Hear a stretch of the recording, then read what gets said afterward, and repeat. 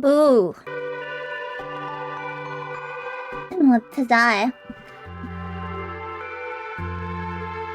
Can't believe you never can claim that second. I know, Aresti. Doesn't that make you so sad? Doesn't it make you want to cry? Doesn't it?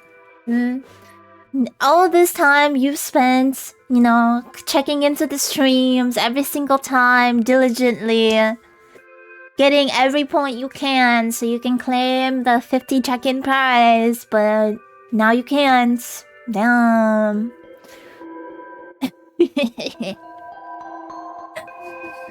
Okay. Can you guys believe I actually started this stream at 8 p.m.?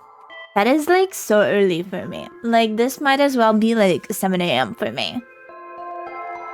8 p.m.? Who is it? Who is this guy? It's okay, Iresti. I guess I'll just have to manually go and fix the count of them. And I'll award you the second. Oh my god, you won't believe the kind of message that Otome just caught from this person named Chronic Eternity 22.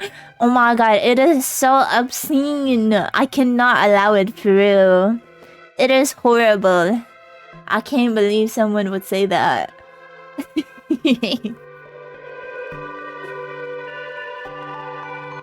Okay. Today, we are continuing the Visual Novel Festival, or at least for now, my little Otome Festival. I will have Yuri soon. But this one looks really good. That I let it slide. And that's saying a lot. Coming from me, the Yuri overlord, I'd say so myself. I have a little problem starting this stream so soon. And it's the fact that my mom isn't home and she's gonna come home and she'll probably expect me to greet her, so there'll be a pause in the stream. Cause I'm a good daughter. Yay. Is this the one with the cute guys? Yes, this is the one with the cute guys. And it is also a psychological horror dating sim where our husband, quote unquote, died, committed suicide. But did he really? Would he really do that? Didn't sound like him. And I really loved their art style. So, like, just look at this screen. It's a little phone. There's so much effort put into this. My name is Crisis. Or should my name just be Chris? My name is Crisis. Let's have them call me by my full name, you know? Oh, there's a limit. They can't call me Crisis nearby. It's just gonna be Crisis.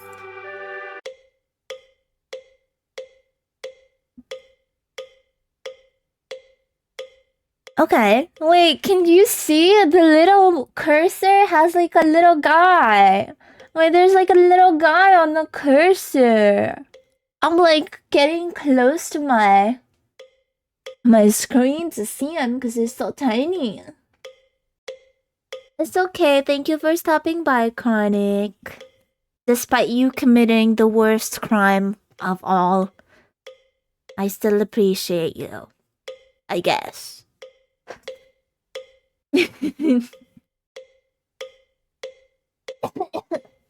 I guess. Yeah. It's okay.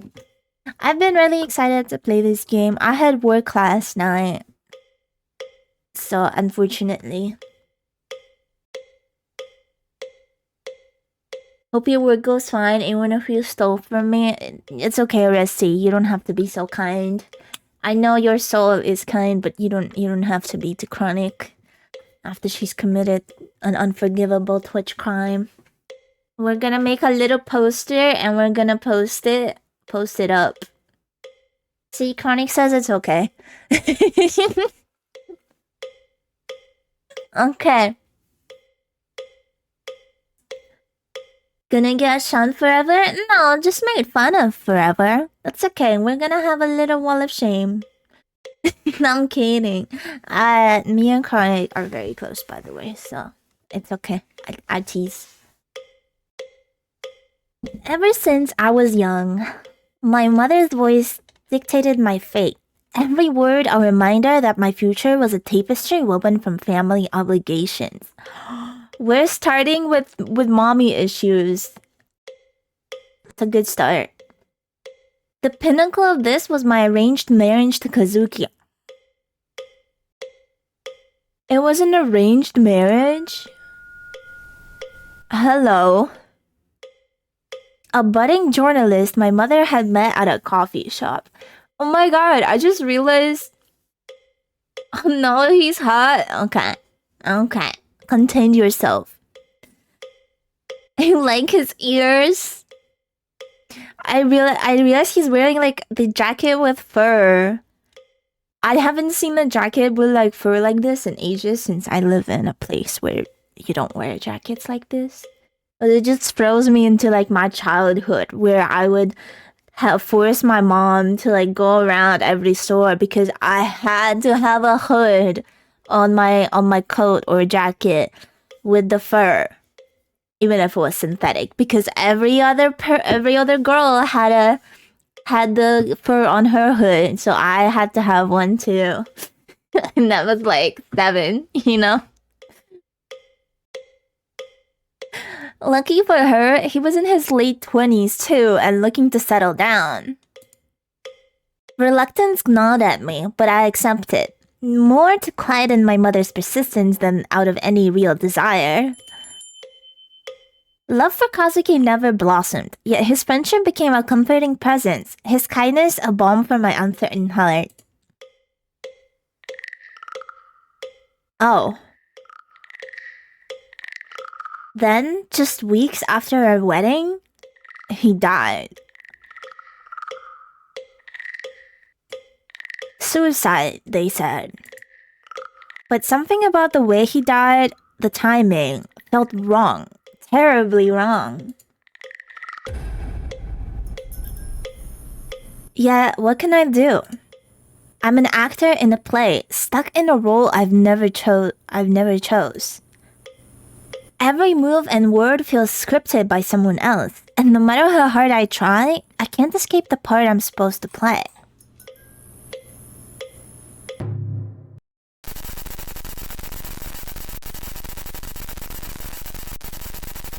It's been 40 minutes. All you hear is the relentless sound of your mother's voice. This is just like my nightmares. I wish I was kidding, but my nightmares actually just have my mom in them. Mom, I really don't think I'm ready for this. I hate this. Wait, is our mom single? I'm sorry. This is inappropriate. When it says mommy issues confirmed, it was never questioned. I can access my phone. Contacts. Ryota? Last seen 3 months ago, Nishiyama Ryota, my childhood friend and colleague. We're now fake dating. No thanks to mom. 50 heart. Oh, can I see like how much? Oh wait, I hate this is like moving back and forth. How much like affection we have? That's nice. Fukuda Renjiro, my next door neighbor. We're on neutral terms. For now. Kazuki. Last seen 3 months ago too. Before his passing, he was a journalist who my mom met at a coffee shop. He was an important friend. Wait, how? Last seen yesterday, okay. Yoko. Last seen this morning. My childhood friend and Ryota's sister. She's always been my closest friend. Okay.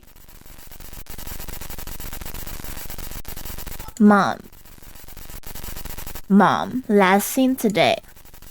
Blessed every day. Do not disturb. Okay. Task list, call mom, meet Ryota at the lobby, leave incense for Kazuki. Email? Oh! We can look for the gallery. I haven't even met these guys yet. Okay, this is kinda cute.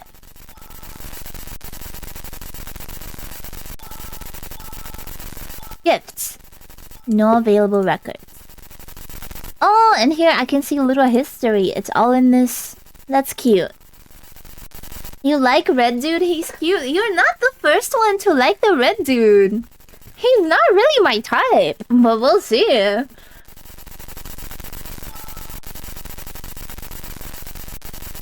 Wait.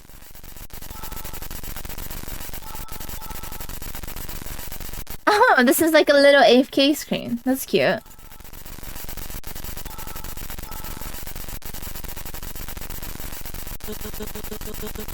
I hate this. Please don't make me do this. Nonsense, dear. You're not getting any younger, and it's high time you moved on. Hasn't it been like a few weeks, or what?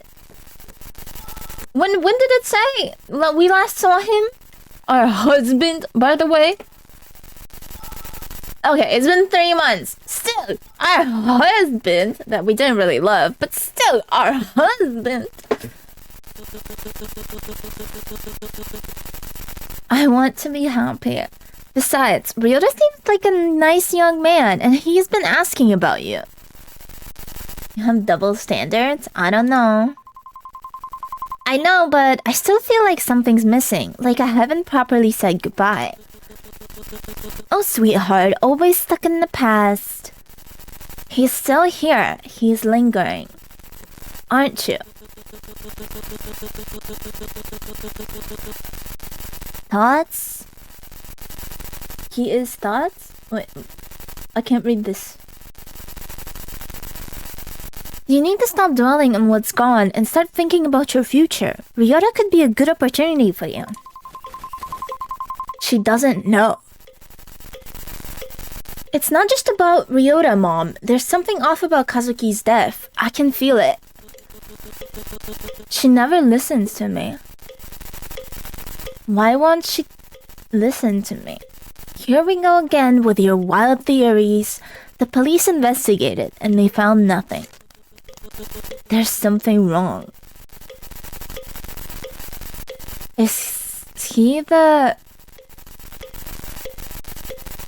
You need to accept reality crisis and stop living in a fantasy world.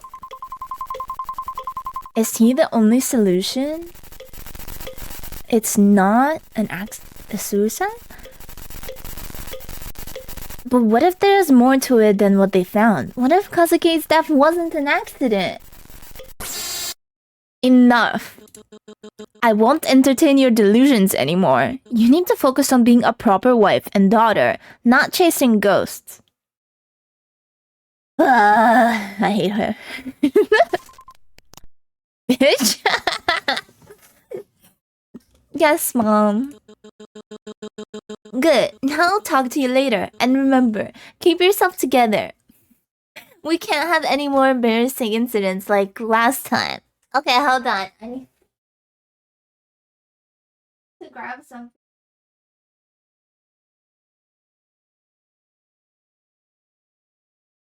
It had a fast start. I'm liking it so far.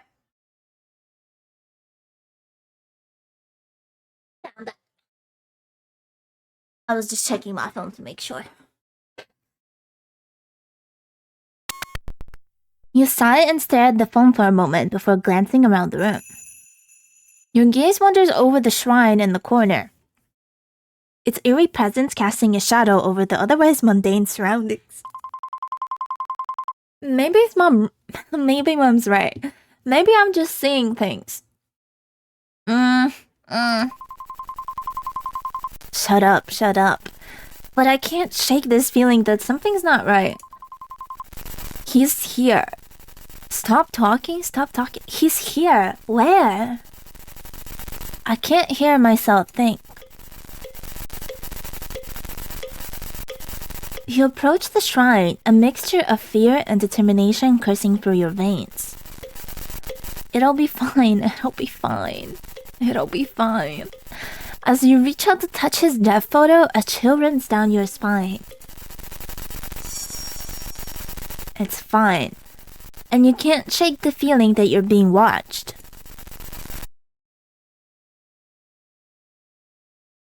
Day 1. You don't have to walk me back home every day. Oh, that's Ryota! That we're supposedly fake dating to please our mom right now. It's no big deal. But still, going out of your way like this, I know you said you're okay with the whole still testing the waters kind of arrangement. He looks depressed as shit. Yeah, because we're quote-unquote fake dating him.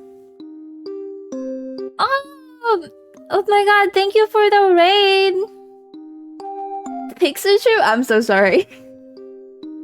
My shadow doesn't work. I gotta do it manually. Hi, I'm Crisis. Just playing Lover's Enigma as part of the visual novel FallinLove festival. Thank you so much for the raid. What were you playing? Shout out. Yippee! Hello! Thank you so much. You just finished this demo? Oh my god. What route did you take? I don't know who I'm picking yet. Well, I kinda know. But like, you know, we'll see how it goes. I'm giving all of them a little chance, but...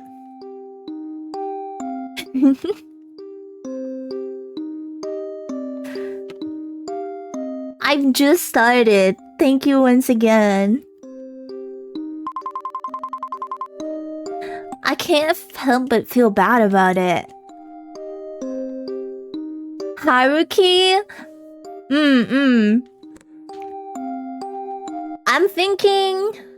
I'm still thinking. I can't. Did you enjoy it? I'm very impressed by it so far. But I can't make up my mind quite yet.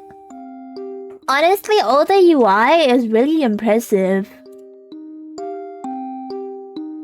My chat has been very Haruki, full of Haruki likers, and I can't say he's my type. I can't. So we'll see. But please get some rest, especially for your voice, and thank you so much once again. Yeah.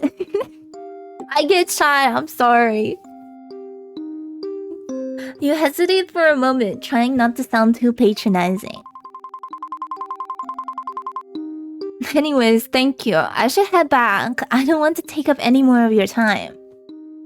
Ryoto's expression is still as unchanging as ever. I said it's fine. Okay, so did I. It's not a bother, really. I'm just making sure you get home safely. Well, in that case... Ryota's chuckle feels forced. As I look at him, I notice his smile doesn't reach his eyes.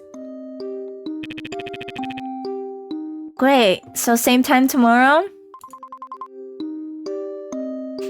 You loved it? That's good to hear. I hope it gets all its backing. I want a good future for it. Alright, thank you. Ryota looks at you and gives you that same unreadable smile before waving goodbye. Ryota, I can't say you made a good impression. You can't help but feel a pang of guilt and uncertainty as you watch him walk away. He probably doesn't want to get too involved with me anyways. I know he's just trying to be nice, but he's better off with someone with less baggage, especially with everything that happened with Kazuki.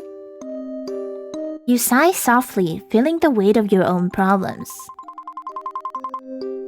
Honestly, everyone is very great in their charming ways, but I love Haruki's character a lot. Okay, maybe he'll sway me over. We'll see when I meet him. Maybe I should talk to mom about easing up on her matchmaking. You know that mom will not back off. Isn't that not what we've been talking about? Hope they hit all their goals too. This has so much potential, right? I can tell they really love their game. A lot of effort put into it. The free roaming section of the game begins now. You can explore the town from 8 p.m. to 11 p.m. Oh!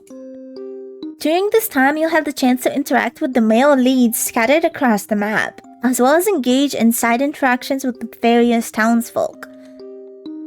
However, it looks like the male leads already have something planned for you today.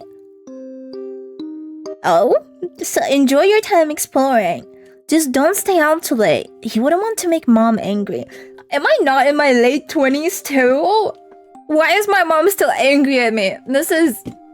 this is my mom. I mean, she wouldn't be mad at me, but still. Day 1. Temple, Riverside, Pharmacy, or the Lower District? Oh. Upper Street. Oh, I just gotta kinda have to take a guess, don't I? I mean, Haruki is the spiritual one, right? So he'd probably be at the temple, question mark? I don't know who would be at the Riverside. Pharmacy. Lower District or the Upper Street?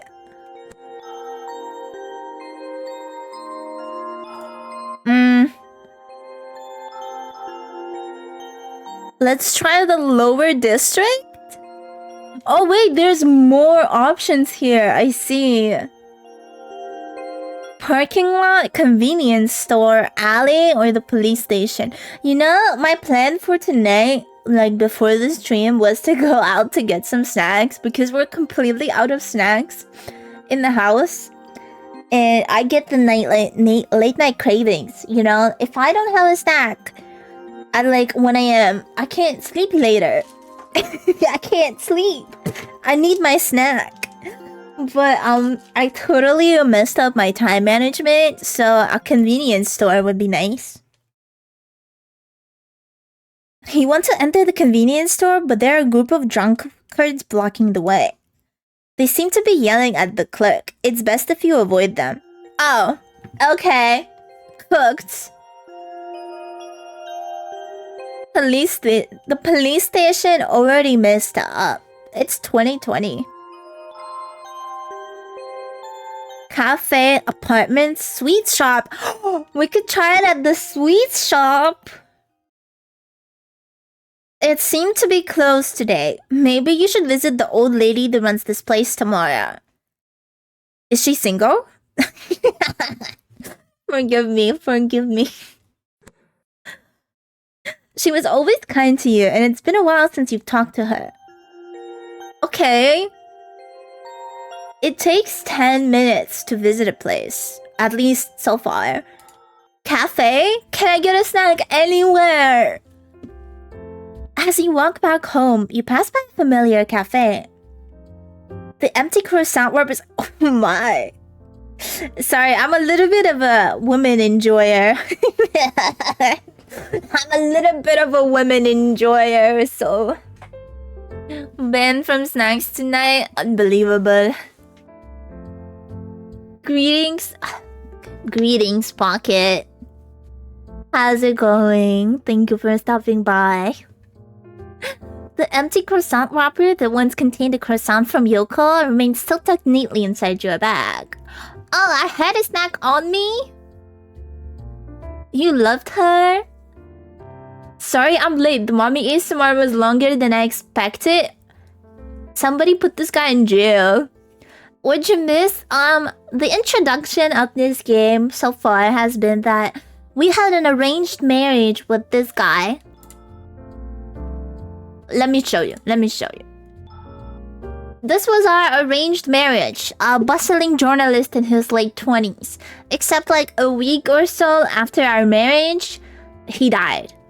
And they said it was suicide. Except, the main protagonist really doesn't think so. Despite not saying that we didn't quite fall in love with him. We were good friends. And so right now, we're dating this guy to appease our mother. So quote-unquote fake dating him. Why would he do that? He's so pretty, right? Don't kill yourself. You're too sexy. And that's it. Right now, I'm kind of just exploring the world. I just met this pretty lady. The empty croissant wrapper that once contained a croissant from Yoko, oh, it's empty, I can't read, remains still tucked neatly inside your bag. For a moment, you consider going in to thank her. But seeing how busy the cafe is, you decide against it. Oh, come on! Maybe you can come back tomorrow. Why is it all the options I want are restricted?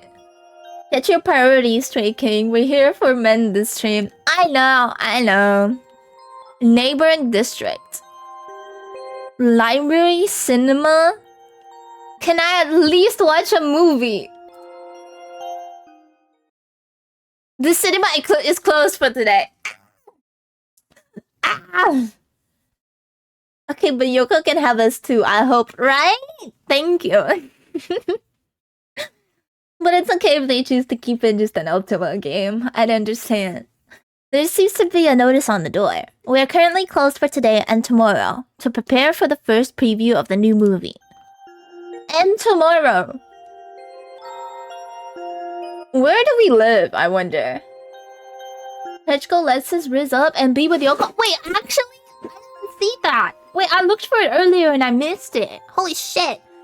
Guys, we can make Yuri happen. Oh, no, you don't know? Okay. Why are you giving me false hope? I'm like the Yuri. I'm the Yuri. I'm the Yuri goddess over here. Debated. Oh my, music change. You walk down the corridor to your apartment. This is John Yuri. Yes, that is me. You're sorry. It's okay. It's okay. I appreciate your manifestation. As you pass by your neighbor's unit, you hear a loud thud coming from the room inside. Then a scuttle of footsteps shortly after. The door clicks open and you see a familiar yet sporadic silhouette pop up from behind the door. Ah, I found you! I found you! You. Oh, you, Before you can say anything else, he cuts you off. Can you stop leaving your trash outside? And when you leave the house during the day, you're always so noisy. My bad. I know you have nothing better to do, but some people have things to do, you know?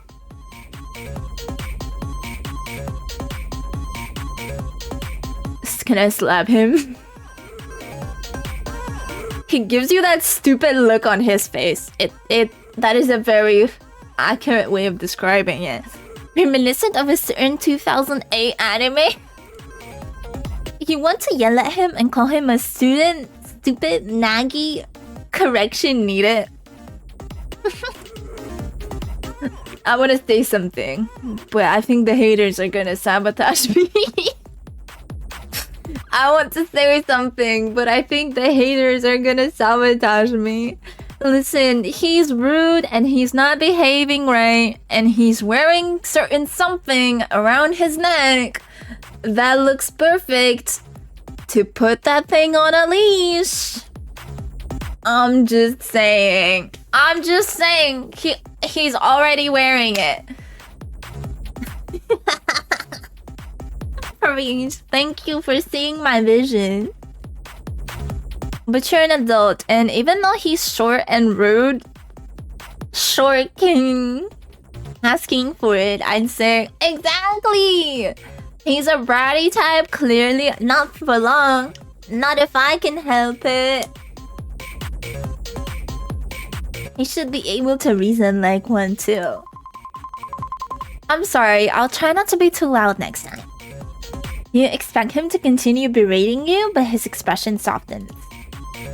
Seemed as though he was too expecting some sort of resistance from you. I think he wanted to fight. Like, he wanted to fight. That's his love language, you know? Yeah. You'd better. Ben looks at you for a moment. A hint of defensiveness in his gaze. That is a puppy. That is a bratty... Sorry, I'll contain myself. Before reluctantly nodding his head and closing the door behind him. What a strange guy. I barely see him, and when I do, he lectures me. So, whatever. Can't let some weirdo ruin my day. Cooked on some za, this and some boys. Oh my god.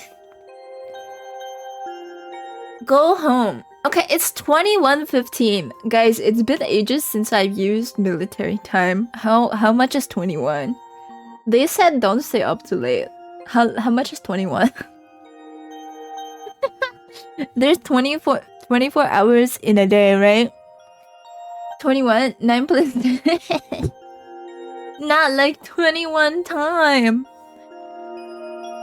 Okay, 6 is 18, right? So that's 7 is 19. 8 is 20. 21 is 9? 9? Is it? Minus 12? That is too hard. That is too hard. You're talking to a college failure. Technically, I was just at his door. Do I really want to pester him again? What happens? You hear a sigh before it goes quiet again. Maybe you shouldn't try again. Damn. My brain did. Oh, she is crazy. What the heck? There's nothing else to do today. I should head home. Oh. Is this my bedtime? I have a bedtime? You finally enter your apartment. A groan escapes from your lips as you're finally able to kick off your shoes and collapse exhausted onto the couch. Why do I always have to deal with weirdos after a long day of work? Shut up. It's 9:21 because you started at 8:20. Thank you. They're very helpful. Thank you. Sigh. Speaking of work... Shut up, I'll hurt you. Stupid, shut up, stop talking. I can't deal with it anymore. There's too much going on. Me, whenever I go to work, any day of the week. I hate military time too because I'm American. I'm not even American. I'm an immigrant. And we used military time back in my country, but I hated it. I could never learn it, even as a kid living there. I would just be like, how much is that? And they would have to translate it for me. Everyone looks at me with that same pitiful yet annoyed expression. Bro thought they could escape it. I thought. You're no better. They gossip about me behind my back. Yet every time they see me, they offer some unnecessary advice. It's hard to grasp. I think I just can't remember. I think there's like a part of my brain missing that's supposed to remember stuff. Shut up. I don't want your pity, bitch. It'll be so much easier if they just told me straight to my face that I'm weak. A burden. And Ryota, he's definitely not happy about this arrangement. And Kazuki, his death? A curse. I don't think the protagonist should be left alone. I just need to keep it together, somehow, and then I'll be fine. You're fine. I can't fall apart now. Not yet. Not with everyone waiting for me to fall. Maybe they're right. Maybe I am weak. Maybe I deserve their looks, their gossip. Maybe I deserve all of it. MC is such a Debbie Downer. How could you be so depressed with all these cute boys around? Well, one of them dropped dead. I think that would make you a little depressed, at least. I think you're forgetting. Oh, right. Yeah. No, not again. Was that the door opening? No, that one's real. It's him. Please let it be him.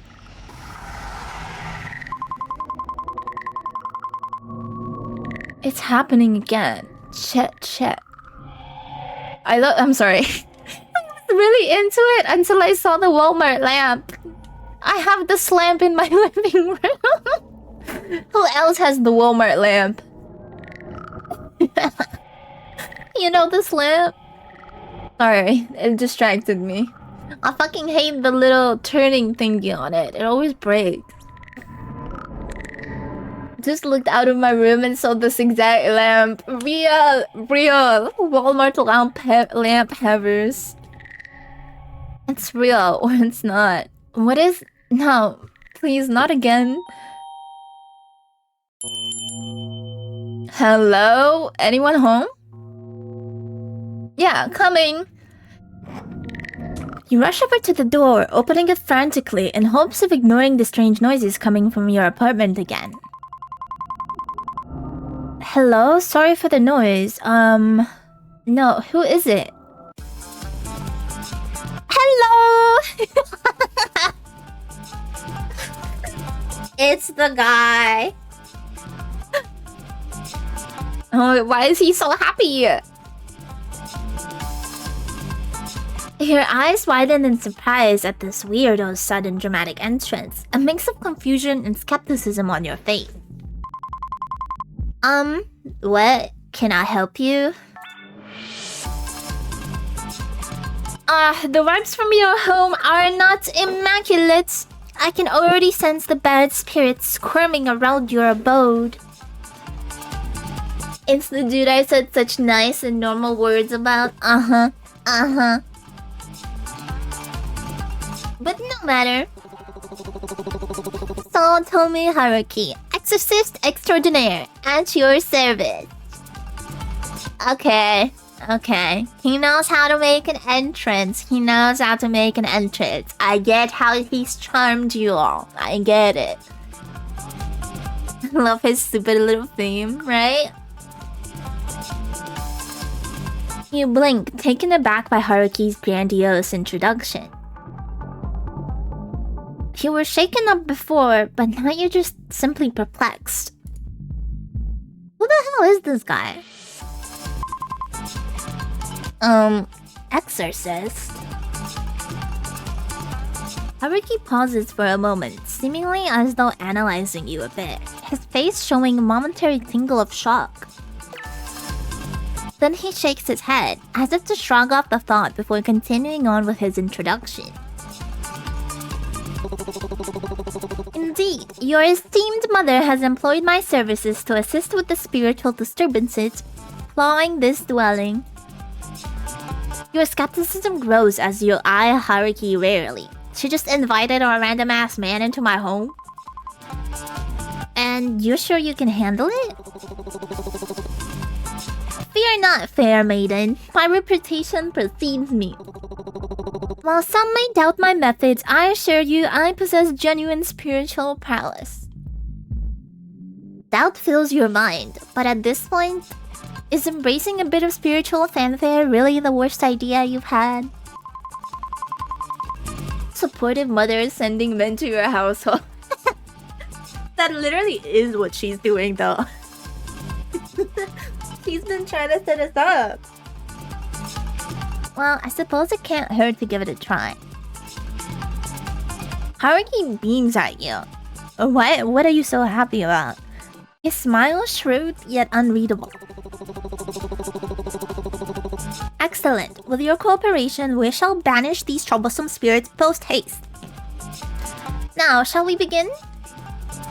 You hesitate, staring at this strange man once again. Alright, maybe letting some weirdo into your house isn't really the best idea. That's what I'm saying. Actually, I appreciate your offer, but I think it might be better if you come back another time. I need some, time to prepare myself for your methods. Okay, why are we making it sound so weird? Why are we making this weird? Just say it's not a good time. Just say you're busy. I need to prepare myself for your methods. Okay, I'm seeing. Okay. Hierarchies. Oh my god, I think I thought I heard my mom. Sorry, arrive home. Haruki's smile falters, but he nods, reluctantly accepting your request. Okay, hold on. I need to quickly greet my mom.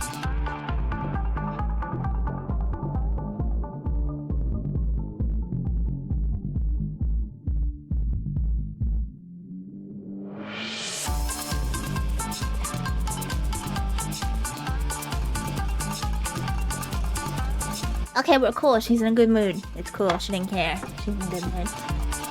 Avoiding my own mother while playing a game with avoiding a different mother in the game.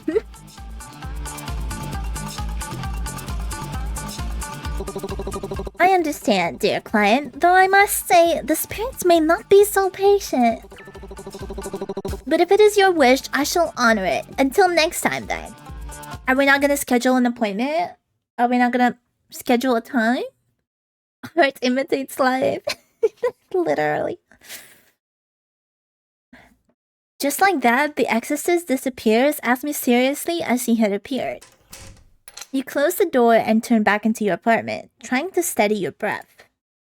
As the silence settles, a sudden tremor courses through the room. An earthquake?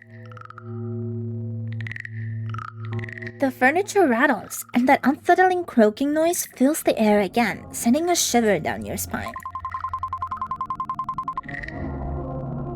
I thought it would be gone by now, but it's still happening. What the hell is happening? No, what was it? I need to check my phone. Leave incense for Kazuki.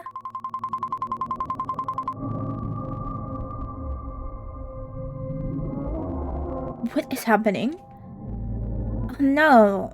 Crap. I must have forgotten to leave the incense out for Kazuki. No, damn it. As you approach the shrine, it begins to shake violently. Is my husband fucking haunting me? Kazuki's death photo slips off the altar. You race to the shrine, your heart pounding in your chest.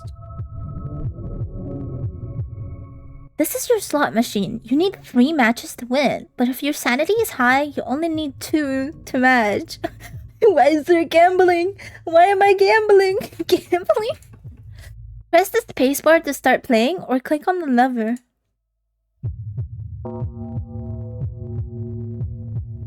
Okay, best game.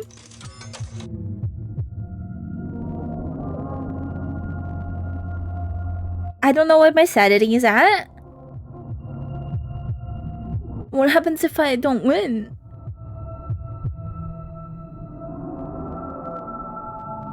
And the fact that it makes no noise kind of makes it worse.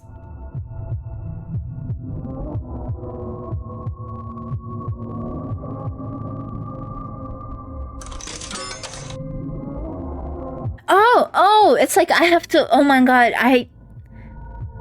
ignore me, I might have never played a fucking crane game. I didn't realize I have to keep pressing it. I thought I'd just have to, you know, wait for it. Okay, hold on. Here we go. I think he'd like it that we matched him, right? We don't think about losses. You managed to catch the photo just in time. Oh, this is like a fucking quick time event. You managed to catch the photo just in time, clutching it tightly as you stare at it. Your heart still beating loudly in your chest. Surprised at your own reflexes, you gaze at the photo longingly, wondering if some divine intervention had guided your hand.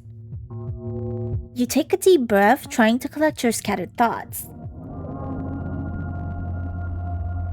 With trembling hands, you carefully place the photo back on the mantle. Stepping back, you let your eyes linger on the image, your heart heavy with a mix of confusion and longing. The room feels eerie quiet, the silence amplifying the turmoil in your mind.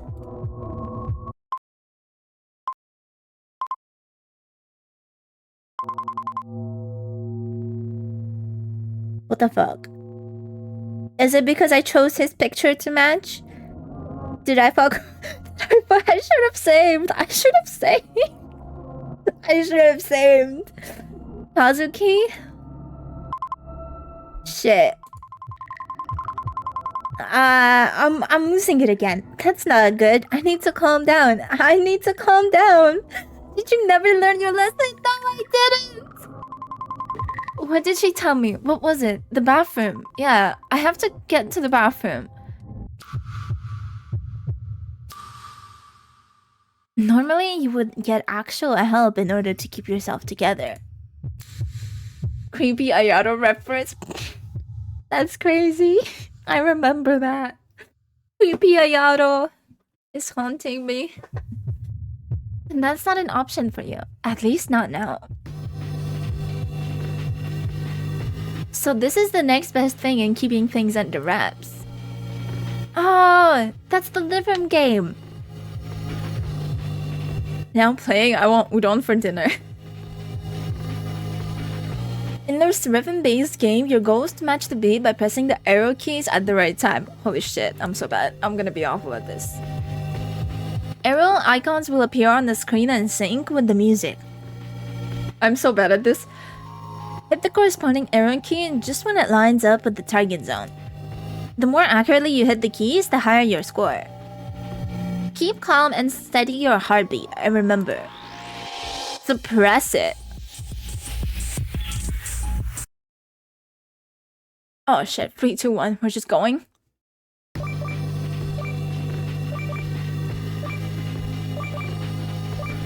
Yeah, just don't worry about those eyes.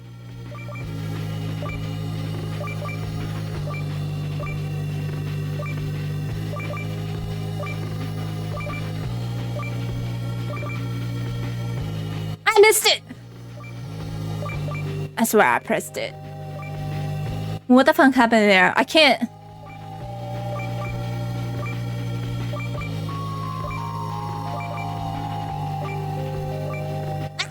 I keep missing.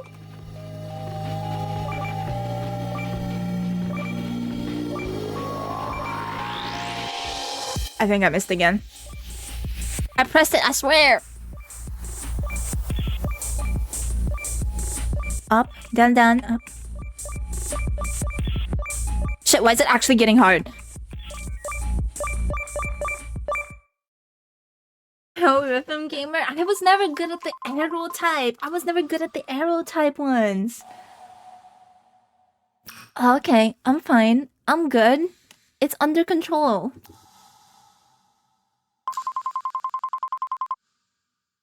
My head hurts. I should go to bed. Okay, I think we kept creepy Ayato at bay. Oh, wait, I even get to walk around my house. Okay, but the thing is, we never actually put up the incense. Should we put up the... I feel like I should put up the incense, so this doesn't happen again. Kazuki's shrine, you try to tend to it every day. But today, you can't bring yourself to touch it for some reason. Your stomach turns as you gaze at his death photo. He looks the same as he did the morning he left. You take a final look before turning away. Today has been so much already. But we didn't leave the incense. What if I just leave? You think that strange man is still outside. It would be best not to leave this house now. Why the hell would he still be outside? That is creepy. Window. You open the window to let some fresh air in, but all you're met with is the unfortunate smell of sewage. Ew. Yeah, close it back up. Do I need to pee, maybe? Normally, you would want to spend the rest of the night either crying in the shower or taking a normal shower. Moon. However, tonight isn't one of those nights. Okay, maybe I should save before I go sleepy. Safe. Why did I save on page 3? Ah, there's automatic saves! Oh, that's so good. Let's save on page 1 though. As you enter your bedroom, you fumble for the light switch in the dark. Your hand brushes against a sharp edge on your nightstand, and you feel a sudden stinging pain. Fuck with the art style heavily, right? You pull your hand back quickly, but it's too late. A small, deep cut begins to bleed. What the hell just cut my hand? I cut my hand against a nightstand? What am I, made of paper? Shit. And I bleed pink. Because my name is Pink and I'm really glad to meet you. Sorry. Okay, buddy. Okay. You grab a nearby towel and wrap it around your hand, pressing deep into the cut, trying to stop the bleeding. An eye. Your vision blurs a little as you wince from the pain. How fun. You swear you see a weird symbol from amidst the blood spatter. Boyfriends, husbands, exorcists, even this stupid apartment. Hate when that happens, am I right? Seriously, I wish Mom would stop meddling with my business and making me do all this for her. Hey, maybe she just wants some grandkids. Just as you say that, your phone buzzes. From the glow of your screen, you read the words 3 unread messages from Mom. I'm exhausted. I need to sleep. I can't deal with anything anymore. As you lie on the bed, your head swirls with the afterthoughts of today. Mothers, ghosts, boyfriends, husbands, duty, sins, choice, and most importantly, you. Do your choices matter? You can't help but worry about yourself. You can sense that things are changing, and no matter what you do, you can't stop it. You don't want to sleep just yet. There's so many things to do. But your eyes give out as you lay there on your bed. Your thoughts are finally quieting down, and all you hear is the same resounding sound. Oh, so wait, we actually are hearing this? Of drums. Day 2.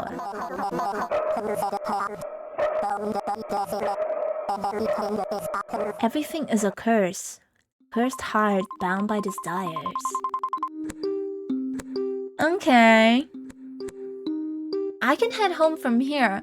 I'd rather not take up too much more of your time, Ryota. Okay, Ryota, I might have missed this, but Ryota walks us home every day for some reason. To make sure we get home safe.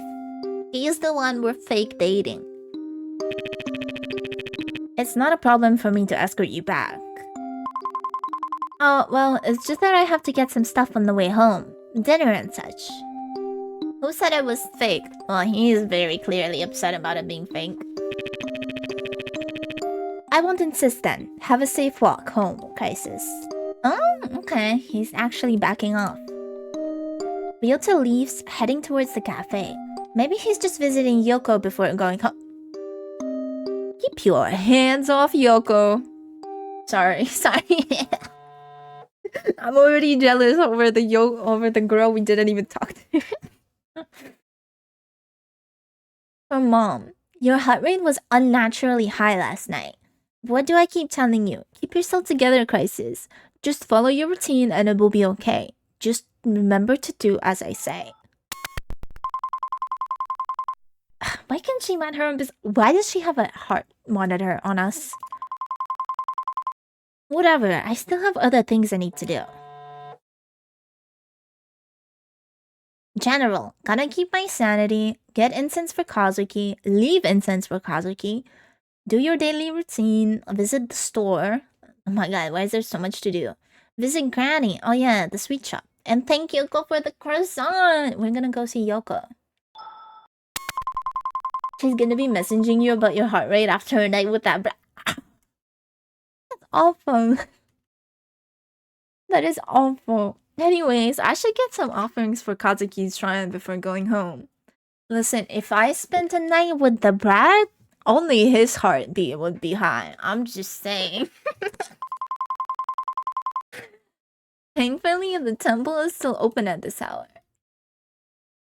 You're not that guy, Pan? Okay, I bet I'm taller than him. During this time, you'll find the male leads scattered across the map, alongside with various side interactions with the townsfolk. However, they won't wait forever. Some interactions will disappear after a certain time, so choose wisely. Wait. Additionally, any interactions involving the main characters will automatically advance time by an hour. Plan your night carefully. Oh shit. Okay, so we have to visit Granny at the sweet shop? Oh wait, look, it shows where they are. The guy, the exorcist is at the temple, I think.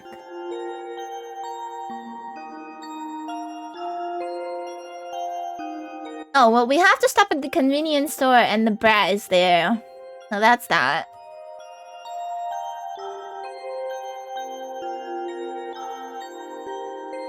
And he's at the cafe. I was thinking, well, okay. There's a choice here, right? Like, because I think maybe we won't be able to do all this.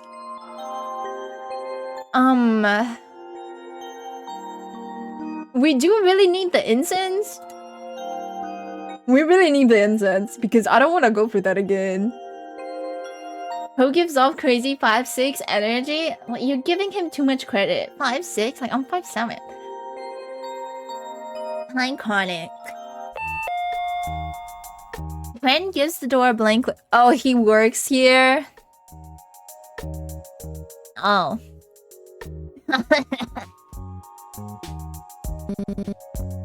Welcome. Oh. 5, 6, 7 months. Man, get this guy. Jail. Jail. Jail for both of you. His face twists up in disgust. It's you. Look, just get what you need and go home. I don't need you to make a mess at my job too. What the fuck is wrong with you? What the fuck is his problem? Yeah. I'm not a messy person. You couldn't get enough of me. Guys, how bold are we feeling? I think... Okay, first of all, look at this tiny ass waist. I could pick bro up. I could pick bro up. And he's trying to fight. I can tell if bro's a crazy tsundere if he actually hates your guts. I think he likes hating me, you know? Your brothers do that? I bet. He has tsundere eyes. Do we fall into the fight, or do we get a little cocky? Do we flirt a little?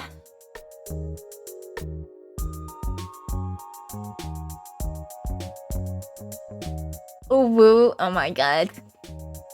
Where my mons? Fuck with bro? What does that mean? I feel like both of... Okay, let's fuck with him. As if you can get enough of me. Ren scoffs, but there's a hint of appreciation in his face. Okay, okay. I don't have a clue what you're talking about.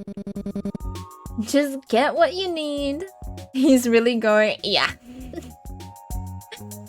After picking up the items that you need, you head back to the counter to purchase them. Ren begins to scan your items silently. He pauses scanning and silently looks at the air freshener among your items and gives you an approving look. You look at him, confused at his actions. Yeah, what the hell? This isn't the worst thing you could have bought. An air freshener? It's the brand I always get. Oh. Okay, buddy. He appears almost bashful at the admission, as if he has shared a massive secret. What is bro yapping about? One flirt and bro switched up. Imagine going to the store and the cashier looks at you with appreciation over an air freshener. That's literally why I'm so confused. Bro is talking about an air freshener like it's something, you know? Seemingly realizing the strangeness of his statement, see, even he realized. He's like, shit. He hastily scans the rest of your items without saying another word. Listen, he tried his best at a social interaction, okay? He points at the cash register's display. Pay and leave, talk to him, or tease him. I mean... I have to literally, but like, this is not what I had in mind. But you look cute in a uniform. What? You can't just say that, Crisis. What's wrong? Are you getting shy? Ren ducks down behind the counter. Oh, his voice muffled as he spoke again. Just pay and leave. Bro is so easy. Bro is me when a girl talks to me. Bro is me when a girl says I'm cute. The leash is calling bro's name. Are you hiding behind the counter? No, I am not hiding. The crack in his voice begs to differ. Well, I guess I should swing by the convenience store more often. Ren slowly peeks his head out from behind the counter, his ears still burning red. Thank you for the patronage. I hate you. Please never come back. You hate Matilda? I used to use that a lot when we first met. Oh god. I guess it's time to go. Messing with him was fun though. As you head towards the exit, you hear a loud crash. Turning around, you see a customer standing amidst a toppled display. Who's this? Ren, clearly irritated, clicks his tongue. Did you just click your tongue at me, you worthless brat? It's your sloppy work caused this. What if I was injured, huh? It's not my job to deal with morons. What did you say to me? I'll report you to your manager, you. Report away. I'll clean it up. I'm not wasting my time arguing. I fucking hate customer work jobs. You keep being mouthy with me and I'll fucking slug you. The customer inches close to Ren and points his finger in his face, threateningly. Ren steps back but realizes he's being backed against the wall as the customer corners him. We gotta defend our puppy. Okay. Listen. I want to defend him, but also... It's like, will he appreciate it? Because, you know, some people will be like, ugh, I didn't need you to stand up for me. Like, I can stand up for myself. You know? Like, will he think I'm like, I don't know, emasculating him? I mean, look at him. What's there to emasculate? But, like, you know... Time to intervene to protect your kitten like a proper alpha wolf sigma. Okay. Let me be a proper alpha wolf sigma. Seeing the customer's aggression, you decide to step in. Hey, how can you say such things? You're the one who should apologize. As you try to intervene, the customer, who you clearly can see is intoxicated, tries to swing at you. Oh shit. Let's go.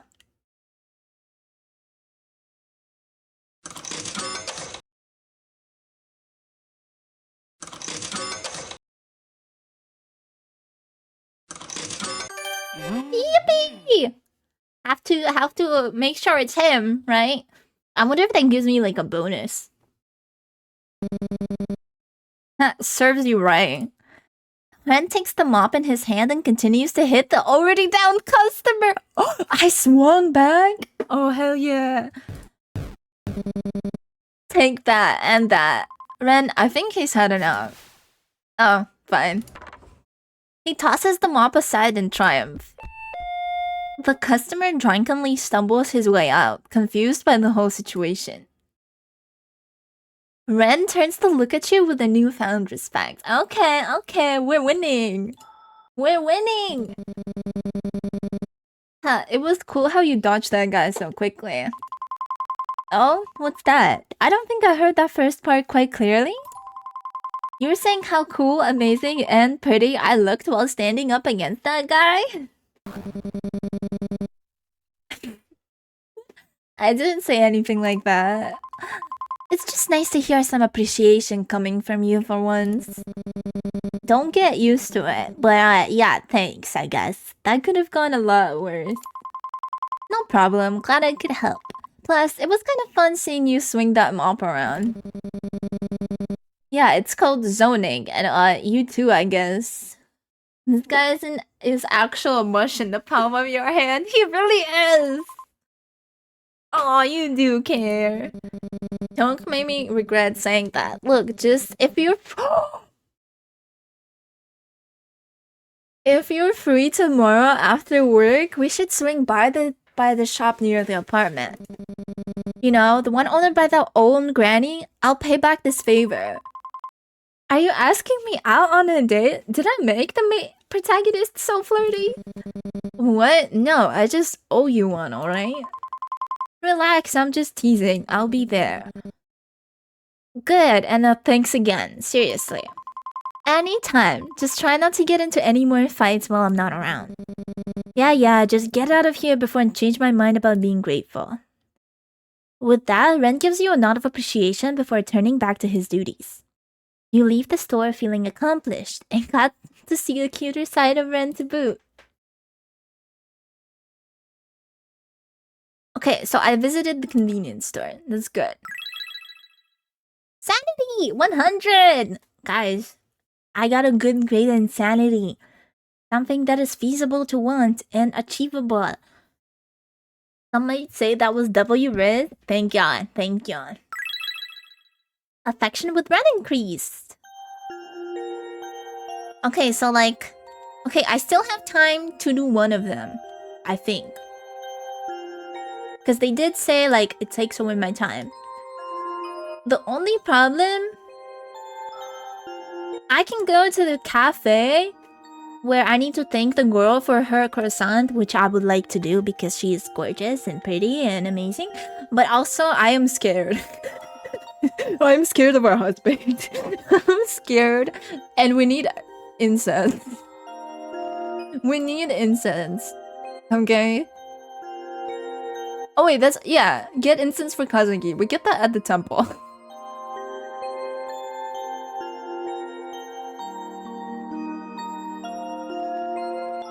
So I think it's just best if we get incense. Okay, what is going on? As you approach the temple, you see Haruki being hastily escorted out by an irate monk. Seriously, stop handing out your business cards to people trying to pray. This is a holy ground, not a business conference. Haruki, unperturbed by the monk's anger, tries to defend himself as he's pushed to the exit. Oh, your boy on the grind for that bread, you get it? You get me? Why is he Gen Z? I'm an actual exorcist. I'm here to help. They hate to see a bro hustle, literally. That's enough. We've had it with your antics. Leave before I call the police again. You fuck with this guy even more? Oh my god. Jeez, I'm doing what's called marketing, alright? People need my help, and I'm not gonna stop spreading the word. Would you speak up or watch? I mean, I don't really know the guy. I feel like I should just watch. As you stand by observing the scene, Haruki catches sight of you and grins cheerfully. You're the Stigma Alpha Wolf Brat, yeah? And what am I gonna defend a random exorcist I just met? As a witness to my magnificence, you must vouch for me, dear client. This common man cannot perceive the ultimate force of my spiritual power. But he's a monk who's had years of spiritual training. And I've taken a 30-day masterclass in exorcism. Clearly, we're both qualified. Fallen free. This man just called him freed in my chat box. Are you comparing years of dedicated training and discipline to your online workshop? Hey, every legend has to start somewhere. Plus, I have a certificate and everything. Is it one of those online certificates that you print out yourself? It's legit, okay? Just because I took a modern approach doesn't mean I'm not effective. Why am I even arguing with you? Modern approach or not, this is sacred ground and it deserves respect. I respect it. I just think there's room for both ancient wisdom and new techniques. I'm here to help people in my own very effective and very real way. Why am I even bothering with this? Just get out. Hey, I thought monks were all supposed to be all about compassion and understanding. And come on, if I don't hustle and promote myself, who will? It's part of my charm. This is a place of tranquility, not a stage for your antics. I'm going to call the police if you don't leave. Alright, I'll dial it back, but you have to admit, a bit of charisma can liven up even the most sacred space. The monk sighs and you swear he might just break his vow of non-violence. But he just ushers Haruki out of the temple grounds with an exasperated wave. Outside, Haruki waves you over with a cheeky grin. Well, that was something. You've got to admit, I really know how to stir things up. Yeah, you definitely make an impression, but maybe next time, try not to get kicked out. Deal, but hey, it's all part of the adventure, right? Okay, I just need some incense so that my husband doesn't haunt me. Anyways, dear client, what brings you to this sacred ground? Surely you didn't come just to witness my flair.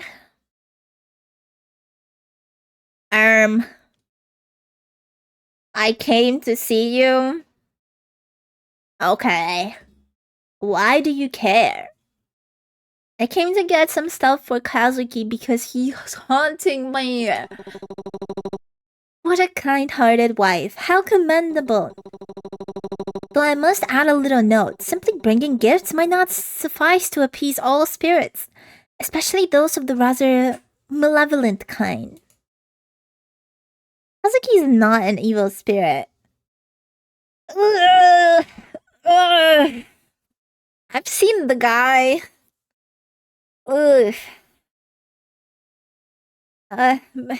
You know, maybe we do need help. The wife took me out. I can believe they forgot this was Otome and not just Turbo Yaoi. Hey, he meant male wife, you know? You flatter me, my dearest client. I shall do my best to navigate these intricate spiritual matters with the same flair and expertise you do believe I truly possess! Exclamation mark, colon, free. W cope. Flair and finesse, huh? Sounds like you're selling yourself pretty hard. Well, one must advertise their talents. Besides, I believe that a little charm can never hurt anyone, especially when it comes to dealing with the otherworldly. Think of it as an added bonus to my professional services. You're always so cheerful, Haruki. I really feel like I can relax when you're around. It doesn't make me relax, but okay. I'm just doing my part to lighten the mood. Emoji face. Guy speaks in emojis. Exorcism would be such a gloomy business otherwise. But I must warn you, spirits can be quite tricky, you know? See, like, I do actually value him for any advice he can give me with the spirits. The world of the supernatural is like an intricate dance. Sometimes even benign spirits have their own quirks and challenges. When I sensed at your home the other day, I didn't want to bring it up there and then, just in case you got scared. I got plenty scared. But whatever's in there, whatever's haunting your house is not a simple ghost. It's something that has been festering for years. Wait, but it hasn't been years since he died. But wouldn't be afraid if you put it like that. Forgive my choice of words. What I meant to say is there's something strange brewing spiritually in your home. But that's not something the strong and knowledgeable exorcist from the Otome clan, that is I, can't handle. So please trust me, I'll help erase any evil that plagues your way. Another emoji face? Anyways, I would love to stay in chat, but duty calls. Remember to contact me if anything happens. Fallen free, I'll be off. With a dramatic flourish of his coat, Haruki turns and heads down the temple steps, disappearing into the bustling streets. You watch him go, a mix of amusement and reassurance setting in. Despite his eccentricness, Haruki's presence feels undeniably comforting. Right, I had better go get Kazuki's incense while I'm here. Okay, we did it. We got incense and we went to the store. It's 22:25, so I think I'm running out of time.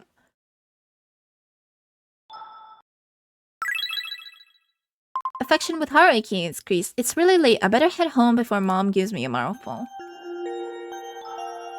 Okay, we can go home.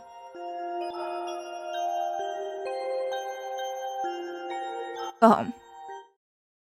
As you step into your apartment, a knock echoes through the door. A voice calls you from the other side. Hello, is anyone home? Not again. What now? With a resigned sigh, you approach the door. When you open it, you're met by a woman standing there, her hands clasped together in a formal manner. Ah, don't you love it when the cult visits you after a traumatic life experience? Yay! Have you found salvation for Hiroshima no Kami? Salvation? What do you mean? Hiroshi no Kami, the Divine One, offers vision and guidance to those who see the truth. He is the light in the darkness, the savior of lost souls. You seem like someone searching for answer. Why not explore what he has to offer? Embracing his guidance might bring you the balance and peace you need to keep things in order. You know, music hasn't played in a while. In the midst of chaos, true balance is found through the light of the divine. Guys, do we join a cult? I don't know how this is gonna help me. I feel like I have enough evil around me. Not gonna lie, if this came to my door after I lost my 50-50, I'd fold. I mean, I can hear her out. I hate that I can't quick save right now. But maybe there was an autosave, right? Visions? I've been having strange dreams lately. Could it be connected? It is very likely. Hiroshi no Kami chooses his followers carefully. If you open your heart to him, he will reveal the path to enlightenment. Would you like to learn more about his teachings? I'm not sure. Wait, this is... Before you can say anything else, the woman steps closer, her eyes intense and unwavering. Are we gonna kiss?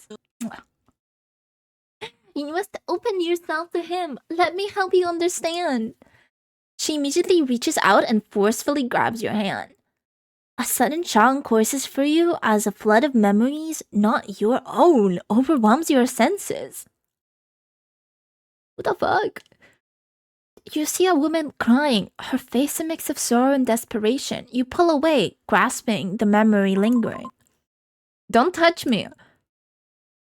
Oh yeah, they know something about the symbol. Yay. You stare at your palm, the scar from last night ringing with a tingling sensation. You look back at the woman and see her smiling broadly with an unsettling, serene expression. Oh no, I feel like I just did something bad. I feel like I just did something bad. Thank you for accepting Hiroshi Nakami into your life. His light is now within you. She steps back, still smiling, and turns to leave. May Hiroshi Nakami's light guide you always. With that, she walks away, leaving you standing in the doorway, reeling from what just happened. I just lost some sanity.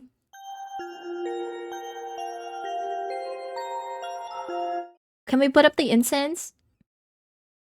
After a long day, you decide to visit Kazuki's shrine. Compared to the day before, it's still relatively neat. I should take care of him first. I hope this keeps you at peace for tonight once again. I'm sure that wasn't a bad decision at all. Yeah, right? I mean, maybe they just seem evil. Maybe they're a good cult. Maybe they're a good cult. Maybe they'll help. Please don't join cults. Maybe it's my imagination, but the air around the shrine feels a little colder, and the feeling of gratitude settles in my bones. You smile softly at the shrine. Good night, Kazuki.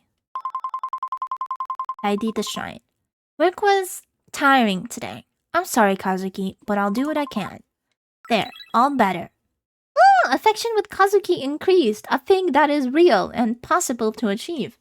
Even though he's possibly dead. But it's okay, I'm happy to please him so he doesn't haunt me, you know? You're keeping it together pretty well. What do you mean you saw him last night?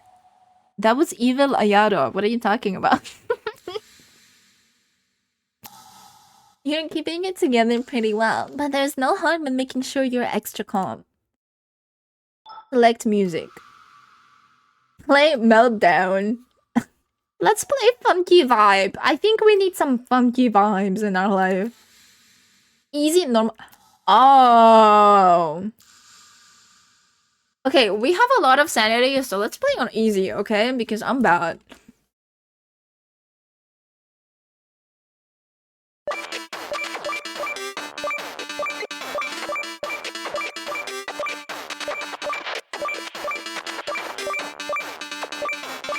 Maybe I'll get better from this. I think the problem is that I'm directionally challenged, aka I like mix up my left and rights, and then you add up and down to it, and I'm lost. You know? I did good. Impressive, you have hit 100% of the total notes. Thank you. And I fixed my sanity. I'm so sane.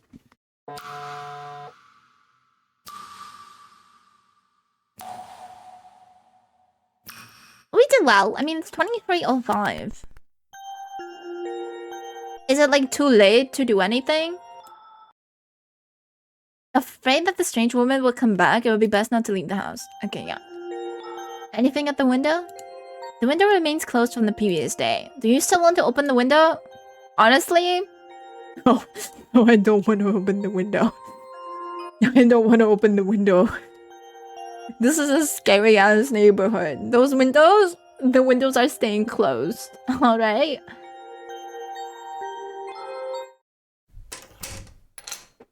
You step inside and everything seems in place. The door clicks shut behind you. For a fleeting moment, peace settles in the air and your mind drifts back to the day. Whenever I'm with Haruki, his high energy makes me feel less tired, and he's surprisingly fun to be around. I don't know how Ren does it, but customer service is certainly not for the weak. Tell me about it. I would get so tired after dealing with all those customers. And a soft, unexpected smile brushes your lips. Maybe things aren't so bad after all. Maybe not everything has to be difficult. But before the fog can settle, something stirs beneath your skin. Guilt, thick and alive, begins to bubble, crawling its way through your veins and towards your fingertips. Literally have an interview for a customer service job tomorrow, send prayers. Oh my god. Good luck, man. Good luck. I've been doing service here for 4 years. I hate it, but you know. It is what it is. Good luck. Your hands tremble. You glance down. Was that a flicker? A slither beneath the surface? Is there something underneath my skin? If there's something underneath my skin, I'm gonna be disgusted and really, really mad. There's better not be anything in my skin.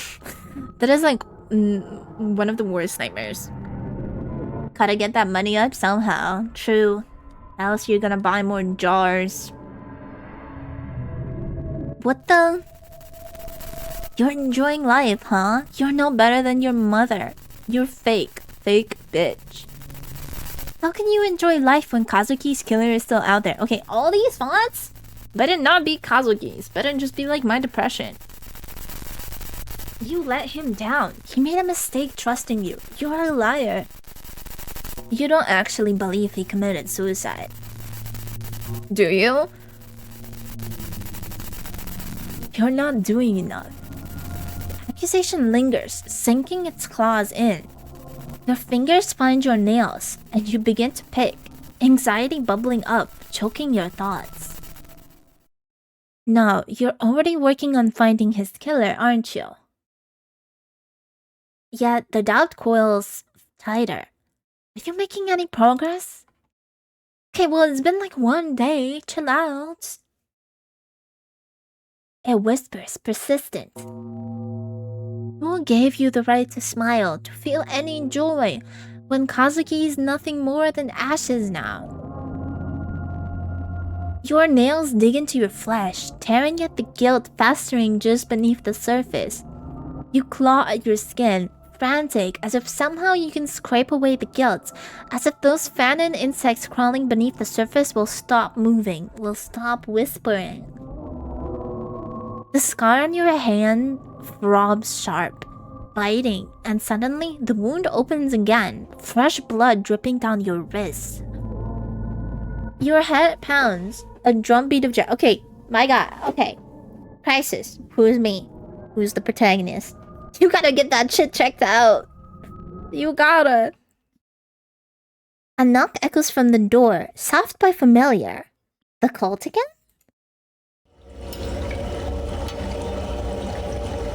Panic seizes you and you run to the bathroom, desperate to escape, to wash away the dread crawling up your spine.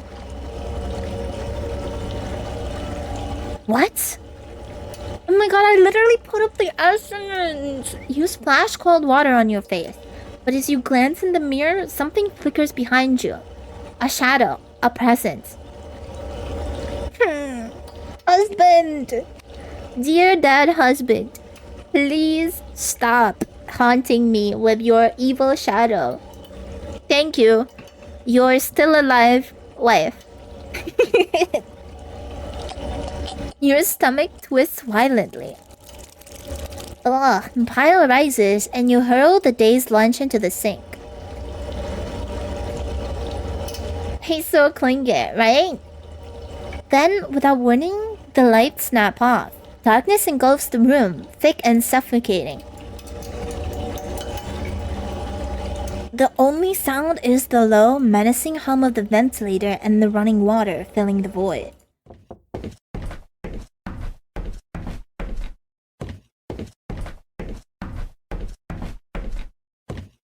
And then footsteps. Thumping, scuttling. Something, someone is outside the bathroom door. What the fuck? Crisis. A voice calls out to you. Mom?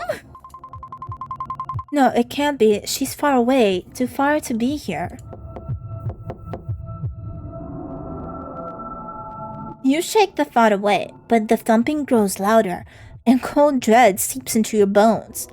The wound on your hand bleeds more, pain shooting up your arm. Kazuki? You whisper a prayer, barely audible. I'm sorry. Please, I'll find your killer, I swear. Your phone buzzes in the dark, cutting through the tension. A notification flashes. It's from your mom. Remember to call if you need help. I kinda need help. Your heart clenches, a bitter laugh slipping from your lips. Fuck that, I'm not calling the... Okay, can we call somebody else? But then a colder thought cuts through the fear. Who are you calling?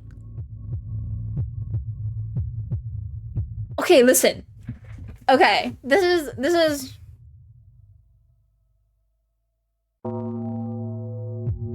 Okay, Ryota is, our fake boyfriend, right? Haruki is the exorcist, and Kazuki is our husband. Or we can run out. Where are we gonna go if we run out? There's somebody outside the door. Why don't we have our neighbor's number? I feel like our neighbor, Loki, like, I know he's a little brat, he's like tiny and whatever, but like, he's the closest, right? He's the closest, so he can actually freaking help in a moment's notice. Who fucking knows how far away Haruki is? Or Ryota, you know? Although we know Ryota longer. I don't know. I don't think writing a letter to our dead husband is gonna help right now. He's outside the door. Or something's outside the door. So I'd say either call Haruki or maybe run.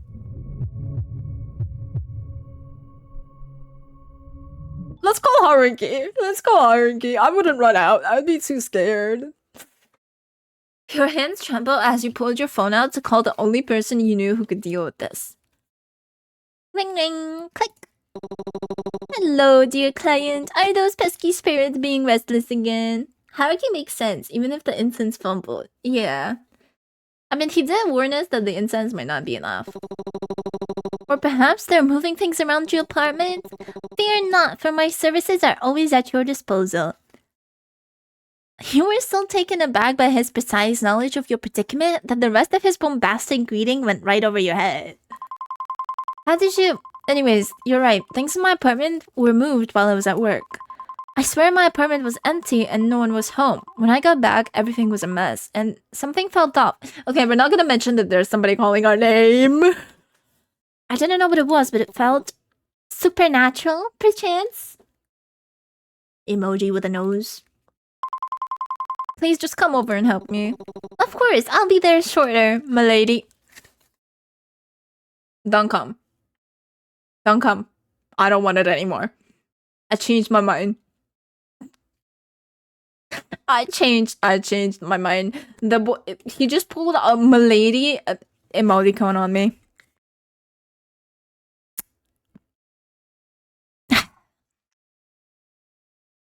Hi. I'm so disappointed.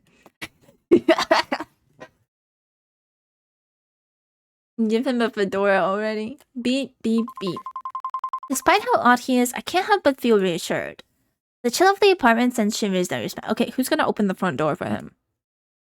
And so, partly against your better judgment, you step out of your apartment. Oh, so it was just fine to step out? When the steady tapping of Haruki's shoes finally echoes down the hallway, the sun has already started to setting. He waves at you before grasping the doorknob and opening the door with a flourish. After a brief moment, he pauses in the doorway, turns, and gives me a wide grin. My, this is quite the energetic spirit we have here. Of course, this will not be an issue to me. I would advise that you step back a bit, milady. You obediently take Haruki's advice and take a few steps back. Haruki, almost in a strategically linked fashion, places candles around my apartment. He then comes back to the doorway and prepares to chant. He got the beads out. The very air of the room starts to feel charged as Haruki's voice takes on a melodic quality. Words that I have no understanding of flow like water from his lips. His hands trace intricate patterns through the air, the candles flickering wildly as the flames dance erratically in non-existent wind. It doesn't take long for the room to fill with unsettling energy. A chill runs down your spine as a cold draft rustles curtains, sending shivers across your skin. The melodic chanting is suddenly interrupted. What the fuck? Haruki clutches at his chest, staggering. A faint trickle of blood escapes from the corner of his mouth.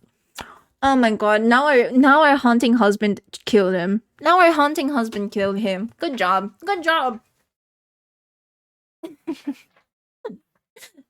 Huge cough sends specks of blood splattering onto the floor.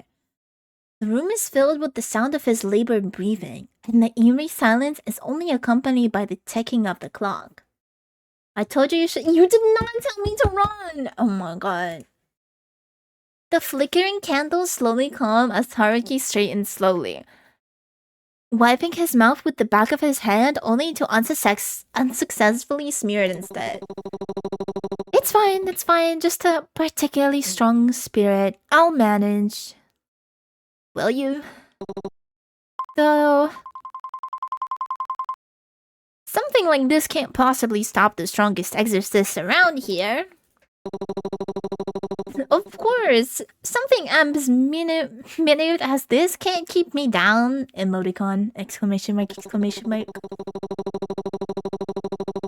With the strength of 1,000 suns and the wisdom of ancient sages, I shall vanquish any spirit that dares to disturb your peace.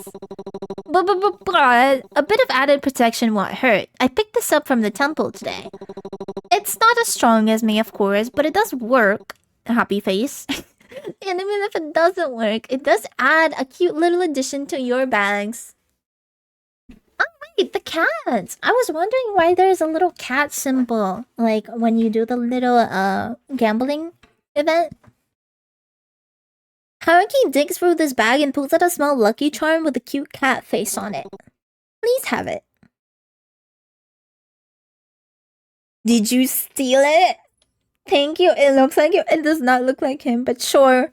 He'll love the response with the semicolon free. Colon free, do you think so? I guess my charm is rubbing off on these cute little cats.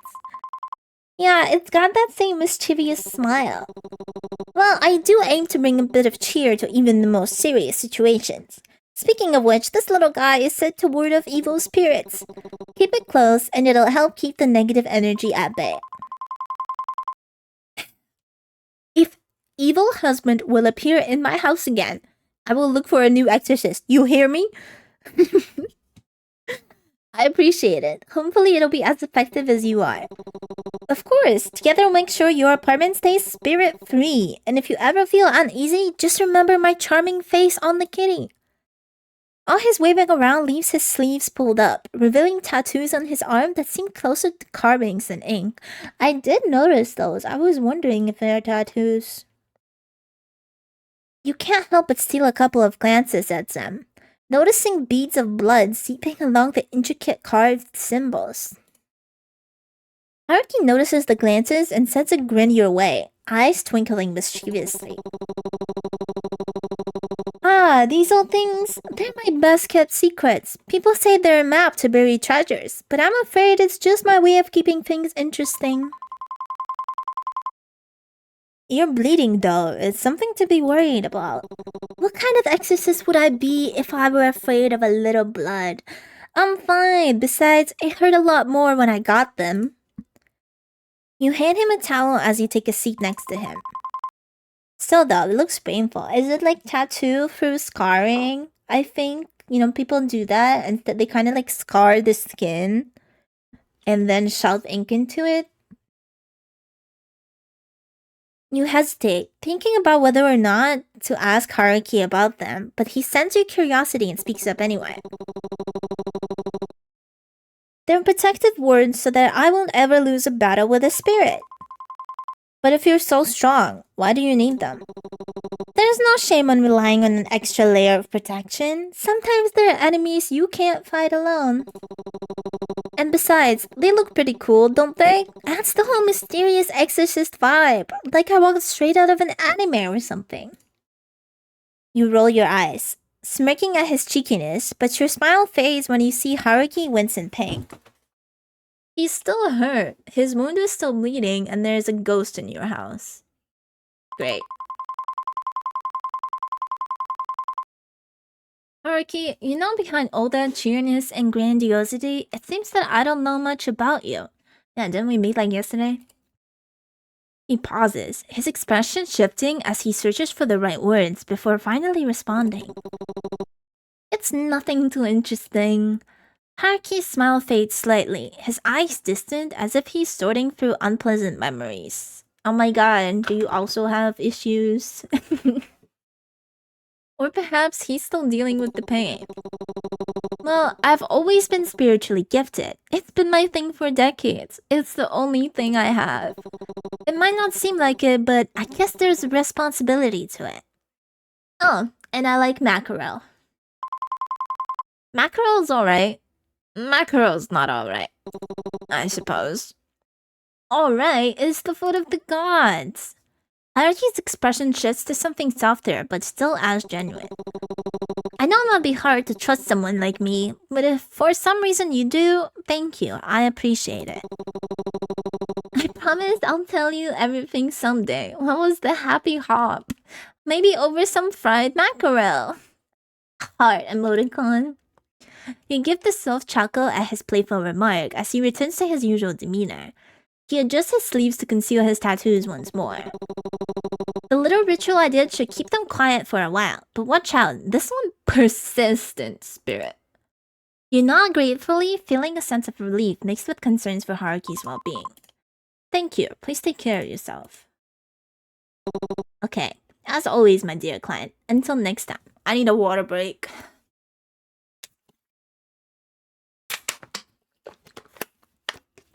No donuts today. It's really sad. Haruki trots back down the hallway, giving one last wave as you close your door. Sanity increased. Affection with Haruki increased. Okay. It's 23:10. Okay. I'm pretty sure I can't do anything anymore.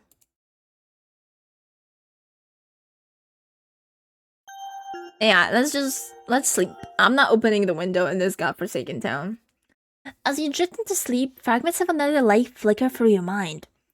Faces and voices swirl around you, familiar yet distant, leaving an unsettling sense of deja vu. There's a leader's presence, a protector's shadow, a friend's warmth, a wanderer's wisdom, and a companion's loyalty, all tangled in memories you can't quite grasp. Okay, wait. A protector's shadow. Could that be our husband? A friend's warmth? A neighbor? The neighbor maybe? I don't know. A wanderer's wisdom is Haruki, right? Because he's the wanderer. I don't know. He do be wandering around. And the companion's loyalty. That could be Ryuta, or what was his name? Ryota? Because he's our childhood friend. Ryota.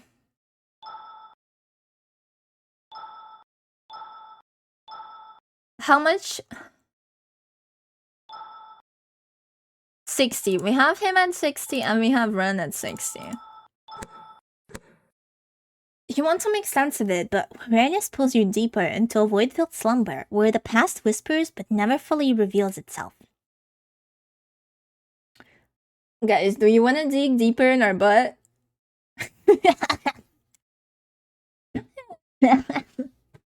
I'm sorry.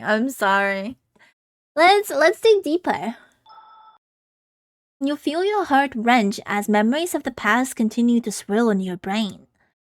You hear the same familiar knockings. I can't even get mad about that one because I'd make the same joke. Exactly.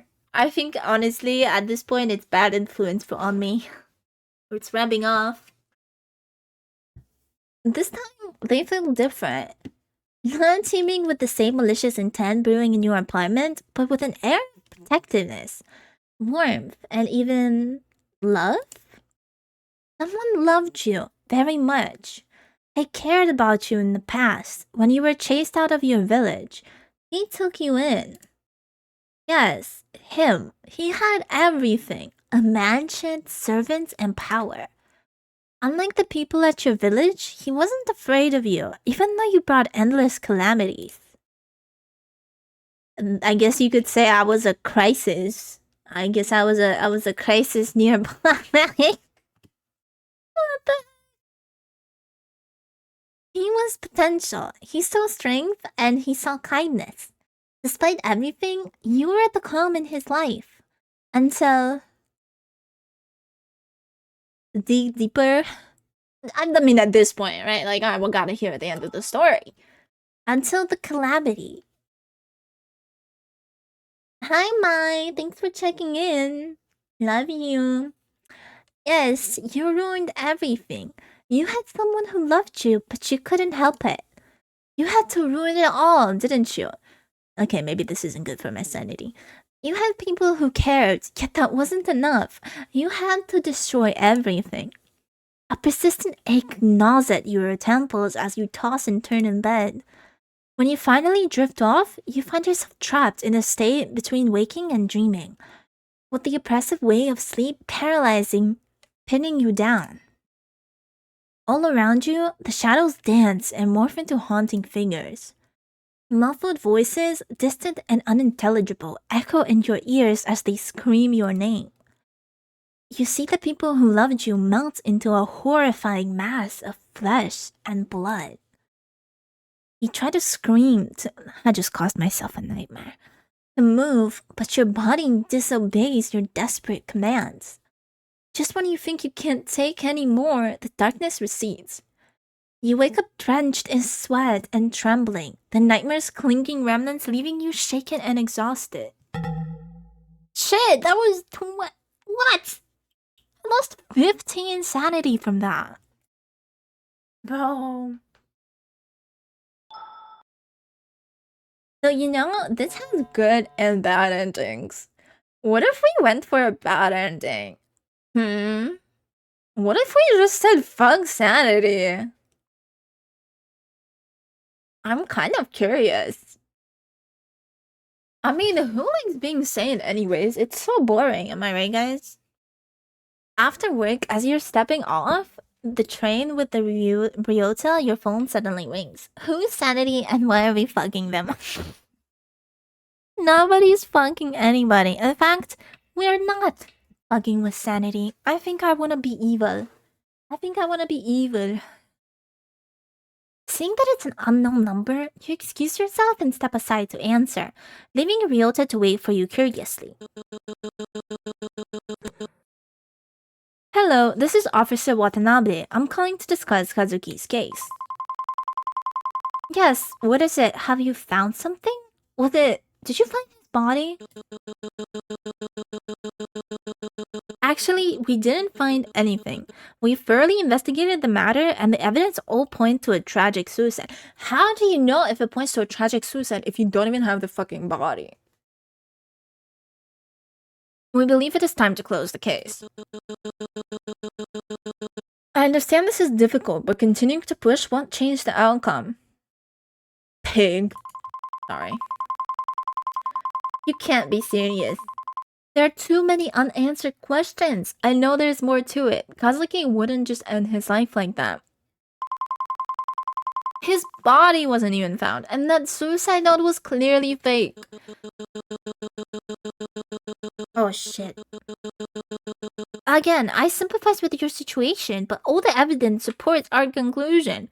We will not reopen the case unless we receive concrete proof that someone else was involved.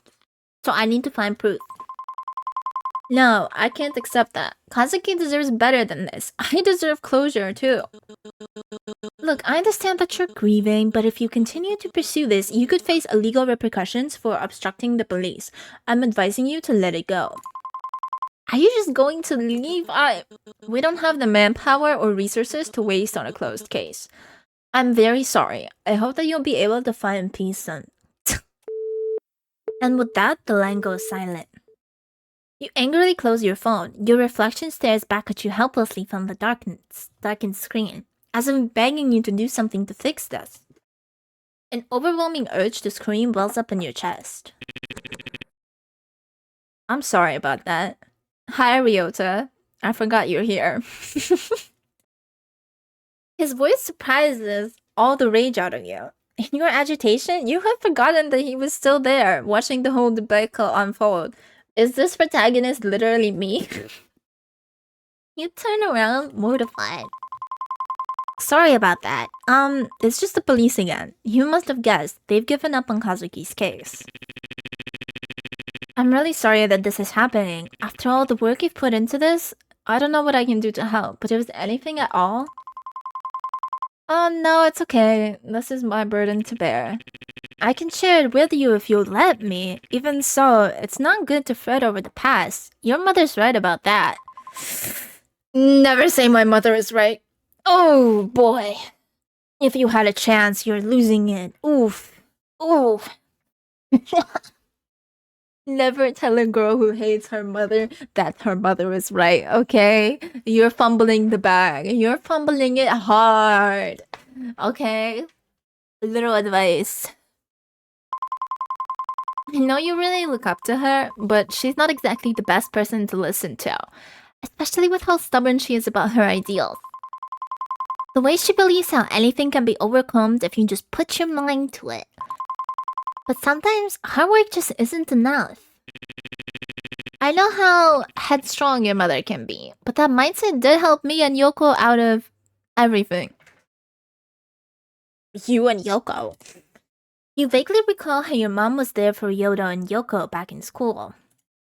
She helped them to escape their abusive home, always listening and supporting them as their teacher. Okay, well, I didn't say my mom was an evil villain. You know, she's still a person. It's a memory that sticks with you, especially when you think about how different things were for you. She means well, and she cares about you. Does she now? The words come out tense and bitter. Mood. You can't help but feel angry at your mom for pressuring you even in her absence, at Ryota even though he doesn't know any better, and at yourself. Ryota senses the change in tension and clears his throat. Today's been a long day. Should we grab some food before I take you home? Yoko has been going on about this new pastry at the cafe. We can give it a try. You hesitate, unsure. On one hand, you're annoyed at his blind admiration of your mom. But on the other hand, you know he's not doing it on purpose. I have a date. Ugh! I want to go see Yoko. As our bestie. But like, this man so far has not impressed me. I know what it's like to be in a complicated mother-daughter situation. I got somewhere to be. It's alright. Thank you for the invitation, but I have a few things to do before it gets late. I hope you'll feel better tomorrow then. I'll be dropping by the cafe, so you can find me there if you change your mind. Ryoko smiles at you and shakes his head. I've got a lot of some stress too. You're always welcome to... We might stop by. We might. But Yoko. I'll think about it. I'll see you around, I guess.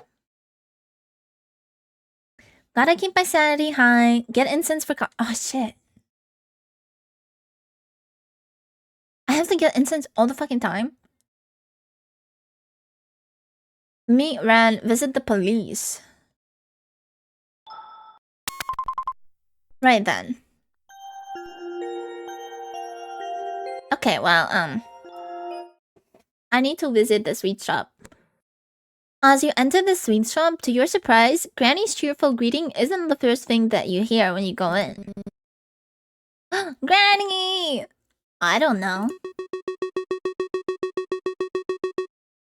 Still so shy, Renjiro. Don't worry, I won't push you to tell me even though it's been so long. You'll be welcome here no matter what happens. Thanks. But you've got to take care of yourself, okay? You've lost weight. Working too hard again, I bet. What? No way. I'm just trying to do more, you know? I haven't really proven anything yet. Not to myself. What the hell are you yapping about? Young man, what are you saying? You've already proven yourself many times. I can see that you're a good person. I really can't agree. Nonsense. You're a good little boy. He is a good little boy.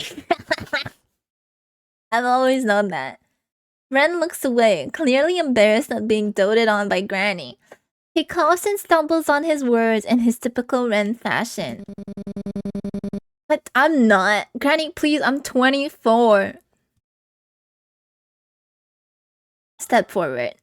You step forward and Granny notices you with a cheerful smile. Oh, crisis! How long have you been standing there? Come on in. Ren turns around, then blush on his cheeks finally fading away as he narrows his eyes at you. It's you again. Are you stalking me? You invited me here. I couldn't even finish reading it. Ugh. Just stare at him, creepy. Of course. I am. What are you gonna do about it? I think just staring at him is kind of funny. Am I gonna fumble it? But I also know this little he likes it when we're headstrong.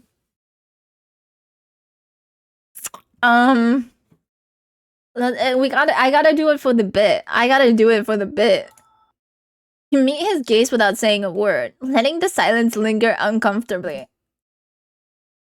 He narrows his eyes, waiting for you to say something, but you just keep staring. You see him start to fidget, his frustration slowly rising. The silence drags on, and Ren's getting visibly more uncomfortable. What the hell is wrong with you? Seriously, I really fucking hate you. He crosses his arms, huffing dramatically. I can't even get a second of peace without you pulling something like this every single time. He runs a hand through his hair, exasperated like he's reconsidering every life choice that led him to this moment. Relax, I'm just messing with you. You flash him a grin, clearly enjoying his flustered reaction. And for your information, I'm not stalking you. I shop here all the time. This motherfucker asked me to come! Granny knows me, and you are the one who invited me here. Okay, thank God we're mentioning it. Granny smiles warmly, a little twinkle in her eyes like she's seen this playful back and forth before. Of course, you're one of my favorite customers. Always so polite and cheerful. Ren could use a friend like you. A friend? Ren turns to Granny in disbelief, his brows furrowing as if he can't believe she's siding with you. Granny, you really need to be more careful around weird people like her. You never know when she's up to.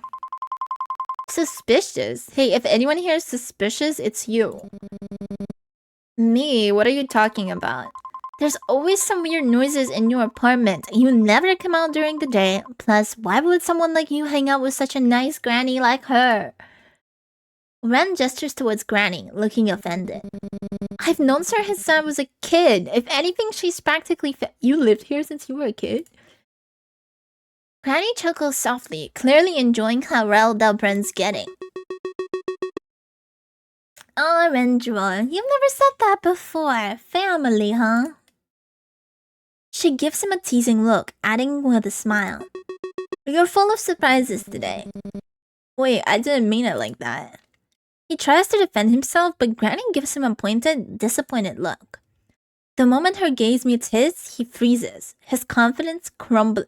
He clearly has a thing for women authority figures.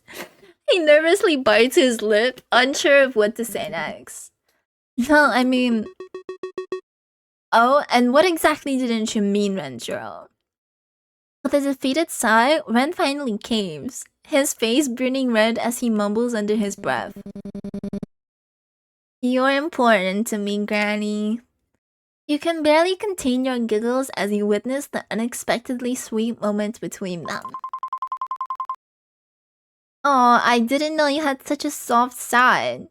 You give him a playful nudge, enjoying how his face grows even redder. Knock it off. He groans, crossing his arms in an attempt to regain his composure, though his flustered expression betrays him. Did you come here just to tease me? No, I came because you invited me. How many times do we have to go over this? He shoots you a glare, but the crack in his voice makes it clear he's more caught off guard than genuinely angry. Granny watches the exchange between the two of you. Her eyes softens as she smiles warm. Granny is shipping. I'm I'm glad you have someone you get along with, Renjiro. Now Granny doesn't have to worry so much about you. Ren's eyes widen, clearly taken aback by her words. He opens his mouth to respond but fumbles. His face turns a shade redder as he struggles to find the right words.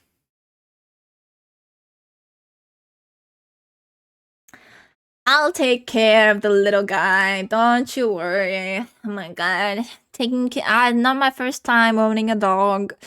I mean, who said that? You flash Granny a reassuring smile, crossing your arms confidently. Don't worry, I'll take care of him. You throw a playful glance at Ren, clearly enjoying the situation. Ren's eyes widen, and his face turns an even deeper shade of red. My guy is getting cooked. He immediately steps forward, waving his arm in protest. I don't need to be taken care of. His voice cracks slightly as he tries to assert himself, but the embarrassment is written all over his face. You can't help but chuckle at his reaction, which only seems to fluster him more. You know, we're having such normal moments right now, and then we go into our apartment and our evil husband shows up. Look at you, getting all worked up. Ren shoots you a sharp glare, crossing his arms defensively, trying to maintain whatever dignity he has left. Cut it out, I'm not some kid you need to babysit. His cheeks remain flushed as he huffs in frustration. Despite the endless teasing between you two, he still remains as embarrassed as ever. Before you can respond, Granny lets out a sudden, harsh cough, her frail from leaning heavily against the counter's edge. The sound startles you, and before you can move, Ren is clearly at her side, guiding her into the creaky wooden stool behind her. Granny! Well, you better not die, Granny. Granny, are you watching your health? Remember what the doctor said about resting early? You should close up shop soon. It's so late already. Granny chuckles softly, her eyes twinkling with affection. Yes, I will. You're such a worrywart, Renjiro. Granny is still strong. You two should take care of yourself as well, alright? She glances meaningfully on Ren, her voice softer now. And Renjiro, come visit soon. Your family too, you know. There's a brief silence. Ren stands there, his expression unremarkable. If Granny dies, I'm gonna raise hell. As he looks at her, after a moment, he awkwardly rubs the back of his neck. I'll think about it. After saying your goodbyes to Granny, you both step out of the sweet shop, the warm night air greeting you as you leave. The streets are quiet, illuminated by the soft glow of the streetlights. Ren falls into step behind you, his hands shoved into his pockets. There's a brief silence as you walk, the sound of your footsteps echoing softly against the pavement. He seems lost in thought, a slight frown creasing his brow. As you're near your apartment building, the tension on the air begins to lift, and you decide to break the silence. So, how do you know Granny? Ren hesitates, glancing at you as if weighing whether to answer. You offer a small, awkward smile, silently hoping he won't brush you off, but after another moment of silence, he lets out a long sigh. She took care of me when I was a kid. I practically grew up hanging around her shop. He pauses as if the words feel unfamiliar coming out. She was good to me. Always there when I needed someone. Once I graduated high school, I moved out and kinda lost touch with her.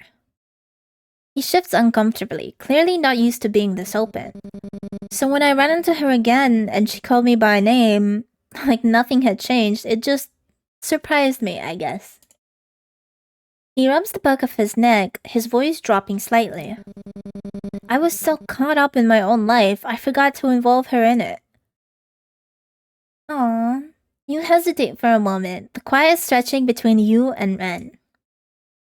The soft hum of the night settles around you both, and you're unsure of what to say next. But then, Ren speaks up, a hint of awkwardness in his tone. Yeah, well, it's not a big deal or anything. I spend time with her when I can. Figured I owe her at least that much. Okay, hold on. I was like kicking my feet, right? Just like moving my feet underneath the table, and I feel like a hole. There's a hole in my wall underneath. What the hell? There's a hole in the wall. Since when? Since when is there a hole? There's a hole there. I think I maybe punched it with my foot.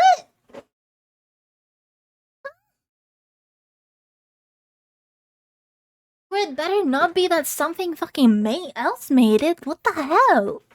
Because I've been hearing like chirping. There's a hole in my wall now. Underneath the table. Gamer range, shaking my head, violent person. Women steer clear. No, I was just speaking. I have restless feet, you know? So I like just putting it against the wall. What the hell? It's like a good size too. Like, no, what the hell? It doesn't fit like a foot, like my, like, it doesn't really fit my foot. It's like a perfect square. How did this happen? And how did I just notice? What the hell? Sorry, that really caught me off guard because, you know, I was putting my hand up against the smooth wall until it suddenly wasn't smooth. You know? Okay. I interrupted a moment. Sorry, Ren. There's a slight edge to his voice, like he's trying to brush off the weight of his own words. You live in there? Don't mind you? I don't mind. Get the fuck out. You don't pay rent. Like he's trying to brush off the weight of his own words, but the way his hand— I'm sorry, that startled me. His hands jam into his pockets, the stiffness in his shoulders, it says more than he does. That's really thoughtful of you. Granny has been through a lot. I try to help her whenever I can, too. Ren lets out a quiet breath, like he's trying not to acknowledge the compliment. His eyes shift towards the ground, and he shrugs, but the gesture feels half-hearted. I mean, I do what I can, but you know her. She's always telling me not to worry about myself instead. Like I'm the one who needs looking after. You smile at that, imagining Granny's fussing nature. Yeah, I wish all grannies were like her. Ren tilts his head, curious, but he keeps his gaze forward, not quite meeting your eyes. Yours, is it? You pause, considering your words, before speaking carefully. Well, we're bringing up our mommy issues. The closest thing I have to a supportive maternal figure isn't what you'd call maternal. There's a wry smile on your face, but the way behind your words lingers in the air between you. Ren doesn't press further, but the subtle nod he gives feels like he understands more than he lets on. There's a softness to his expression now, something's quieter, more introspective. Granny is different. 1 in a million, I guess. His voice dips, the usual sarcasm fading as a more vulnerable side peeks through. It's brief, though, and before you can say anything, he clears his throat and quickly adds, "Maybe I'll visit her again tomorrow, if I have time." "Maybe I will too. She always seems happy when you're around." Ren's usual smirk starts to return, as if he's trying to push away the previous moment of vulnerability. Yeah, she might like that, but me, not so much. You roll your eyes at him, unable to stop the smile that plays on your lips. No, come on, you know you secretly enjoy my company. Ren scoffs, there's no real heat behind it. Okay. Fake hater! Fake hater! His sarcastic mask slips back on like armor, though the tension in his shoulder has eased. Enjoy it, please. You're just tolerable. That's fake hater! Fake! I can spot a fake hater when I see one. The two of you continue walking in companionable silence. The soft crunch on gravel underfoot the only sound. The night air is cool and gentle, and there's a strange sort of peace and the quiet between you. Something unspoken, yet understood. Not a real hater. I can never switch up like that. Exactly. When you finally reach your apartment doors, there's a brief hesitation. Neither of you seem quite ready to part ways just yet. Oh? We're in front of the apartments and we're not ready to quite part ways? Oh. Just yet, and the silence stretches again. Though this time it's warmer, more comfortable. You're about to break it, to say something, anything, but Ren beats you to it. Okay, thanks for, keeping Granny company. There's unexpected sincerity in his voice, and when you glance at him, his usual bravado has faded. His eyes flicker towards you briefly before drifting away, and he awkwardly shifts on his feet. Are you gonna invite me in, or not? A soft, genuine smile touches your lips.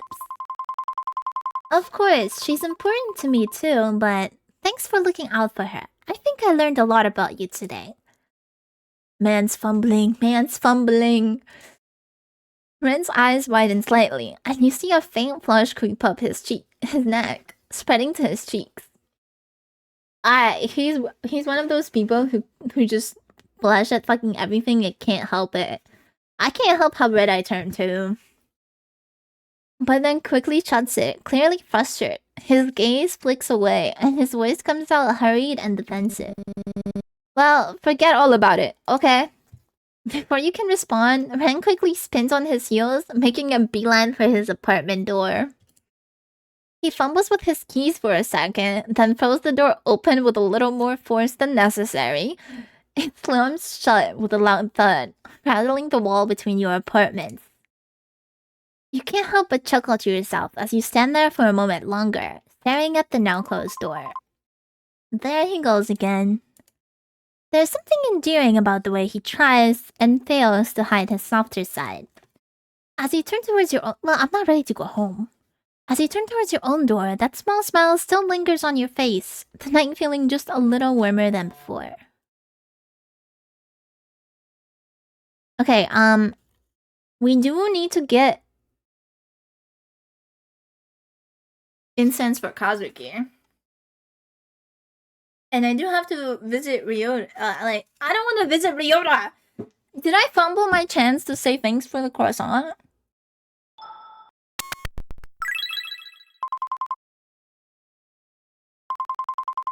Wait, I'm heading home now! The whole day is gone?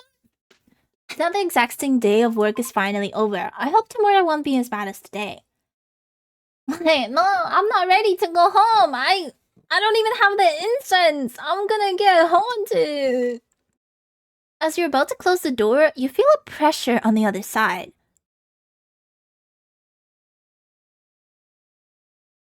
What?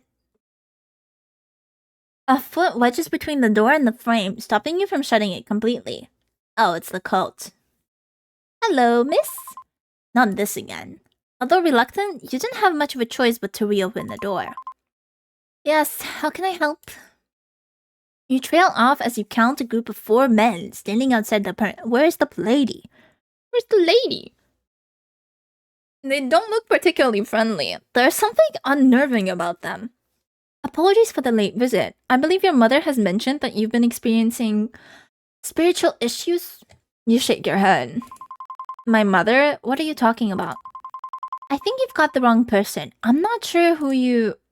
You might not have noticed it, but Hiroshi Nakami's influence has already touched your life in ways you don't yet understand. We understand that this must be overwhelming, but Hiroshi Nakami sees things in you that you may not even realize. Is my mom part of a cult?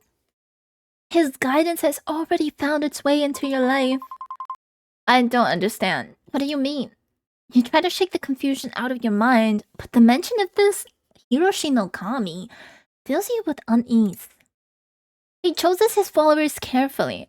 Those who seek answers, those who are lost, those who are searching for something greater. And you, miss, have already begun your path without realizing it. Dude, I'm like just buying snacks and going to work. Hiroshi no Kami offers peace, clarity, and understanding. His light can guide you through the darkness and alleviate these spiritual issues that you have. All you have to do is let him. You take a cautious step back, trying to shut the door again, but you can feel their presence looming. The cultists hesitate, their eyes scanning you like they're deciding what to do next. The man who spoke earlier steps forward, his gaze focused and intense. Miss, we understand that our arrival is sudden, but this path we offer isn't one you should turn away from. Well, I'm doing it right now. Hiroshi no Kami's light is already in your life.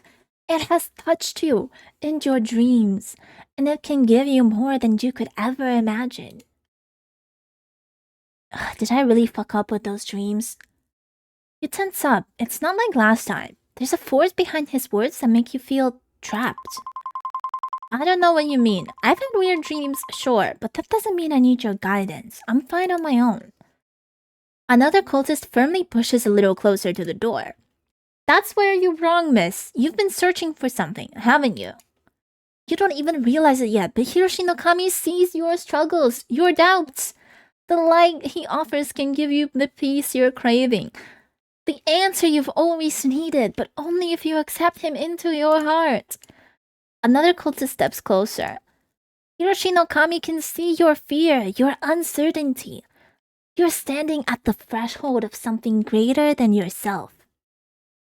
We are offering you the key to unlock your potential, but you have to choose to step forward. Don't let fear keep you from the truth. Am I gonna become God? You feel your stomach tighten, the pressure of their words hanging in the air like a heavy weight.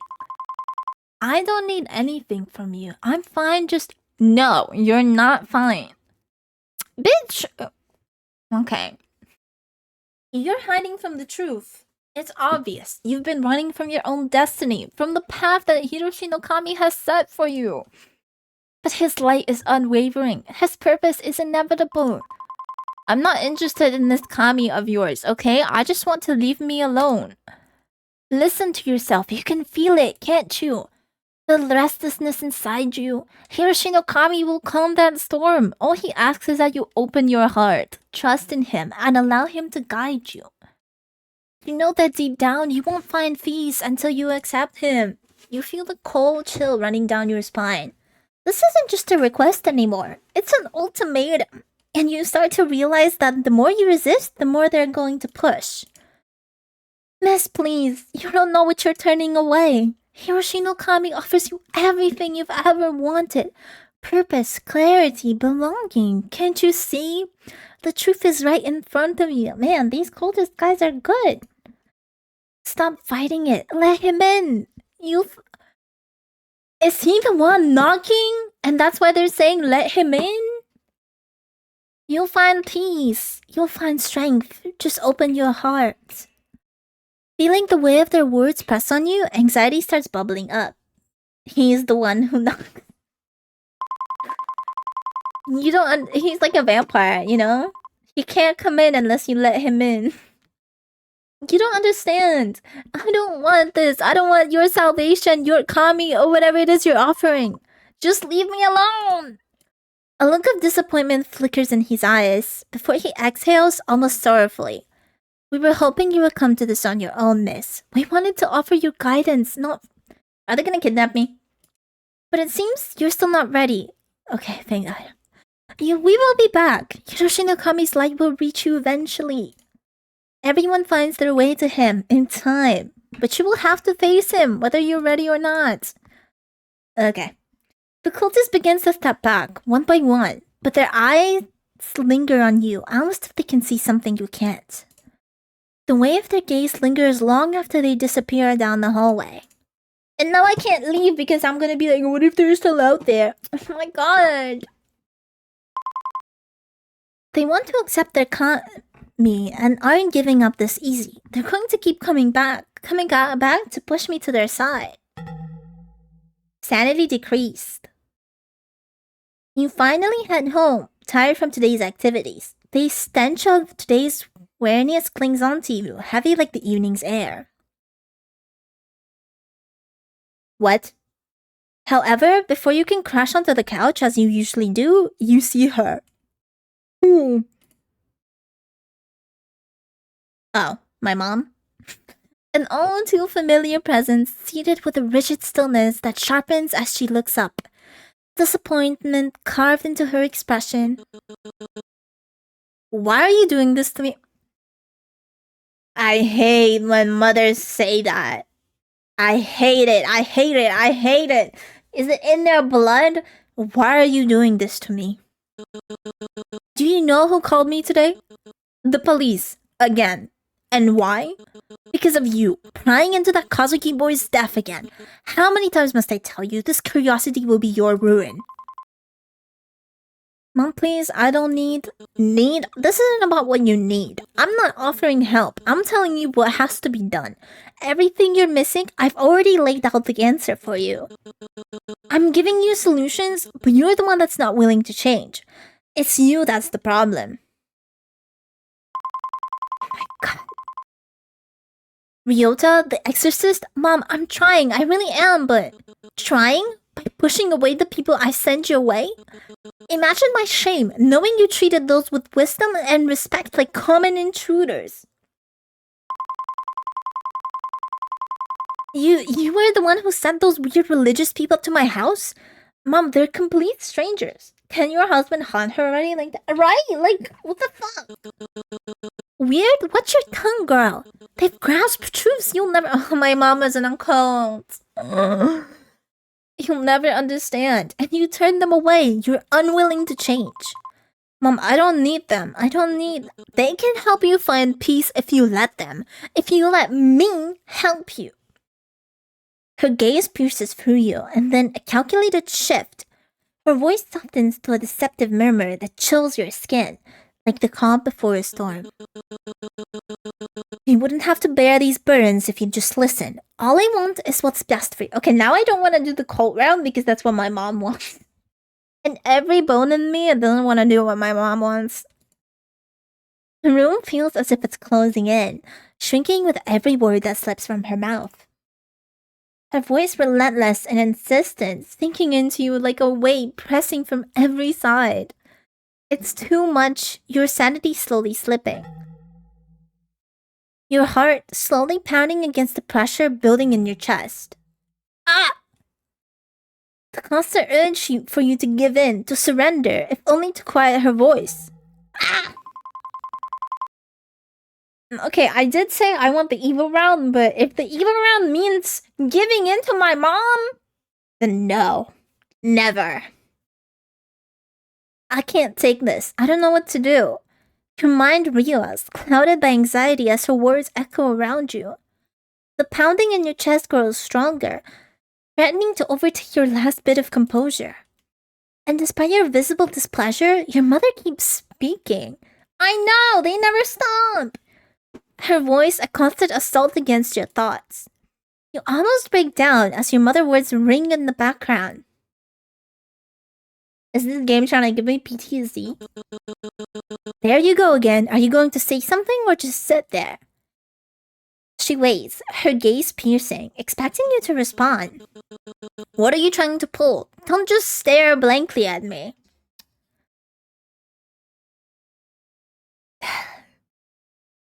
Her face hardens, her gaze latching onto you, expectant, demanding more. Your grip falters, nearly slipping entirely when suddenly a voice soft and unfamiliar echoes in your mind, cutting through the clamor. You don't have to do this alone. Your eyes give over to the phone in your hand. You don't have to deal with her rambling alone. Yes, you can always get help.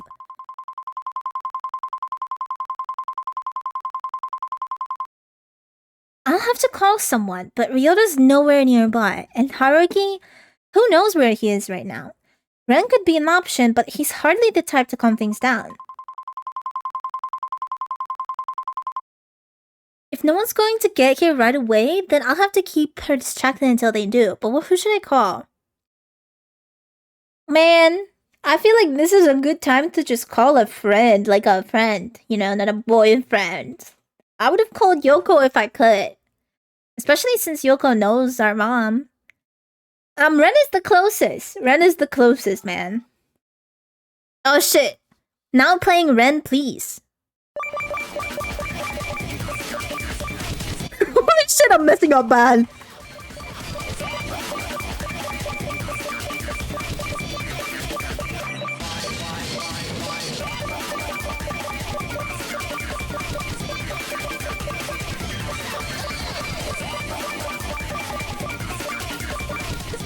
I'm so bad. 95. Is that good enough? 95. Ren, he's not exactly the calmest person, but maybe he'll understand. Maybe he can help.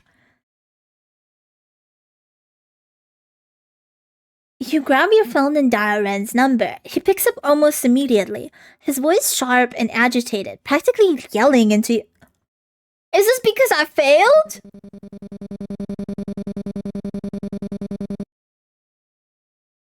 First of all, 1 noisy gremlin next door is bad enough, but 2? Are you kidding me? It's late. People need to sleep. And you can help fix it. If you come over and help me, please. Your voice falters slightly at the end, but you try to sound a bit more assertive. It's Ren, after all. Fine, I'm coming over. All that fuss is ticking me off anyways. Thank you, Ren. He hangs up abruptly. You turn back towards your mom. Her constant nagging like a persistent mosquito in your ear. Okay, maybe seeing us with a guy she doesn't know will low-key calm her down. Maybe it'll make her delulu, you know? Like a persistent mosquito in your ear. Her intense glare practically burning a hole for you. Shit. Hold out until Ren gets here. Fuck. Okay, this one's easy because he's close. That's good.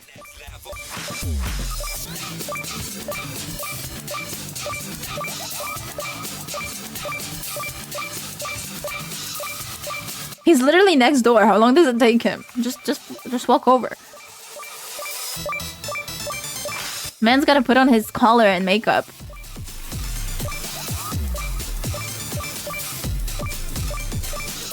I can't read, I'm locked in.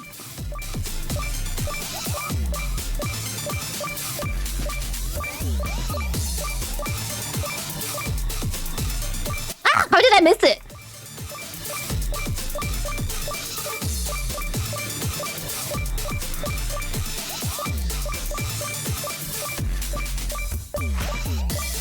That last one was actually insane. I pressed! I swear! Impressive, you hit 97 of the total notes. 2 misses. I'm trying. Okay, I got a little sanity. Fuck off. You managed to calm yourself down. Imagine I called like Haruki and he's like, oh yeah, I'm in another town. But I'm coming. Imagine the song for that. I would have fumbled. You managed to calm yourself down. Your heartbeat finally steadying. Your mom's words still rattle you, but you remain calm. Calm enough to hold your tongue. I'm rarely calm enough to hold my tongue.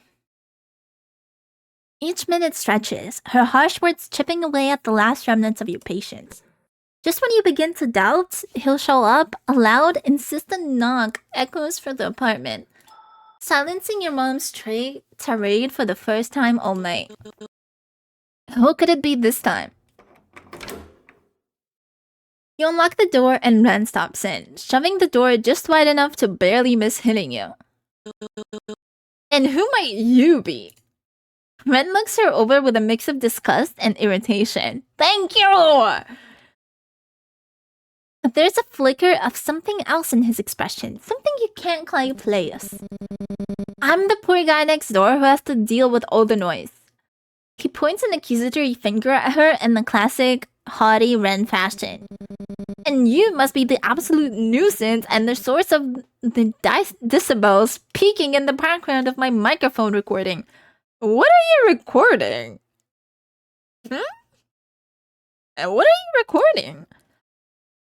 You resist the urge to clamp a hand over his mouth, though you know deep down that if anyone can step can stand up to your mom's fiery temperament, it's Ren. How dare you? You barge into my home and call me a nuisance? Stay out of things that don't concern you. M for A sub, Dogboy A sub. Jail. Faith in jail. Time out. Somebody time this guy off.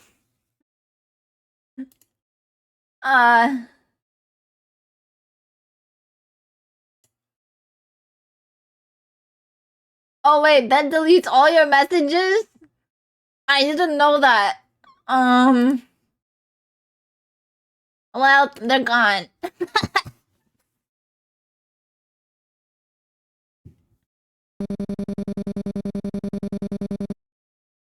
They hate to see me spit the truth. Gen Z trying to cancel me. Sure, if you want to put it that way.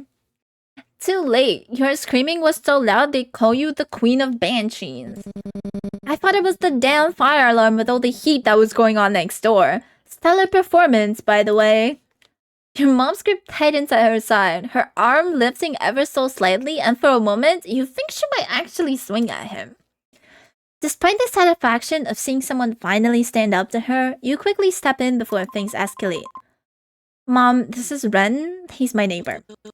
I can see that, and he's also rude, disrespectful, and completely uncouth. It takes one to know one, doesn't it? Okay, Ren's just here to let us know this conversation's getting a bit loud. Maybe we can continue this another time? Another time? Do you think there will be another time with the way you're acting? Get a grip. You wouldn't even need a second chance. If you just listen to me, I have the solution right here.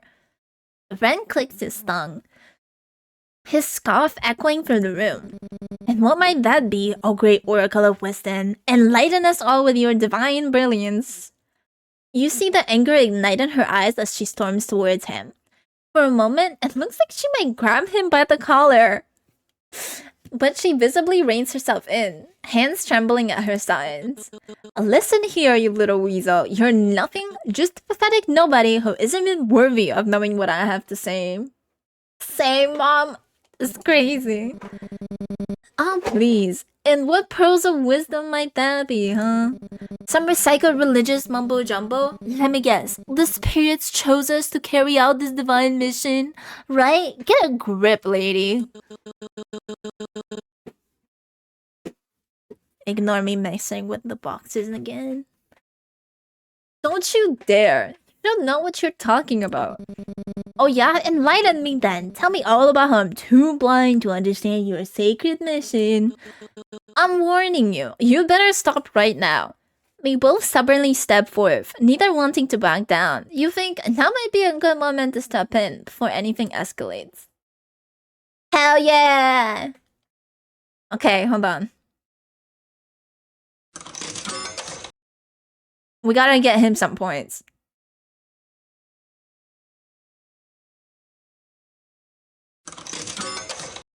I might need 3 just to make sure.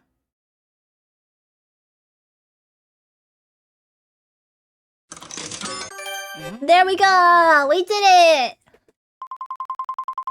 Alright, I think this is going nowhere. You raise your voice, trying to break through the tension in the room. Mom, I know how much your teachings mean to you, but I really don't think they're helping right now. No, they are helping. It's just you and this cretin who are the problem. Ren steps forward, his tone suddenly calm but firm, cutting through the chaos like a knife. Wisdom is best received by those willing to seek it. Isn't that how it goes? Your mom's head whips around, her glare sharp enough to cut steel. What could you possibly know about our teachings? Those who force their belief risk driving away the faithful instead of guiding them. Isn't that in the same scripture you hold so dear? What, this is a popular thing around here? Forceful but not too forceful. Isn't that the balance you people always preach about? For a moment, your mother freezes. Her lips tighten as his words hit a nerve. Whatever Ren is saying seems to have worked a number on her confidence. How dare you preach to me about what I know best? Who do you think you are? I'm just someone asking if I'm wrong. To accept truth strands with open hands is the highest form of absolution. Or am I mistaken? Her expression falters, the weight of his words pressing down like a mirror held to her ego. Look, I know how you religious types are, but right now, you're doing more harm to your daughter than good. He glances at you, and for a brief moment, you feel an unspoken understanding between you. So maybe think about what's best, not for you, but for her, no matter how much you think you're helping. Okay, Ren. Your mother hesitates. Ren's words might actually be appealing to her consciousness, one that you never knew she had. I'll let this go for now, once, but only because my teachings tell me to take the higher path. But I won't let this matter rest. I won't stop disciplining my daughter just because some kid tries to preach to me about my belief. Surprisingly, Ren remains silent, his expression unreadable. What's the matter? Nothing to say now? All that confidence gone? I just hope someday you'll realize not everything revolves around you. Thank you. Thank you. You little... Alright, Mom, please. It's late. Let's just leave this for another time. Your mother's glare lingers, but after a long moment, she backs down, storming out of the apartment and slamming the door behind her. You regret this. Both of you will. The apartment falls silent, the tension still lingering in the air. He has a little dusk of speck on him. They forgot to clean up, maybe. Until Ren's dry cough breaks the silence. Your mom is a real piece of work. Yeah, if she was painted by a much angrier and resentful Da Vinci. Ren lets out a scoff. Well, at least she's gone, for now.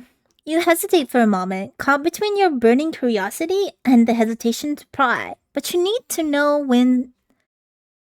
wins out. W Ren, but if a mom like this would have eventually been told this, then disown them. No, they never back down, man. They never back down. You have to do something crucial to get disowned. We'll see. We'll see when I get a girlfriend. Hey, if you don't mind me asking, how do you know exactly what to say to get her back off from the religious fever? Your time will come. Thank you, thank you. Ren hesitates for a moment, that same uncertainty flickering in his eyes. It's always the same with people like that. You just throw out some religious jargon and they'll eat it up. But you knew exactly what to say. You had the right phrases, the right words. It felt like you've done this before. Ooh, is Ren ex-cult? Ren's expression tightens, the uncertainty deepening. Look, I know people like her. Over time, you learn how to handle them. You start to recognize the same phrases they use to convince each other. You want to push further, but something about the way Ren's eyes avoid yours, no matter how much prodding you do, he's dropped the matter. You bite your tongue, maybe someday he'll open up on his own term, but for now, you decide to let it go. But thank you for coming to my help. Oh yeah, no worries. I've got angry customers to deal with, and you've got the female xenomorph to deal with. You bite your tongue. Maybe someday he'll open up on his own terms. But for now, you decide to let it go. Still, thank you, Ren. I really appreciate it. Ren looks away, in classic 90s shoujo fashion. Yeah. He coughs, then unexpectedly meets your eyes with more seriousness than you're used to from him. I just hope you'll be alright. I know how hard it can be to deal with people like them. Thanks, I'll manage. What's another 30 years of mommy issues? Right? Another 30 years? Am I 30? Mommy issues, spiritual issues, and religious issues. The trifecta. Triforce, even.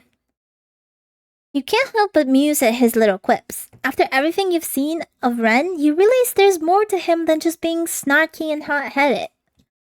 It's not all arrogance or bitterness. It's a defense, a shield he puts up. You're 30 again? Again! And somehow, that makes you feel less alone in your own sharpness. Maybe your sarcasm doesn't make you a bad person, like your mother always said. Ren is more than he lets on. Dependable, quick-witted, and when it matters most, kind. You catch yourself wondering if you were able to see past this exterior of his. I wonder if my evil husband is watching this. You hope, you pray deep down, maybe he might be able to see past yours too. Ren eventually says his goodbyes, claiming he has important nighttime activities. Okay, to tend to. You want to tease him more about his unique choice of words, but you hold back. He's likely heard enough of sarcasm for one night. After exchanging your farewells, you settle in for the night, a quiet sense of relief washing over you.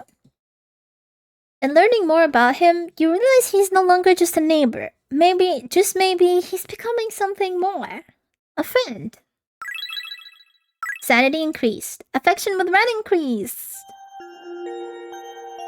Okay. Real quick. 70. We're at 70. We're at 55 with my husband. Oh, I can raise affection with my mom? Sorry, Yoko, I have abandoned you. Let's check on my husband. Let's check on my shrine just so he doesn't kill me. Hazuki. The air in the shrine feels oddly...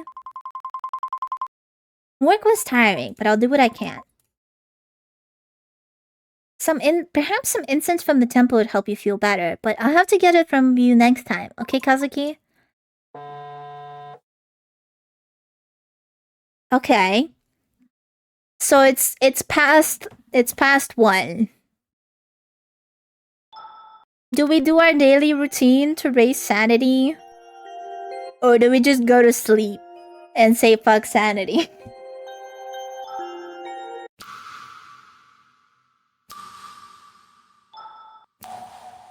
Oh, Meowchick 900? Let's try it on normal.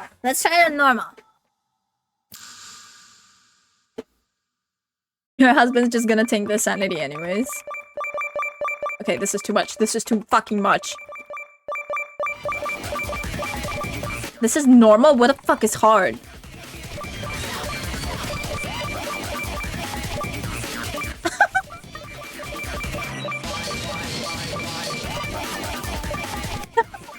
I can't. I'm done. I'm done for. 85. That's so bad.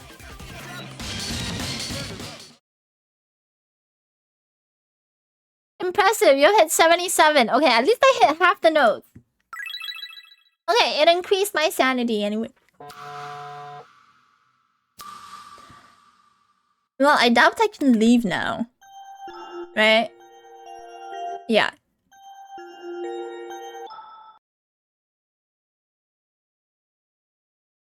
What the fuck? I just checked the window on a whim! You look out the window, curious to see if you could find the source of the sewage from yesterday.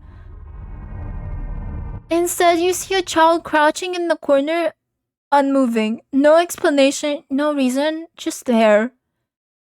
Now that's a strange sight. In true classic horror movie fashion, do you open the window to check if he's okay, in case it's a neglected child?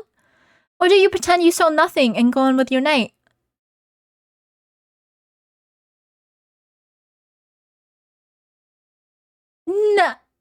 Nah, fuck them kids! Exactly! What the fuck? What the fuck? You finally enter your bedroom and switch off the lights. Honestly, I don't know how this protagonist can still sleep with the lights off. I would not be. Keep those lights fucking on. But they flicker and sputter before finally surrendering to darkness.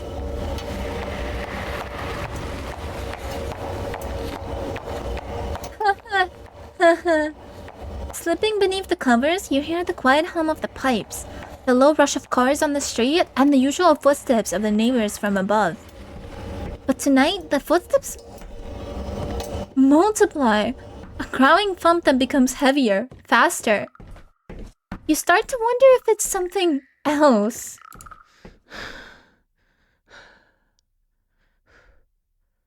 With a glance, you place your phone nearby, Fingers itching for a quick call if needed, but eventually sleep overtakes you. Ah, hi! In the depths of that night, you dream of Kazuki. Is it because I forgot the essence? I'm sorry. I'm sorry. The time got away from me, Kazuki. I'm sorry. In a dim, hazy scene, he talks about his fascination with collecting insects.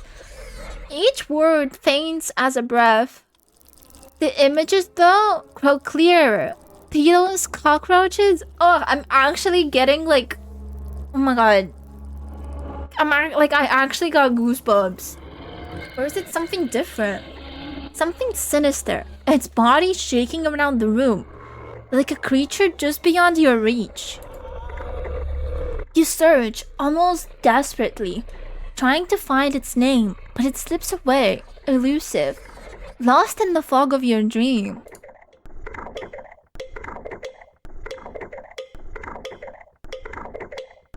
Is that the fucking cold guy they keep promoting? It seems as though the tapestry is finally unraveling itself. The key players have already made their first move. Though some have moved quicker than expected, others still hesitate as if time waits for them.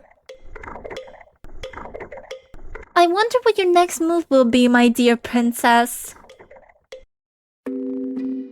Molting form and shedding skin, it claws to life from depth within. Survival's call, a twisted creed, an ancient curse reborn to feed.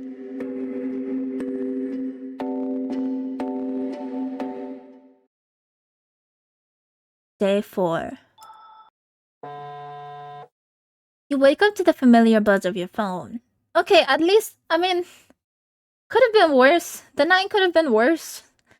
A few messages from your mom light up on the screen. The first one featuring a painfully outdated gif of balloons and glitter text.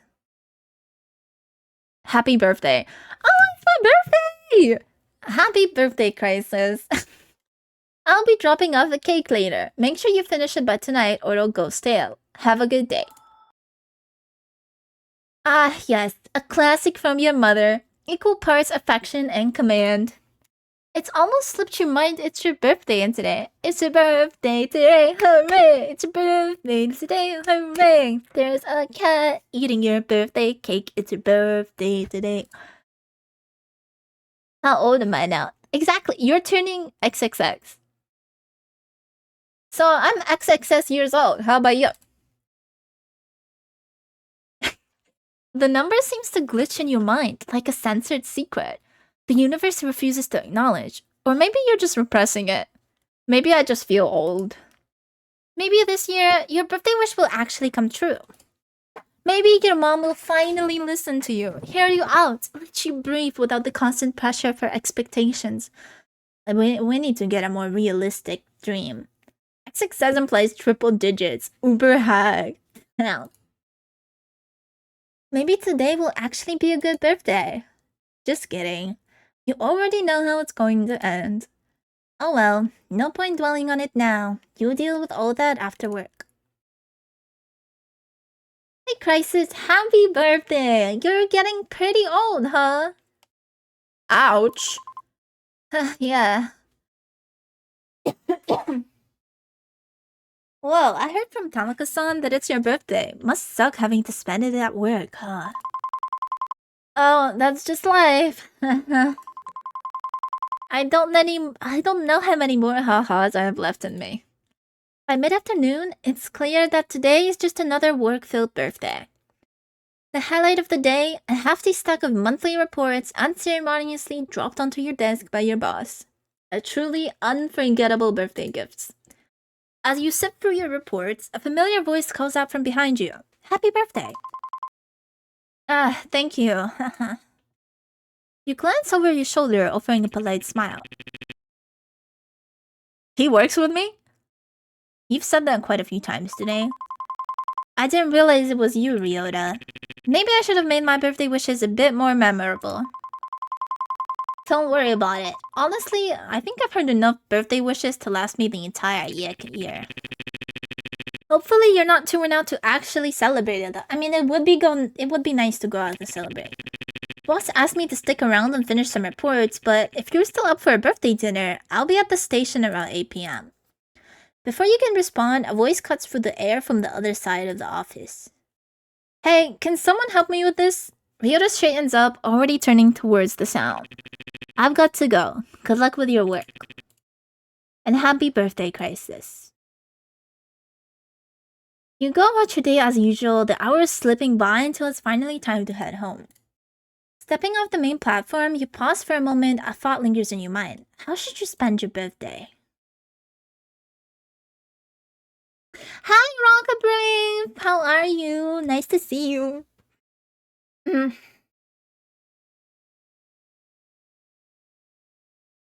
Okay. We gotta get incense. We probably won't. We have to celebrate our birthday at home. And with Ryota. Just got home. Welcome home. Get some rest. Okay.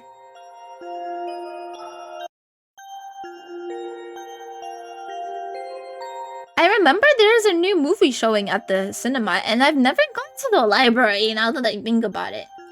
You need to edit some vid. Oh, don't forget to rest though anyways, okay? Oh, he's waiting for me at the district. Do you think he'll wait once? Okay, I know it says Riverside, but I'm worried if I, like... Okay, one thing I want is we need, like, a distinction from what is a location that an event happens at and what is just, like, moving to the next menu screen, you know? Like, I think these should be arrows instead, so that it's not confusing. Go read some books. I'm reading a visual novel. It's kind of like reading a book. You think he'll wait if I go to the temple first? I hope so. You head to the temple, and as you look around, you notice a monk tending to the shrine office. Have you seen Haruki? I'm not looking for Haruki. If he's not at his office, he's probably wandering around town trying to drum up his business. Or maybe in the alley fooling around with that damn cat. Oh, the cat! A cat!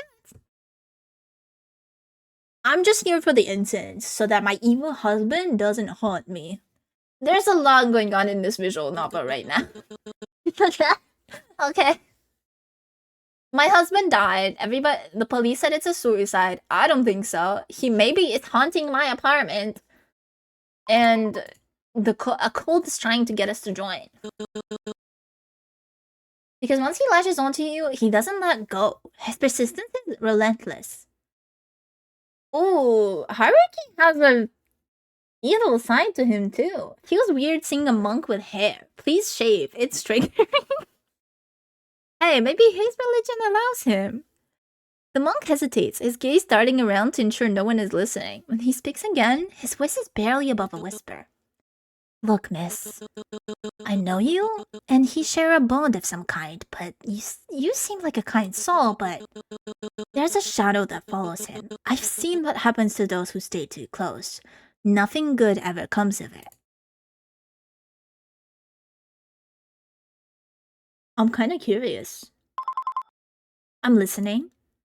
The monk exhales slowly, his gaze hardening as he leans closer. His voice droops to a near whisper, the weight of his words filling the silence. Words spreads quickly in the circles of those who deal with the unseen. Stories, whispers. They say he carries an unnatural shadow, an omen of misfortune. He is the harbinger of calamity! His expression darkens, and for a moment he looks as though he is reliving a distant memory. His master was a powerful exorcist, respected, skilled. But during a purification ritual, something went wrong. Catastrophically wrong. His master lost his life, and while some mourned and pitied the boy, others... He hesitated, glancing around as if afraid of being overheard. Others believe he was the cause of it. That's a lot to take in. I'm not saying he's evil or even ill-intentioned. Perhaps deep down, he's a good man. Sometimes, it's not the person that's dangerous, it's what follows them. And with him, the cost of association often outweighs the good. He straightens, his tone softening, but the gravity of his words lingers. Whatever you decide from here is your choice, but remember, there's wisdom in walking away from trouble, even when it wears a kind face. Choose carefully.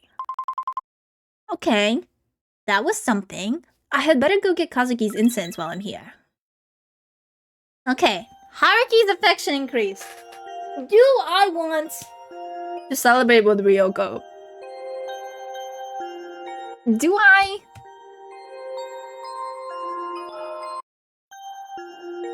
I can see that our neighbor isn't here. It could be. He did say he could be in an alley. And I've never visited the library or the cinema, and I kind of want to.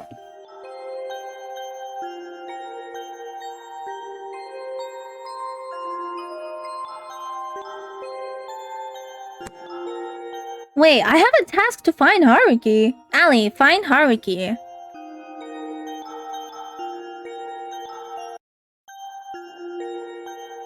Okay, Riverside is just a location. What are these things? I'm out of coins. Maybe I'll come and pray tomorrow instead.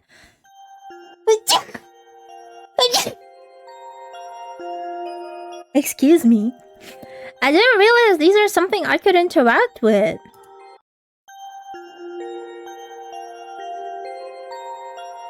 Should we go see Haruki? Sneeze counter too? Oh my god. I just sneezed. Sneezing is normal. But the baddie friend could be at the convenience store. That's where he works. You step into the convenience store, the familiar chime of the doorbell announcing your arrival. Behind the counter, the cashier greets you with a wary but polite smile. That's not him. Welcome, can I help you find something? Hello, mama. Ask about Ren. Is Ren working tonight? The cashier squints at you for a moment, recognition dawning. Oh right, you're that customer from a few days ago. Sorry, he's not on shift today. You too close or something? Not yet. You're a bold one, aren't you? You don't see someone who knows what they want every day. Don't worry, I'll make sure the message gets passed along. You just made tomorrow's shifts very interesting. You know, Ren's something else. I'll give him that. He keeps to himself a lot. I don't think I've seen him talk to more than a couple of people in the time I've worked here. Oh, you should see him sometimes. Seriously, Ren's a total mystery. He barely says 2 words to anyone, and when he does, it's like he's got a permanent stick up his... You blink, caught off guard by cashier's bluntness.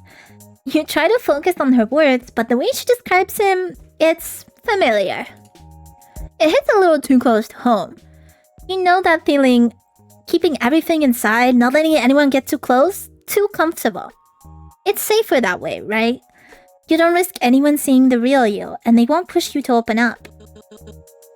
Honestly, I don't get how anyone stands him. Okay, lady, calm down. Let's be nice.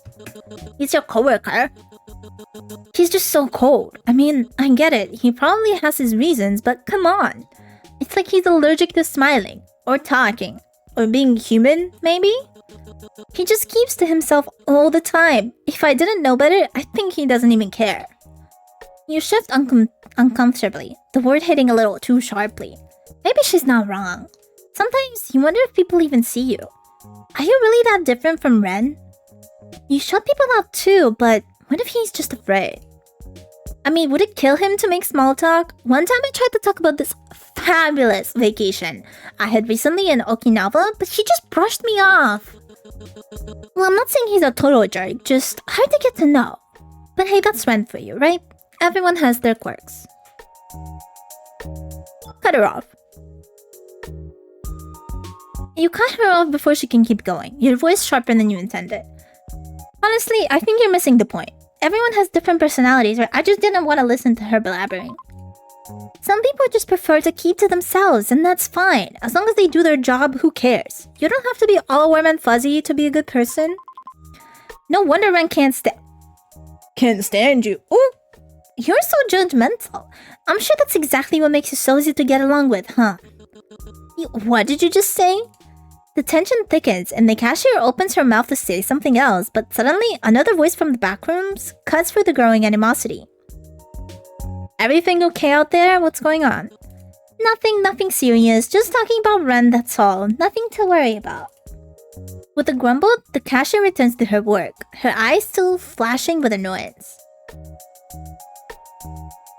She might have a lot to say, but at least you didn't let her talk down about Ren anymore. Stop bothering me and go find Ren. He's probably at that cinema for that stupid movie he's been blabbering about. We get to go to the cinema! Oh my god, I'm so sorry. I'm so sorry, Ryota. I really want to go to the cinema. We're gonna miss on the cat, okay? We're gonna miss out the cat. Yay! I've wanted to go to the cinema. There seems to be a notice on the door. What the fuck? We're currently closed for today due to the rat infestation. Please come back another day. Of course they had to close it on my birthday. You let out a long sigh, feeling as though the universe itself had conspired against you. Like buying a 6-inch sandwich and picking out the ingredients by hand and still not getting the exact order you want. How did that slice of pickle get in there? Just as you're about to turn and leave, a muffled thud catches your attention. In the distance, you spot Ren frozen in place. What the fuck, Ren? His mouth hanging open in sheer disbelief. Oh, that's great. That's great. The popcorn he was holding lies scattered on the ground, a tragic battlefield of golden kernels. His face is etched with an expression of pure, unadulterated despair, like he's lost the 50th game in a row due to terrible role-picking choices from his teammates. Approach him. What the hell? Closure due to rat infestation? Last I checked, your mother doesn't work here. Oh my god. You glance over to see Ren muttering furiously under his breath. His glare fixed on the closed sign like it personally offended him. Of all days, today? He throws his hands up in frustration, the dramatic flare practically tangible. I was this close to seeing the premiere of the Taekwondo Man 2010, menacing me. My life is an utter shambles. I'm going to crash out. You can't watch him crumble anymore. You step forward, your own determination brindling through you. Ren, are you alright? Do I look alright? Do I have any shred of positive intonations on my face? You look like you've seen better days. No, I'm not alright. I'm about 7 seconds away from completely losing it. Do you know why? Because the most anticipated movie of my childhood is now unavailable. And why, you ask? Because some inconsiderate slob decided that turning this place into a dumpster fire of filth was something more important than being a decent human being and keeping it clean. Preach! All I wanted on my day off was to watch this movie. The movie I've waited years to revisit. And now, I can't even do that. Unbelievable. You know what? Valid crash out. Absolute valid crash out. You could do something else. What was so special about it? Oh, nothing much. Just the fact that I've endured every single anthology, prequel, and spin-off this cursed franchise has ever spewed out. And now, the final chapter, the one meant to tie it all together, is just being withheld because someone decided to take a dookie in the theater. Sounds like you've been through a lot. Truly tragic. Don't mock my pain. You don't understand. This isn't just a movie. It's closure. Closure for what exactly? Bad CGI? Closure for the kid who spent $12 every 5 years to watch that bad CGI. Let me mourn in peace. Whatever. I guess venting to you helped take the edge off. I can live without seeing the movie today. Barely. What are you doing anyways? Come to see me? Yeah. Really? How did you even know I was here? Are you psychic or something? Get real. Actually, your coworker said you'd be here. Did you seriously go looking for me at the convenience store? Yeah, that's where you work. What are you, some kind of stalker? No, just someone who wants to hang out with you. I guess that's nice of you. Not that I care or anything. Okay, little tsundere. Anyways, I'm joking. I don't mind your presence. I guess. He guesses. Maybe it's fate or whatever cheesy thing you believe in. I guess. Well, since we're both here, is there something else you need? Otherwise, I'm heading home to... I fucking knew it. To work. Definitely work. Not to stream or anything. Why would you think I would? Oh, God. He's a gamer. He's a streamer, too. Guys. That's such a red flag. That's such a red flag. Who even goes to the movies nowadays? Why don't you head back to your place? Watch Netflix, perhaps chill even, right? Show him the wonders of live streaming, you know? And some others. Ask about exorcism. Why would I ask about exorcism? Collab stream. I just want to spend time with you. Should I ask about exorcism?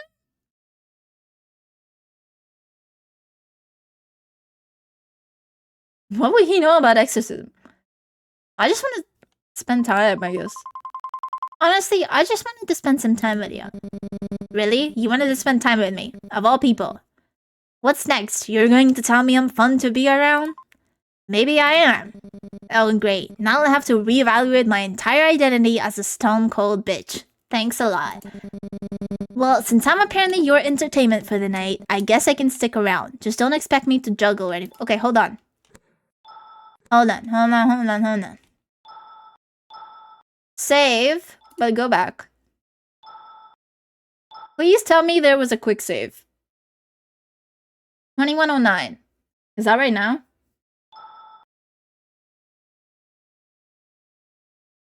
Oh, that's so far! Are you kidding?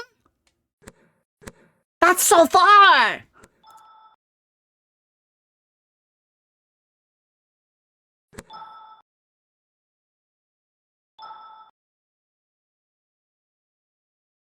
Oh wait, 2311. Yes.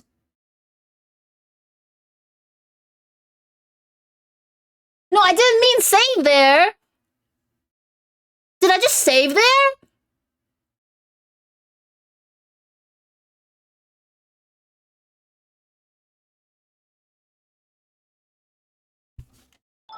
Am I an idiot?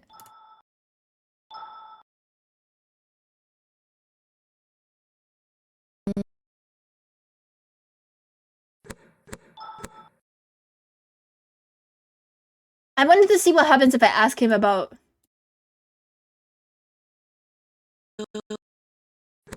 and this is all the way... Ugh. We need a little skip button here.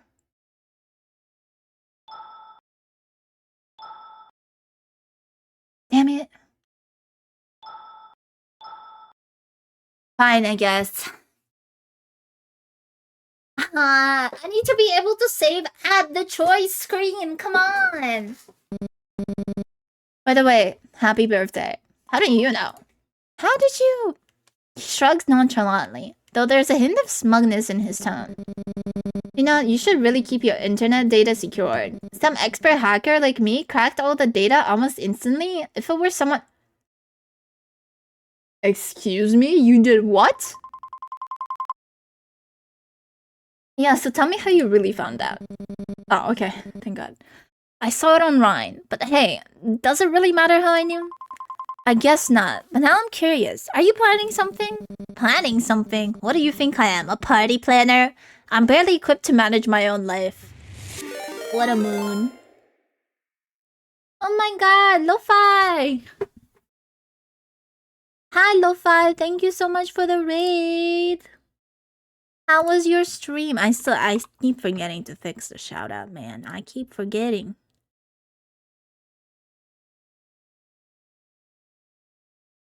Hi everyone, welcome in. My name is Chris or Crisis. How was your stream, Lo-Fi? It's nice to see you. I feel like it's been a hot minute since we've talked. I am playing right now a well, I hope there's no ads actually. I wonder if there are, because it's been a while. But I'm playing a psychological horror dating sim right now. This game looks so fun. It's been really, well, it's been a little scary here and there. But it is really fun. It's a psychological horror dating stream. Dating sim. And I'm playing it. It's currently in demo. This is a demo of this version. And I believe I have a pinned message of its Steam page if anyone wants to wishlist it to help the devs and their Kickstarter. Hating? That is scary. Yeah, well, the kind of plot is we got married through an arranged marriage, and then our husband died soon after, and he maybe is haunting our apartment, and our mom is maybe trying to get us into a cult, and there's a lot going on. There's a lot going on. Right now, I'm just hanging out with this bratty neighbor of ours. His name is Ren, and yeah, he's normal so far. We'll see. But thank you for the raid once again. I hope your stream went well. Get some rest. Ghost husband, sign me in, Roar. Would you like to see him? The non-dead version of him. This is our this was our husband. And this is our childhood friend, another love interest. This is our neighbor, also a love interest. This is the exorcist our mother hired to help us with our little ghost issue. A lot of people like him. Yeah, we are trying to crack the dog boy neighbor right now, though. This is him working at the convenience store. And this is the exorcist. The exorcist is quite popular, but I also like him. Of course you do. Of course you do. This is our husband haunting us in our nightmares. Yeah. That was an experience when this happened. And I think this is a god of the cult that we're being trying to recruit with. I'm not sure. I can't promise that. I just saw him recently. I'm not sure who he is. We saw him in the same nightmare. We'll see. And there's there's a rhythm minigame, so you gotta keep up your sanity and whatnot. It's really cool. Oh, phone charm. Oh yeah.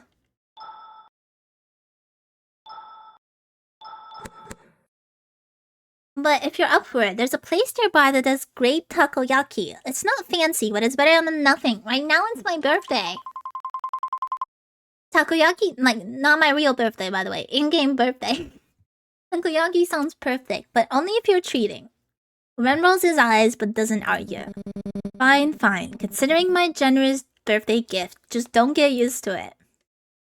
With that, the two of you head off. A rare sense of ease lightens the settling between you. I've been reading too long. You make your way to a nearby food stall, with a mouth-watering scent of sizzling takoyaki filling the air, blending the lively buzz of the evening. Doesn't gold chip like takoyaki? I can't think of anything. You mentioned takoyaki, I think of gold chip now. Because so much of her events have to do with takoyaki, I think. Ren walks slightly ahead, hands shoved into his pockets, tossing a dry remark or two over his shoulder. Uma brain rot real, indeed. Despite his usual cynicism, there is something oddly comforting about his presence, and the warmth of the takoyaki in front of you adds to the calmness you've been craving. It's a nice surprise, really. When it's time to leave, Ren pauses for a moment. His usual smirk softens just a bit. He glances at you, looking almost uncharacteristically thoughtful for a brief second. Well, thanks for letting me crash your birthday plans. Don't expect me to get all sentimental or anything, but hope it was a good one. Okay.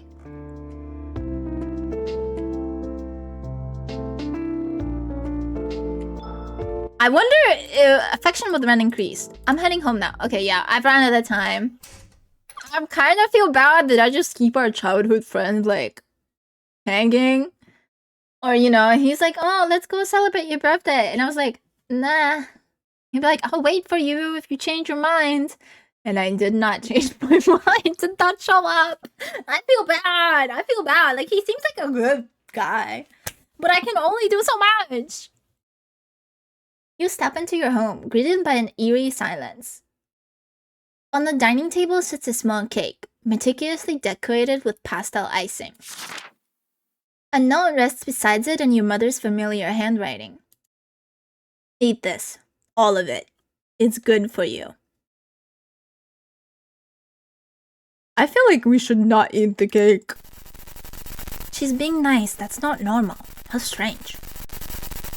A strange unease prickles at the back of your mind. But you sit down anyway, carving a cautious slice and No, don't take a bite! It tastes okay. Something's wrong. Something's weird. At first, it's sweet, soft sponge with a hint of vanilla, but then something foreign grates against your tongue. You pause, your stomach tightening as you pull the bite from your mouth, revealing long strands of hair tangled in the frosting. What the fuck? What the hell? Did mom poison me? You run to the sink, spitting it out. Gagging, but it's as if your body has already decided to reject more. A sudden heave forces you into the sink as bile rises uncontrollably. Must get it out. What's happening? You continue to vomit, various substances escaping your lips. Your lunch from today, spit and stomach acid and more hair? Yeah, I guess I should have mentioned the trigger warning, by the way.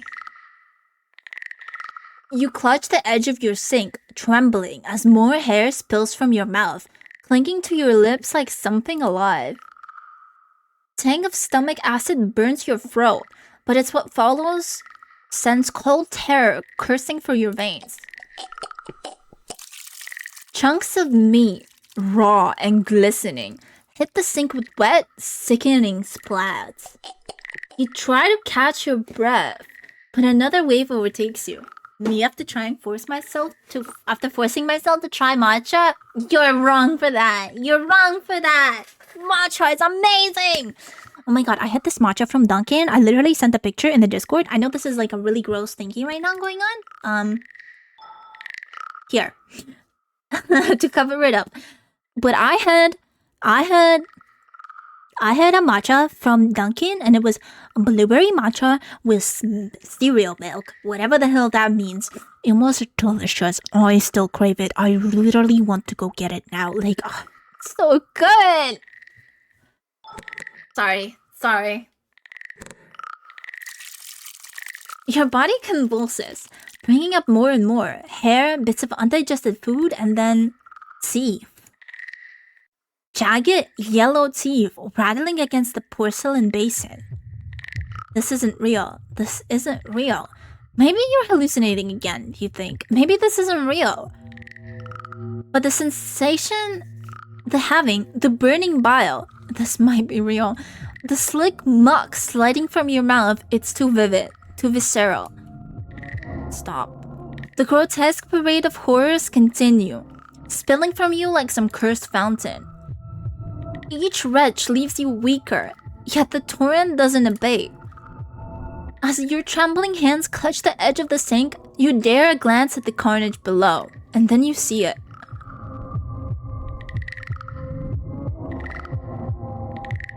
Amidst the hair, bile, and unidentifiable chunks, something small and malformed shifts. It's pink and slimy. It's like a ball of meat, alive. It expands and deflates ever so slightly, almost like it's breathing. You notice some of the chunks were teeth and what seems like an eye staring back at you. That looks like Sukuna. I didn't watch that anime. You can't seem to form the words to even begin to describe the horror that you produced from the depths of your throat. What? Grabbing the faucet, you turn it on full blast, desperate to erase the nightmare. Water gushes down, carrying clumps of gunk with it, but the sink quickly clogs. The fetid water pools around the mess, rising in defiance of your efforts. Frustration boils over.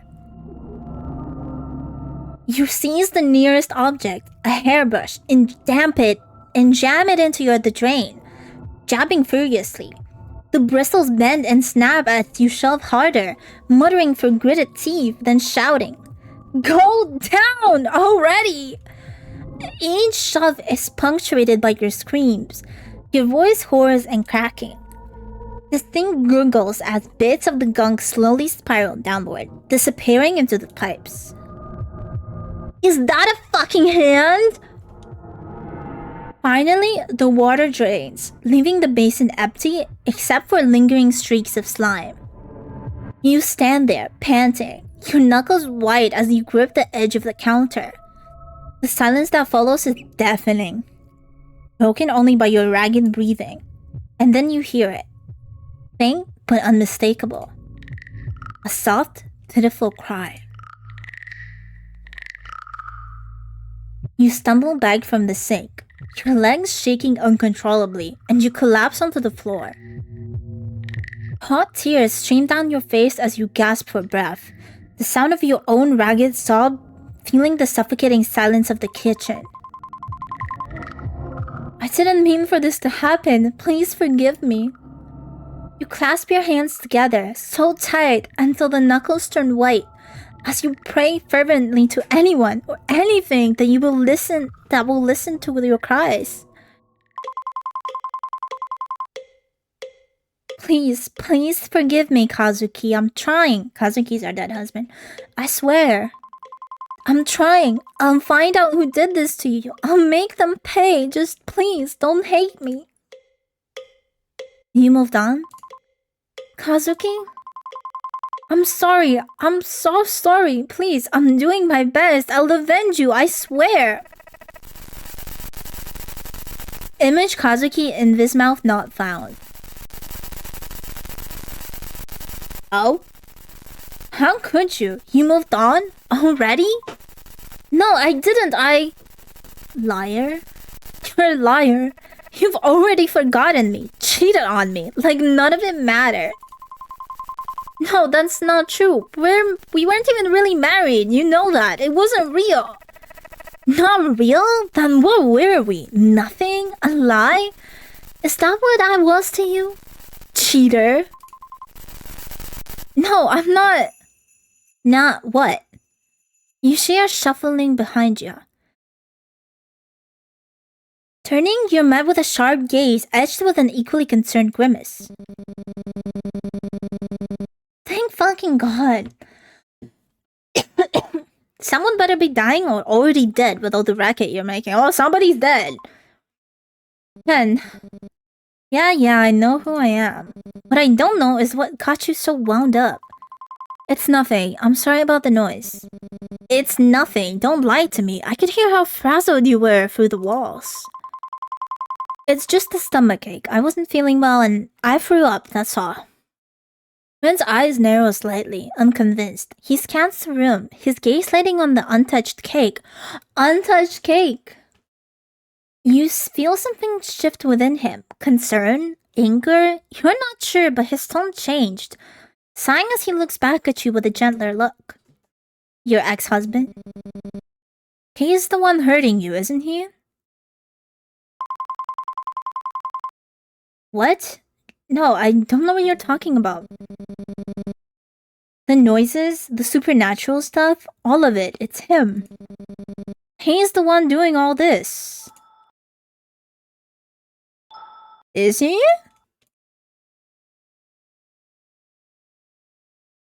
Oh.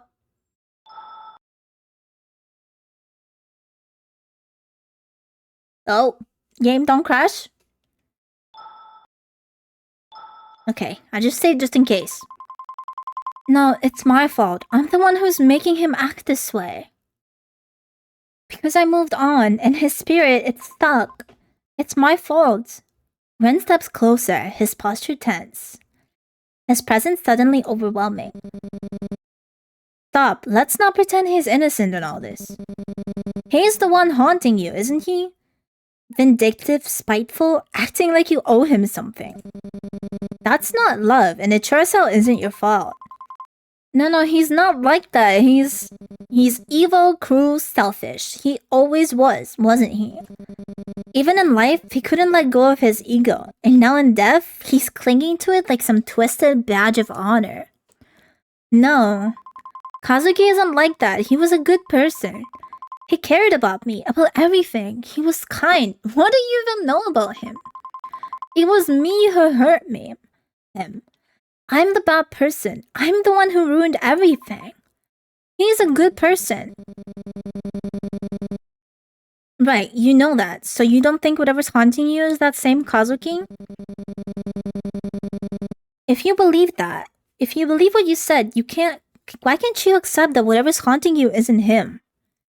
His words hit like a splash of cold water, jolting something inside you. You don't know what you're talking about. Look, I didn't want to get involved with you at first. Honestly, I thought it'd be easier to keep my distance, but now...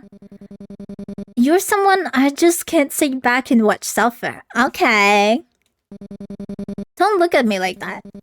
Look, I might not look like it, but I've always got a sixth sense, sensing spiritual stuff and whatnot. Plus, I know how all those religious type people are. What are you even trying to say? I don't understand, Ren. I'm saying whatever's haunting you, it might not be Kazuki. Spirits, real ones, don't care about fairness. They latch onto pain, vulnerability, and sometimes the fear people stir up around you makes it worse. And your mom? We all saw how she was yesterday. You can't tell me she hasn't fed into all of this. But it's too much of a coincidence. Everything started after Kazuki died. You try to hold your ground, to push back against his reasoning, but deep down, there's a part of you, a small, trembling part, that knows he's not entirely wrong. And admitting that feels like losing a part of yourself, of everything you've endured. I know, but you know, there are always bad people, whether in life or death, who will take advantage of that tragedy. Plus, you already admitted yourself, Kazuki was a good person. I don't know him at all, but do you really think he will do all this to you? His words hang in the air, heavy and unshakable. You don't know whether to feel relief or devastation at the possibility that the torment you've been carrying might not be Kazuki at all. If it's not Kazuki, who or what could it be? That's the tricky part. There are countless things out there. Spirits, demons, even gods, just waiting to prey on humans' vulnerabilities.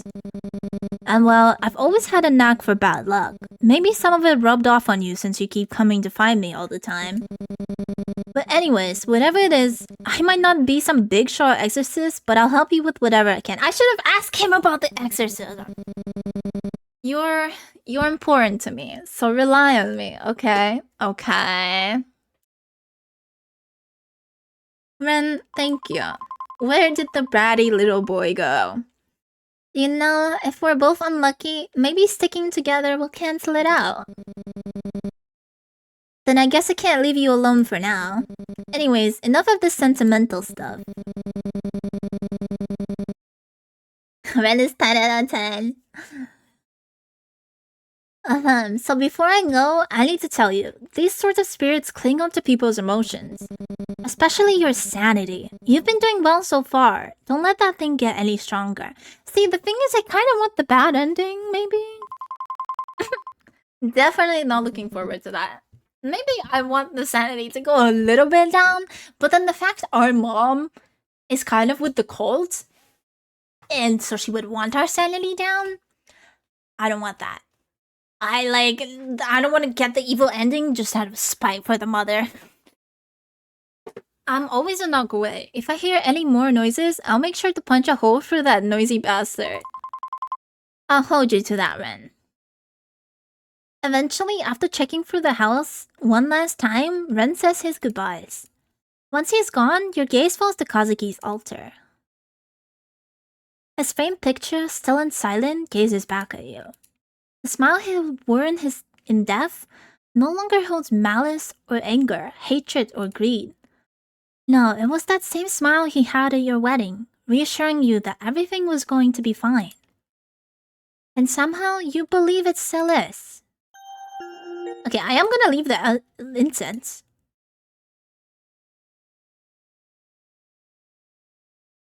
This is still Kazuki's shrine. It holds the weight of his past and the complexity of your feelings, whether they lean towards resentment or something softer. No matter what, it's still Kazuki. Yeah, we leave the offering. You leave incense for Kazuki, hoping it might ease whatever lingering resentment still remains. Yet, after days of doing this, doubt creeps in. You're not sure it will make a difference, and still, you do so anyways. A little bit of routine will help.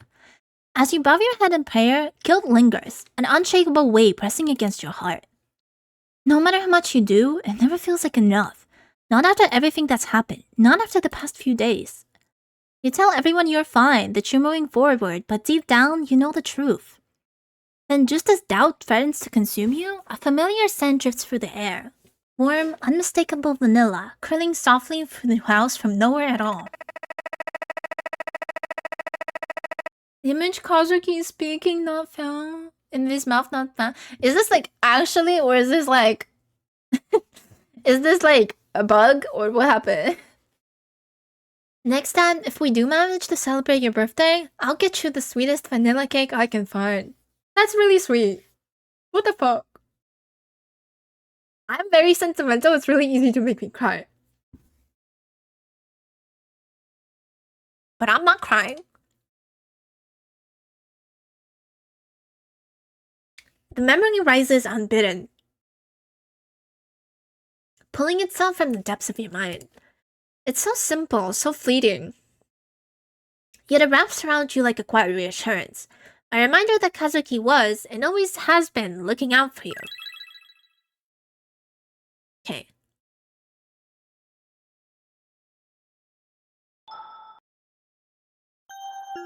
Do we want to check out the window? The window was scary last time. The window remains closed.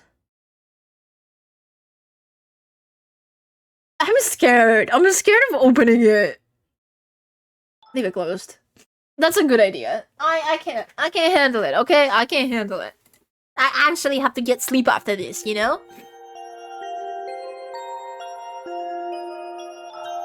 Bathroom is where we can do... You've been so strong, holding everything together so well, but you don't have to keep struggling like this. Wouldn't it be easier to let go, just a little? You don't need to rely on something so fleeting. A proper rest, just one peaceful night, might be all you need. Do you still want to play the rhythm game? Okay. Do I listen to this weird narrator? Maybe I do just need a good night rest.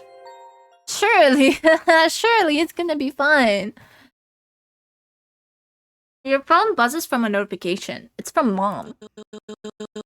I'm busy with important matters. I won't be able to be there for you for a while. Take care of yourself. You stare at the screen, a sight escaping your lips as relief A sigh? Bleh. A sigh escaping your lips as relief floods in. Surely, yeah. Mom looks such a bitch. She is. She is. What the? Good for me, I guess. Maybe I'll get some peace without her breathing down my neck. But something feels off. The phrasing is strange, almost like she's choosing her words carefully. There's no condescension or nagging, just silence. Maybe I should... You stare at the message thread, your thumb hovering over the keyboard. A simple, "Are you alright?" forms in your mind, but something stops you. Memories of her constant control, her overbearing presence flash through your mind. No, she doesn't need that from me. Not after everything. God fucking damn it. Okay, there was a lot of trigger warnings. There was not trigger warning for mommy issues that hit too close. Holy fucking shit. Add that. If the devs are watching, fucking add that. God damn it. Instead, you just type out a single word. Okay? Yep. You hit send and lock your phone, tossing it aside. For once, the silence feels like it's yours to control.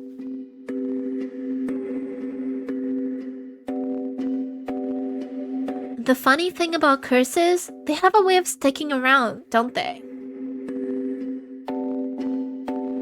Once upon a time, back in an era when lords were powerful and spirits were just as real as the air we breathe, there was a tale that began with a powerful man and a simple girl. They weren't supposed to meet, much less fall in love. The girl had a way of drawing people in. Even those who should have known better, the strong, the kind, the wise, the loyal, couldn't help but get caught up in her. And whenever sorrow lingers, darker things are never far behind. Drawn not by her, but by the quiet ache clinging to the ones around her. Despite everything, she had to protect them, so she made a sacrifice. Oh, that goes so fast. But sacrifices like that come with a price. In her final moments, a wish was formed. Something simple, something all too human. But even the smallest wishes can have powerful consequences. And so, a curse was born. One that tied her fate to those around her. Looking them all in the cycle they couldn't escape. Not until she made a choice. Not until someone was brave enough to break the pattern. So here we are, curses, gods, ghosts, and a whole lot of unresolved tension. But hey, no pressure. In the end, it's all about who you choose. No big deal, right?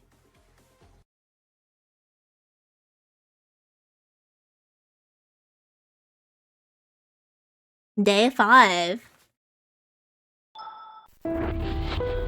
You dream of the past few days. Lore drop, right? Your fragmental memories stitched together in the haze of sleep.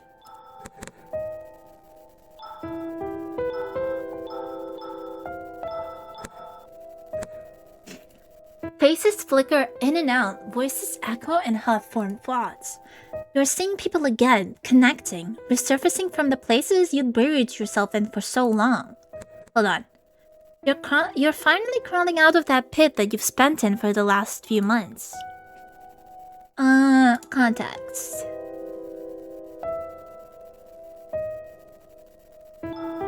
They have 94 with Ren.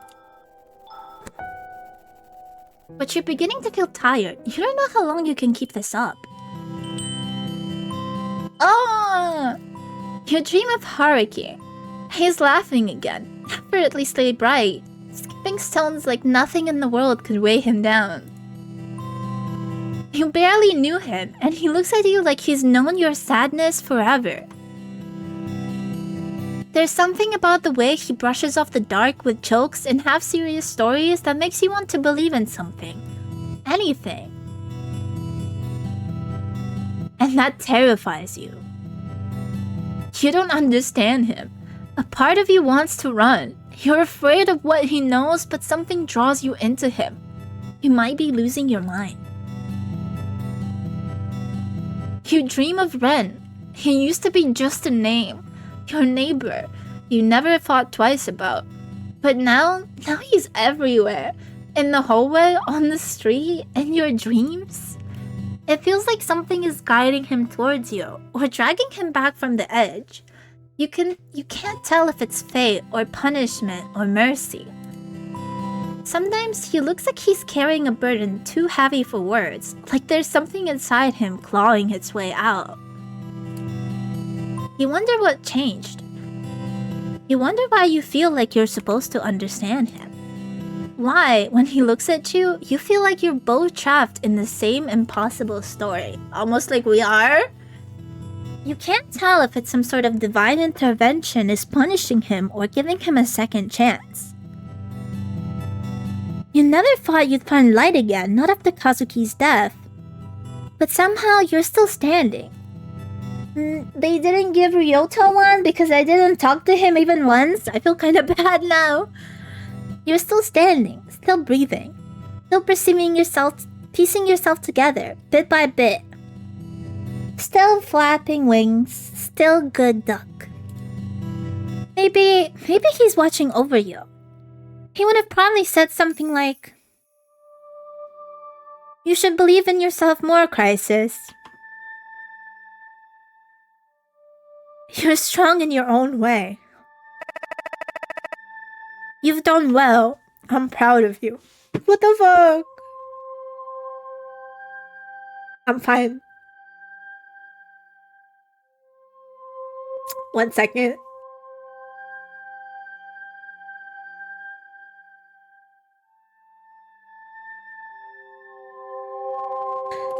Thanks, that husband.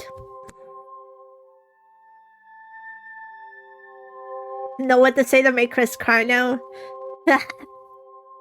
I'm really easy to make cry. You can tell me anything remotely sad, I will be bawling.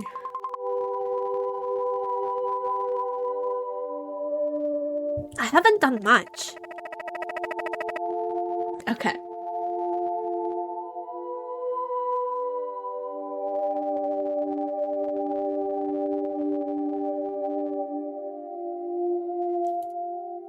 But you've done well, better than anyone expected from you. Maybe. I guess so. Fuck. Ugh. They can't put such like a picture of him with a kind face saying all this. I'm sorry I had to leave so soon. I wanted to stay, I really did.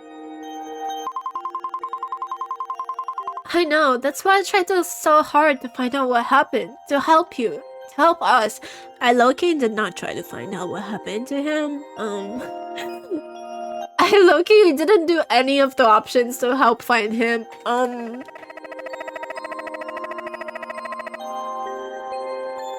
Okay. Actually, bad wife. My bad. You carried so much, Crisis, and my biggest regret... Fuck.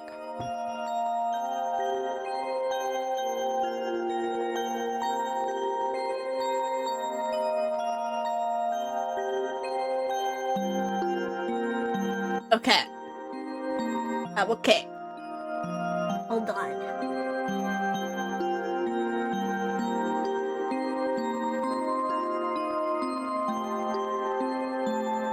Totally not pausing to blow my nose. You've carried so much, Crisis, and my biggest regret is not telling you the truth when I had the chance. And even now, you're picking up the pieces I left behind. I'm sorry. But you're not alone. You've met a lot of people who care about you.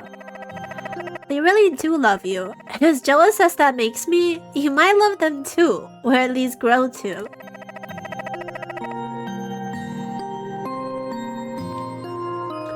I hope my memories won't stop you from living your life. What we had, it meant the world to me. Even if it was short-lived, it mattered. Fuck. Fuck! It's okay. Five Nights at Freddy's. You matter. In this life and the ones before it. Thank you. I hope to see you soon, but I know that you'll be making your choice soon. Or maybe by the time you see this, you've already done so. Regardless, I love you. Not the bells. Let's meet again soon, Crisis. You'll wake up, the dream already fading like smoke in morning light. You reach for it, desperate to hold on, but it slips from your fingers.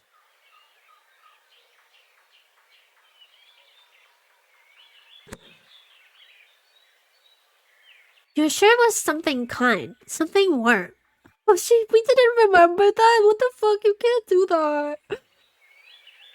Ugh. Yet all that's left is an empty ache where the memory should be. For a moment, you just lie there, stuck between sleep and waking, trying to hold on to the quiet before everything comes rushing back. And then you remember. The worry settles in again, heavy and familiar. You grab your phone from the nightstand, hoping maybe that there's something waiting for you. Nothing. No messages, no calls.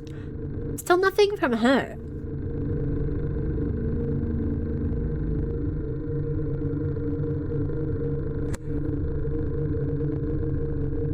The narrator give good advice? Maybe, who knows.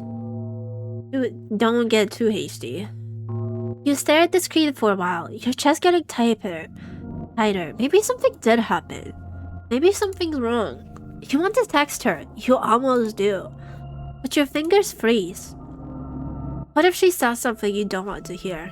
A feeling I know too well. What if she says nothing at all? She's your mom, you care about her. Despite everything that happened, you still do, right? You pull the blanket tight around yourself, trying to block out the awful feeling in your chest. I'm a good daughter, you tell yourself. I am. Fuck.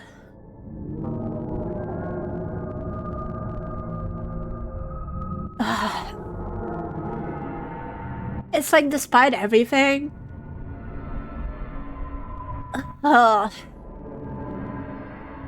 You wouldn't?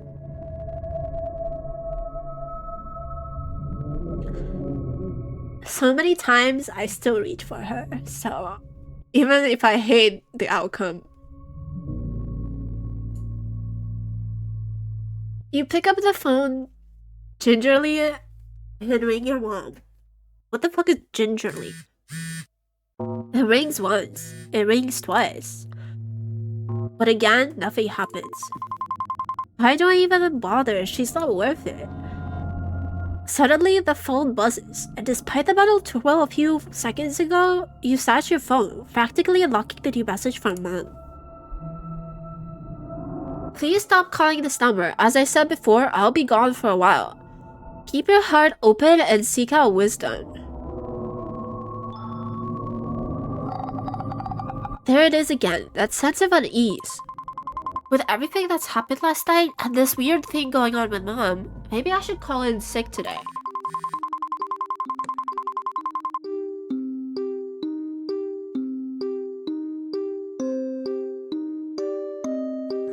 Hey, I'm really sorry, but I'm not feeling great today. I don't think I'll be able to come in. I understand. Is everything alright? Is Riona my boss? Yeah, it's nothing big, just tired, I guess. I'll be fine after some rest. Are you sure? You know I'll always be here if you need anything, Crisis. I know, I'm just tired, that's all. I just need a bit more sleep. Take it easy, okay? If you need anything, even someone to talk to, I'm around. Thanks, Ryota. I appreciate it. Of course, get some rest. You switch off your phone and slip into bed. The sun hasn't fully risen yet, but the morning sun feels cold and sterile, reminiscent of the night before.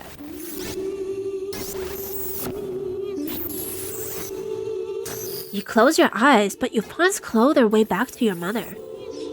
You try not to think about her. You try not to care. But the fear creeps in anyways. Quiet, like the never-ending noise in your head. Your skin feels damp with sweat. The sheets feel too tight. Your hair tangled around your neck feels like it's choking you. Your pulse thuds heavy in your chest. Louder than it should be. Too loud. Too similar. They sound like the drums. Like the ones you hear when no one's around. Okay guys, crazy time to mention this, but when no one... But I do get auditory hallucinations when I'm stressed too. Except it's like the dialing of the phone. You know, like when you're calling someone and you're waiting for them to pick up. It's like the long tones. I hate it. Like someone waiting just beyond the edge of sleep. The noise grows until you can't tell if it's in your head or in the walls. And just as your heart begins to race, sleep finally and unwillingly drags you under. I'm getting impatient. I can't stand it. Every heartbeat, every breath she clings to, it grates on me. They keep interfering, one after another, like gnats buzzing in my ears. But it's her I want, just her, just one crack, one slip. Let the fear splinter her resolve. Let the despair hollow her out. I just need her to crack. And then, finally, I can feast. The others, they're moving faster than I anticipated. Their hands are all over the board, pulling this way, that way, away from me. We have to act now before she... No. Not again. Who the I won't lose her to them again. She won't make the wrong choice. She won't. I just need one more chance. One opening. One whisper in the right ear. If I can reach her again just once, she'll remember. She'll remember everything. And then, she'll come back to me. Ooh! You jolt awake, breath catching in your throat. Your eyes blink against the light, only to realize there's none. You fumble for your phone. The screen glows to life. Two things greet you. The time, 8 p.m. And a single message from your mother. Your heart flutters as you unlock it. The message is short, unmistakable. I'm fine.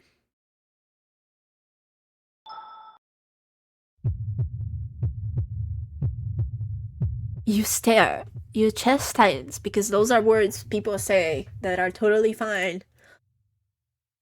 You don't know what to feel. You're never one linger in communicating with her. A quick word or two usually suffices, and yet, this time, unfamiliar weight coils in your chest, slow and insistent. A flicker of uncertainty, sharp as a spark, begins to burn beneath your ribs, urging you to reach out and ask for more.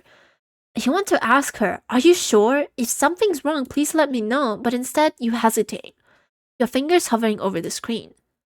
You know you should, you know you want to, but you can't bring yourself to do it. I know. No, maybe it's nothing. You're just being paranoid. Nothing to get too worked up over, as Mom always says. You tap send. But then nothing. The screen pulses with silence, followed by the system error. Message failed to send, recipient unavailable. You feel the burning rise again, bubbling up behind your eyes, hot and relentless. She probably turned off her phone. I'm just being overly anxious again. Oh, messages still go through when you turn off your phone.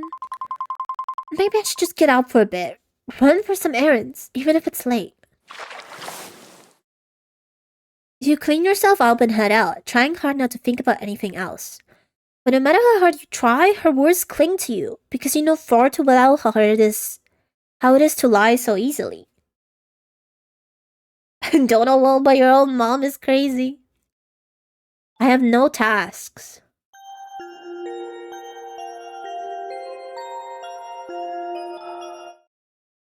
Is Ren home?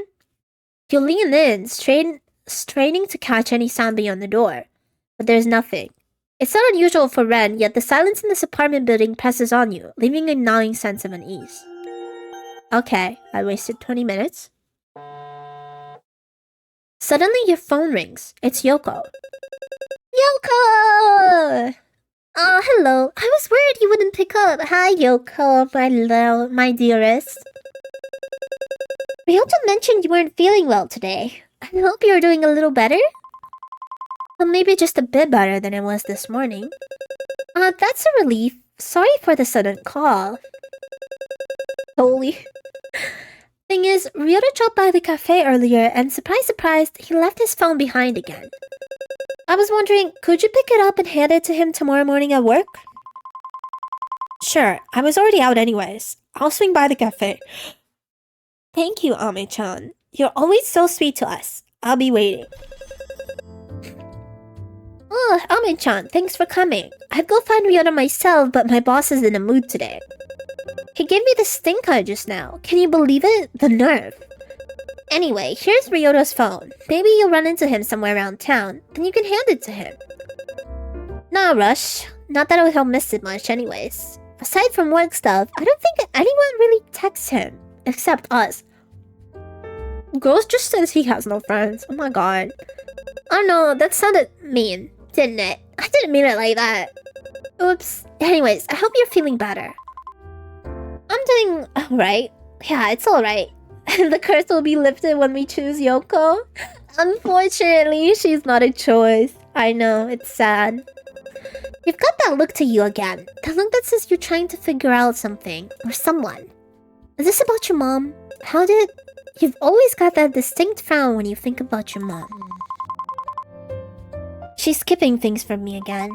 I mean, she's always like this, but I don't know why this time it feels particularly stressful. And I'm afraid of pushing and asking her because that's not like me either, to worry so much about her. I'm just confused and scared of what she might say. It's terrifying, isn't it? The idea of not knowing? It's even more terrifying to ask. Not just because of the lies, but because once the truth comes out, it changes everything. Maybe you're not sure if you even want to know everything. Because what if knowing makes it worse? But you can't live your whole life walking on eggshells, Crisis. You can't keep shrinking yourself to fit into other people's secrets. You're allowed to feel betrayed. You're allowed to... Yoko! You're allowed to be angry, but don't let that anger become your compass. Let it pass. Then ask. Push for the truth, even if it hurts. And when you get your answer, really listen. You don't have to trust blindly, but don't shut people out just because they kept things from you either. Hey, you don't tell me everything either, but I'm sure you have your reasons.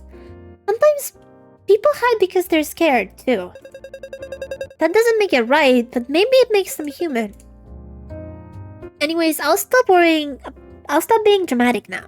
Thanks again for helping with Ryoto's phone. I should get going before my boss gives me another stinky eye. I'll see you around, Crisis. Thank you, Yoko. There's a cat! You spot a familiar stray cat, Miyabi, longing outside the cafe. He stares at you as you leave, eyeing you meticulously as if waiting for your arrival. He lets out a loud meow before trotting off a few meters ahead. As he walks ahead, he turns back to give you a pointed look. Like he's personally offended you haven't started following him yet. Okay, Miyabi. Hold on.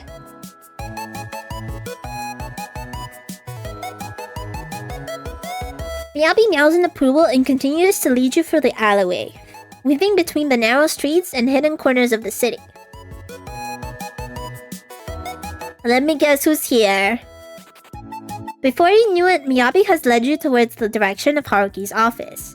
And with that, Miyabi left flickering his tail at you as he disappeared into the shadow of the alley.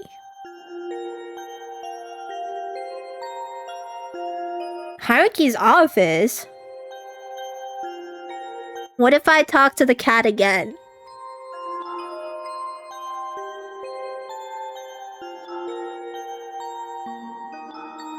I don't know where anybody is.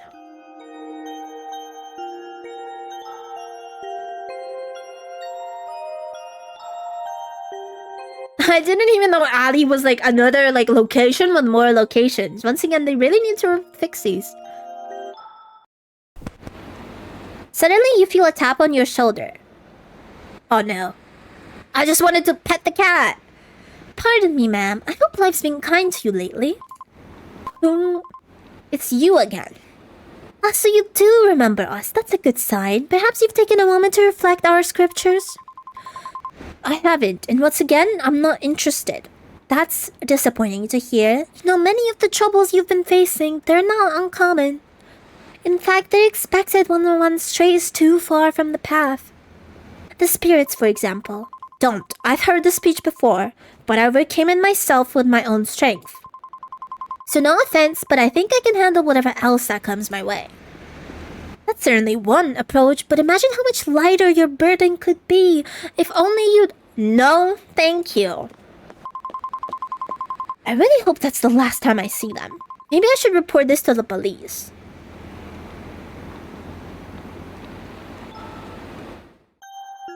Should I? They weren't super helpful last time.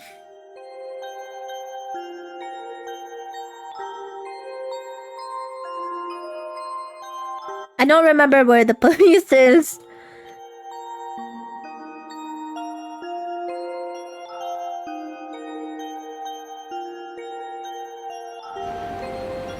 You hear someone call out your name.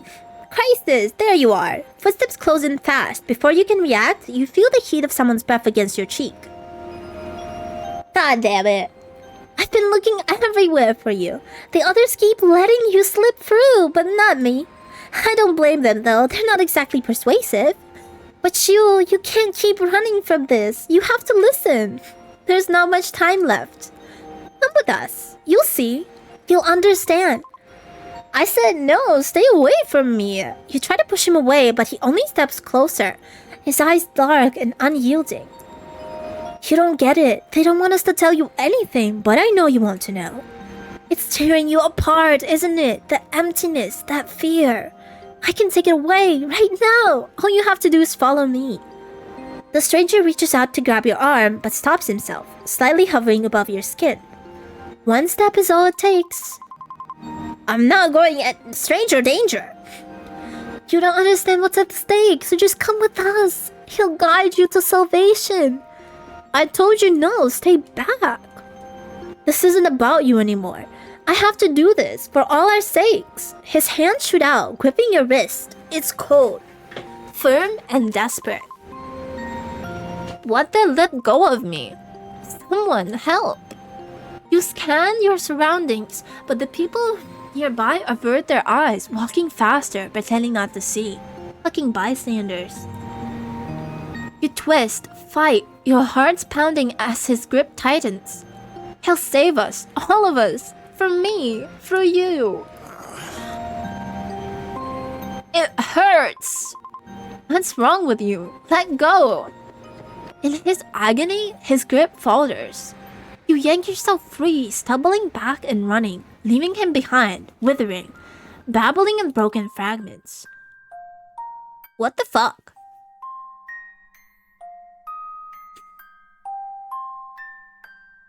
Sweet shop. Hey, Granny.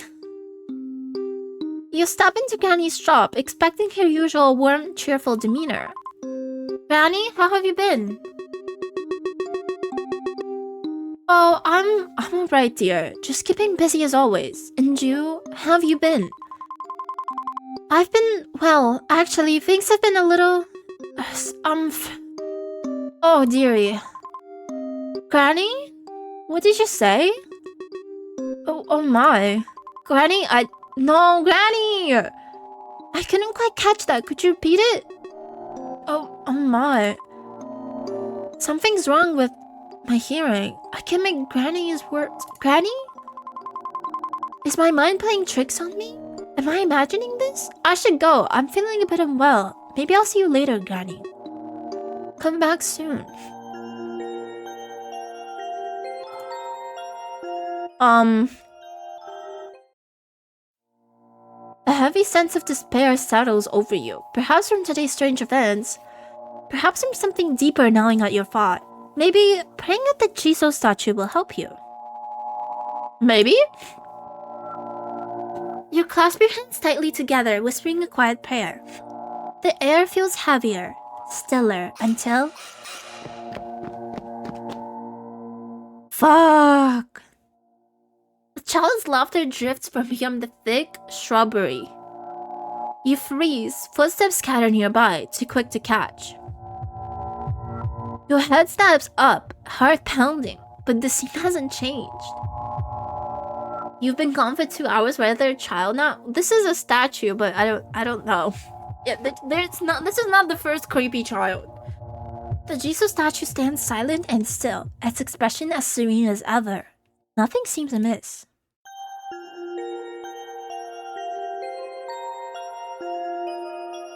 I've never been to the library.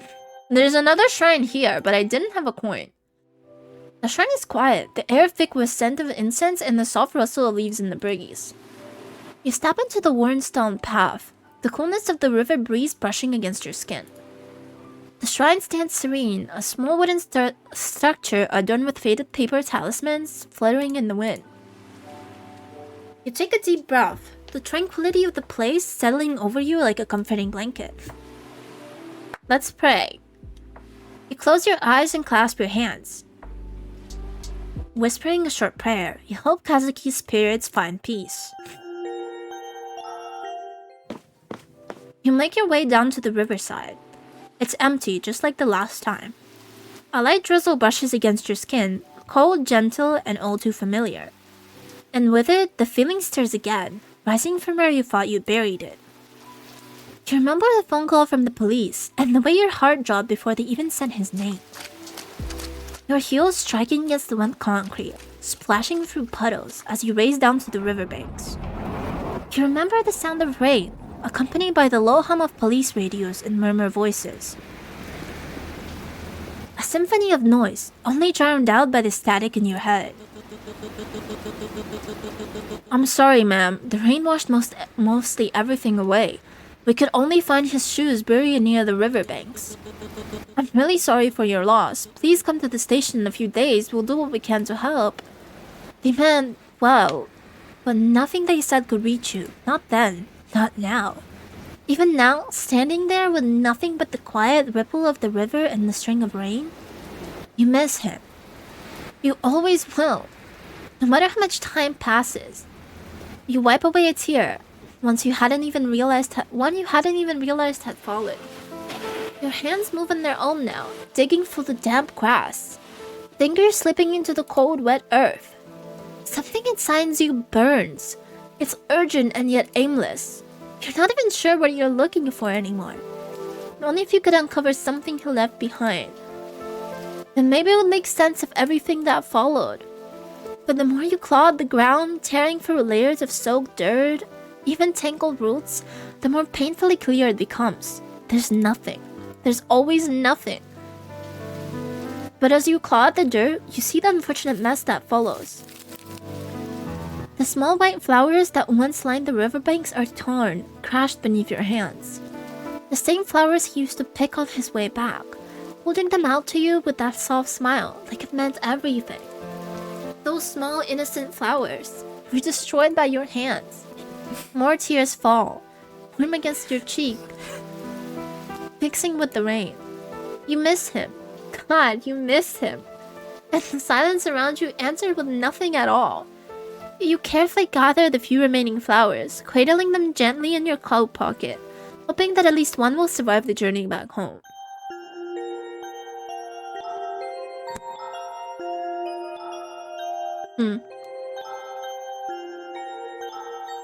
Maybe he's at the station? I've never been to the pharmacy. You head to the train station, debating whether you should look for your mom or just get out of this place entirely. The announcement crackles overhead. We apologize for the delay, but we are currently dealing with an incident caused by a person on the tracks. You've heard it a handful of times now since moving to the city, but it doesn't seem to affect you as much as it did the first time. So, something about the announcement feels off, like it's not just another delay. You glance around, but the station is eerily quiet, save for the faint hum of the fluorescent lights overhead. No, we're going home? I haven't found Haruki. I know where Haruki is, but I haven't found her, Well, I already tried to visit the police station. I couldn't find Ryota around town. The convenience store is closed. Something's wrong. You don't know how or why, but you know. It slams into you like a wave. The pull, the panic, the overwhelming sense that something at home is off. Like a fire just started and you didn't hear the alarm. Like you're already too late. I have to go. And yet I have a choice not to go. But parking lot? Yamato? Hey, what was that about? That's a pretty rude way to greet someone. What are you even talking about, man? I came by earlier today and saw you guys hanging out without me. And when I called out, you ignored me. Just because I'm spending time with Mika-san now doesn't mean you get to act like I'm not here. Wow, man. We seriously have no idea what you're talking about. Yeah, we just got here. Takeru was helping his mom with dinner and I just came from cram school. That doesn't make any sense. If it was you guys, you just stood there, staring at me with that weird look on your face. Hey, somebody is also being haunted. Okay, let's get you home, man. You seem tired. The game is telling me to go home.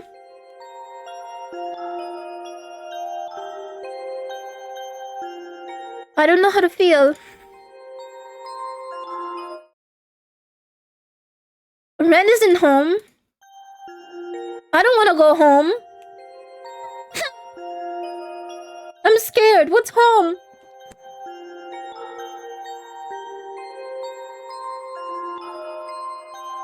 What have I not visited? Pharmacy? As you approach the pharmacy, the glass door slides open with a sluggish hum, yet the place feels wrong. The store is enveloped in darkness, yet the sign outside says open now. You peer through the glass, scanning the darkened room. Behind the counter, a blurred silhouette stands perfectly still. Its face is unclear, but you know enough to feel a creepy unease. You tear your eyes away, unwilling to stare too long. Something about this place feels off. Okay. I guess I'll go home. I didn't visit everything, but...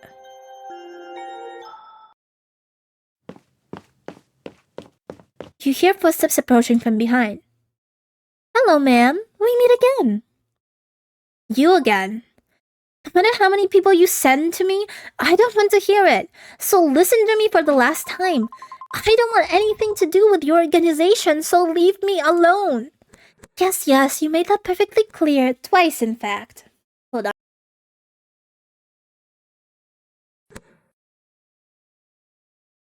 But this isn't about you. It's about your mother. My mother? She has finally embraced the full potential of our Lord Hiroshi Nakami. She's transcended. She's become one with him. Was she the one on the train tracks? What are you talking about? Where is she? As I said, she has risen in ranks and she's one with the Lord now. We can help you too, just as we helped her. So come, follow us. We'll give you salvation. No, just tell me where she is. She's with us, and judging by the look on your face, you're worried. She sent you a message, didn't she? What did it say? She said she's fine, but... And now you choose to play the loving daughter? How convenient. You ignored her for so long, and suddenly her absence means something to you?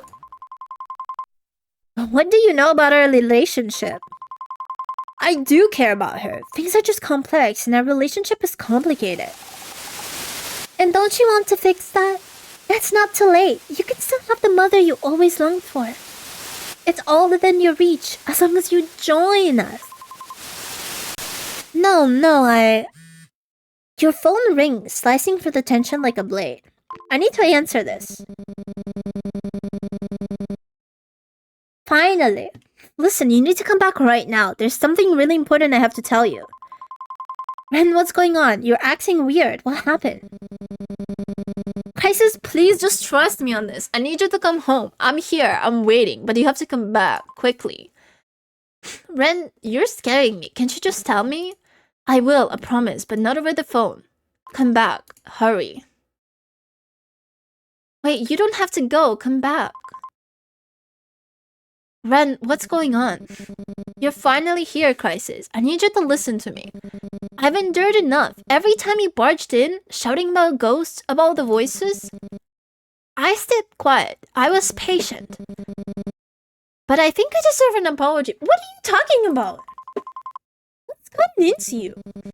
I said I deserve an apology for putting up with you, for letting it slide. Actually, I don't think an apology is enough anymore. What I want is for you to change. That doesn't sound like him. Because whether you realize it or not, I care about you. Rain, you're not making any sense. No, stop. Just listen. Oh god. The only way you'll ever be free of all this pain, this confusion, is if you accept the teachings of Hiroshi no Kami. Only then can you repent. Only then can you prosper.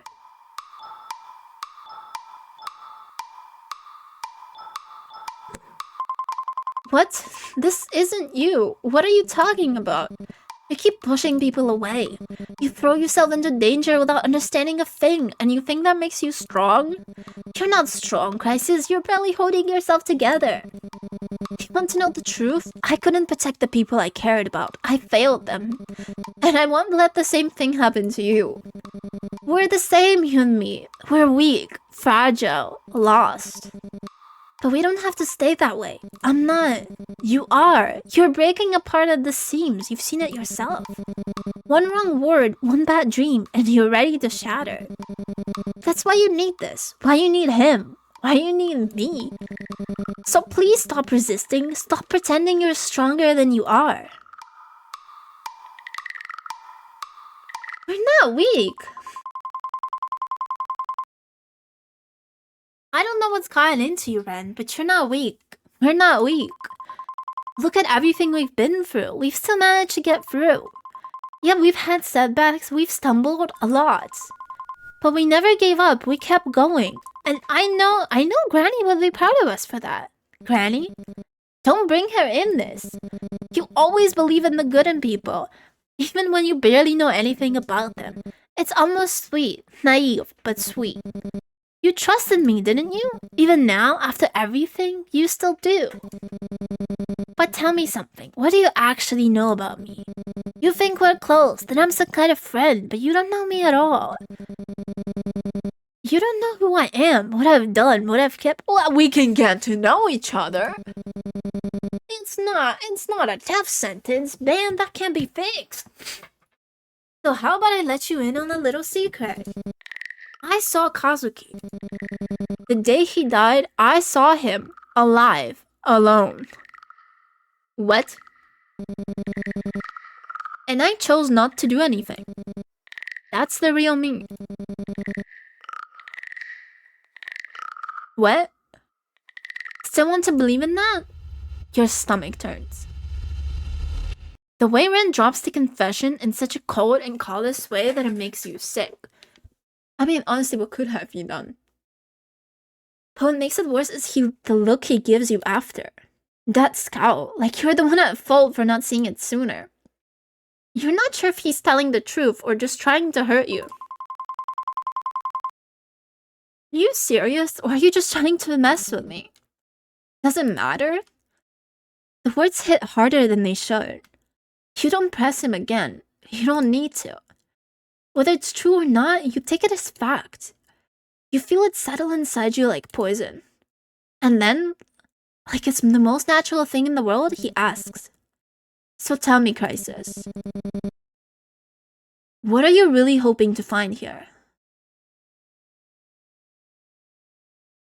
The truth that you're a monster? That's so... That there's a reason you did all this. The truth. Even if it changes everything I thought I knew about you, about Kazuki. I came here because I needed to know what's real, and if you ever were. Because I still believe there's a part of you that isn't lying to me. Maybe I'm naive, maybe I'm stupid, but I don't want to lose you to whatever this is. I came because I needed to know if the Ren I knew was ever really a good person. Enough of your little speeches, you were never good with words. You talk so much about truth and love, but in the end, you're just a scared little girl pretending she matters. Do you really believe the insane things coming out of your mouth right now? You never used to talk like this. People change, or maybe you just never listen. No, that's not it. You used to tell me strength was about pushing forward, even when things feel impossible. Sounds like something someone weak would cling to. No, it sounds like you, the real you. You never talked down to me like this. You never made me feel small. Even when you were angry, you were never cruel. Ren is kind. This isn't him. Maybe you just never saw what I was really like. You're naive and stupid after all. No, this isn't you. You're not this cold. You're not this bitter. Something's wrong. I can feel it. Deep down, something's wrong.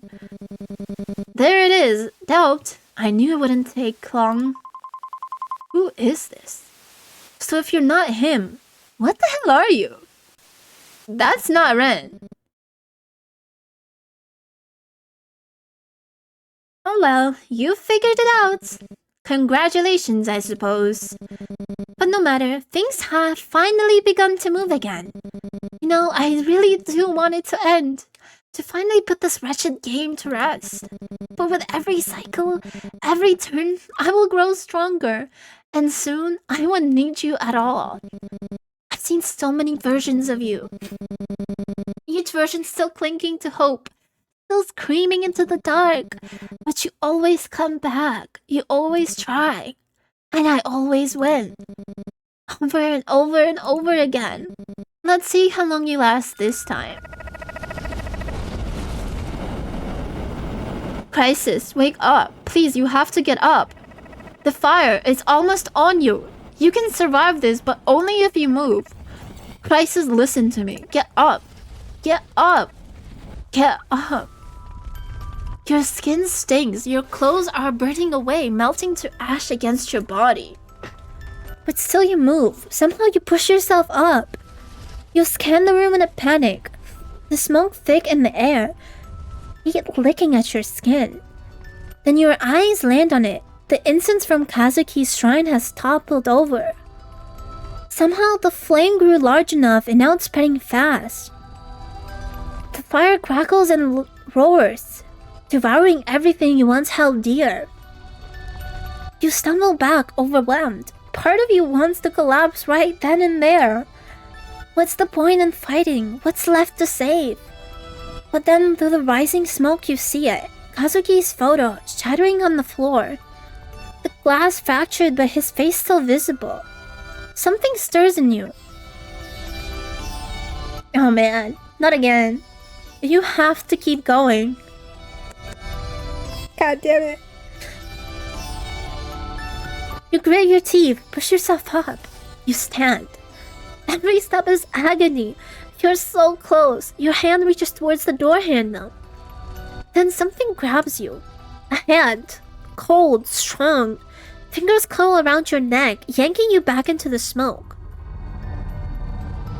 You're not going anywhere.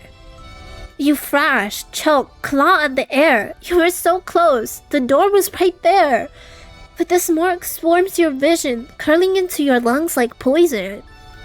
You almost made it. Almost. Something rips at your skin, dragging you back into the blaze. Is it the fire itself? The creature? You can't tell. Your thoughts are blurring, flickering like dying embers. And just as the darkness threatens to swallow you whole, you see it.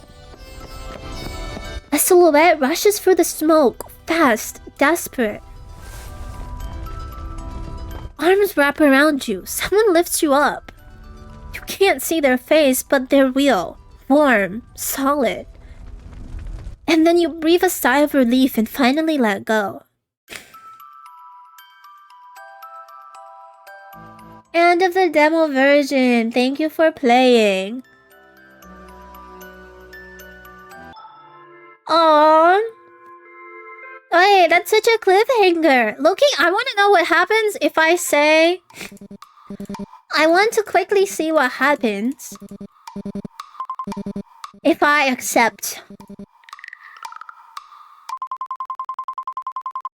I'm trying my best, friend. Why can't you see that? Sometimes your best isn't enough. Sometimes trying isn't what people need. They need change. Real change, so people stop getting hurt. I'm doing my best. I never wanted anyone to get hurt. I'm doing what I can, I swear. No, don't start making excuses. Do you know what's worse than someone who keeps messing up? Someone who admits their faults and still does nothing to change. That's you, Crisis. Fine, if that's what you think, then fine. Maybe I am weak. Is that what you want to hear? I'm weak, Ren. Happy now? Finally, you admit it. But that's the thing with you, isn't it? You admit, but you never change. You always believe in the good in people, even when you barely know anything about them. It's almost sweet, naive but sweet. And then it's the same. Okay, so maybe... Hold on. Maybe, what if I choose to believe it's Ren?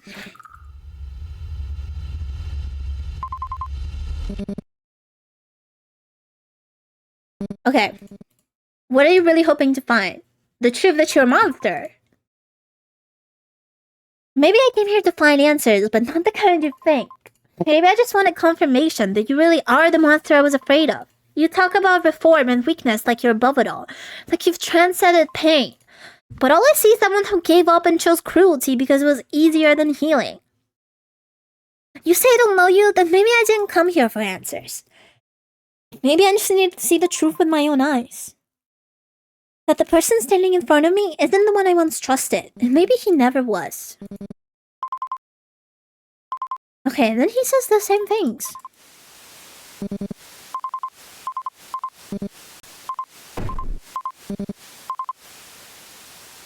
That's Ren. You're not him, that can't be. The Ren I knew he would never... Never what, hurt you? You need to grow up, Crisis. People aren't who you want them to be. They're who they've always been. Wait, even though I said I am Ren, I was Ren when I smiled at you, when I stood beside you, when I told you everything was going to be okay, even when I knew it wasn't. I was Ren when I saw Kazuki dying and turned away. I was Ren every time I held something back because I didn't trust you enough to handle it. This is who I am, the same man you laughed with, the same man you defended, you just chose not to see it. You built a version of me in your head and clung to it like a lifeline, but that was never me, it never was. Then everything I believed it was all fake, you tell me. I thought we were... you thought wrong. So I was just stupid. No, you were hopeful. That's worse. I don't know what to believe anymore.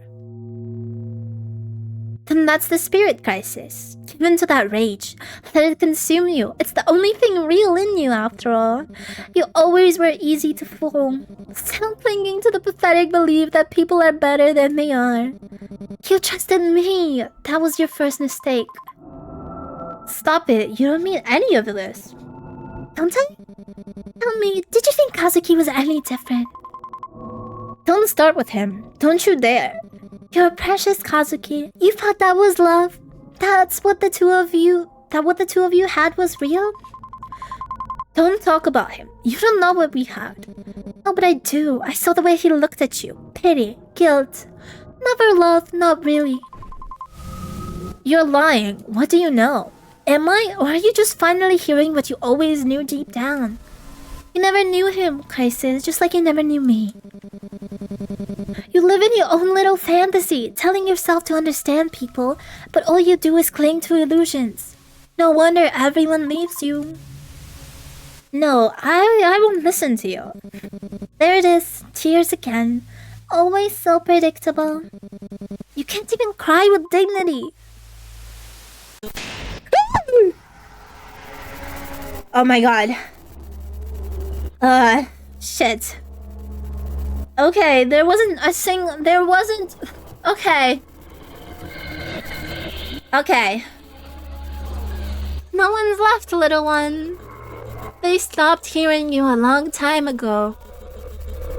But you still reach for them. Pathetic. You brought this on yourself. And you know what's funny? For a moment, I thought you might win. You actually fought back this time. Stood tall, screamed loud, clung to hope like it meant something. But it never does, not for you. You break every time. You crawl for the same story again and again, only to fall in the same place. Perfect thing to be playing right before bed, am I right? You're always too late. Too soft. Too weak to change anything. Same old ending, same sad girl, same quiet ruin. You try so hard to be the exception, but you're just another failure in a long, long line of them. I always enjoy this part. The one when you realize it's over. Same look of despair on your face. It's so delicious. But don't worry, this isn't goodbye. I always find you again. And next time, I think I'll break you even faster. Help me, anyone. Ren, please help me. Bad end achieved! Yippee! This was the normal / good-ish ending we achieved where Ren saves us from the fire. Interesting. I didn't quite really get to understand who these guys are. Or this guy. Or I guess it could. I think that is him, but interesting.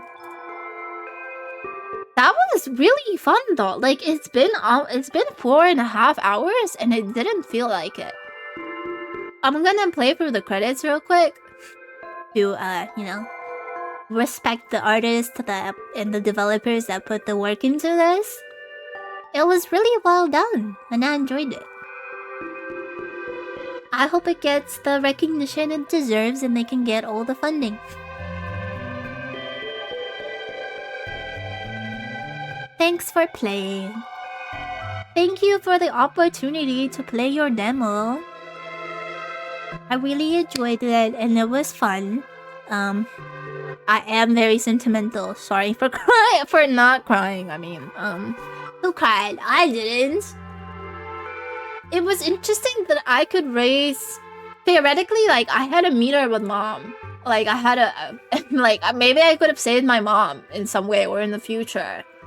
And I did have a meter with Kazuki. So I wonder if I leaned in more into what happened with Kazuki, I could actually find the Kazuki route somehow. I wonder. Of course, there's more of the story to be told. And I'll be waiting. I think I'll revisit it when it comes out. We'll see. And thanks everyone for coming by today on this Friday night. Let's see if we can stream. We can raid into anyone. We do have another person streaming Lovers Enigma. Any of my friends though? Streaming? No, nobody's streaming right now. Okay, then I'll just raid into another Lovers Enigma stream. I hope everyone has a good night, and I will be trying to patch up the hole in my wall, I guess. She's at a very fun part right now. Okay, just send an emoji or like if you want crisis raid. I don't have to, but thank you. I'll leave the hole. You don't have a key? Dude, but what if something gets through it? Sorry, I'm no hole. Okay? You'll have to find a new place. Okay. Good night. I'll be online for several hours in Discord. Oh my god. Ciao. check out the game on Steam, wishlist, support their Kickstarter if you'd like. And thank you so much for the opportunity to check out your demo and for the FallinLove Festival in general. Bye bye!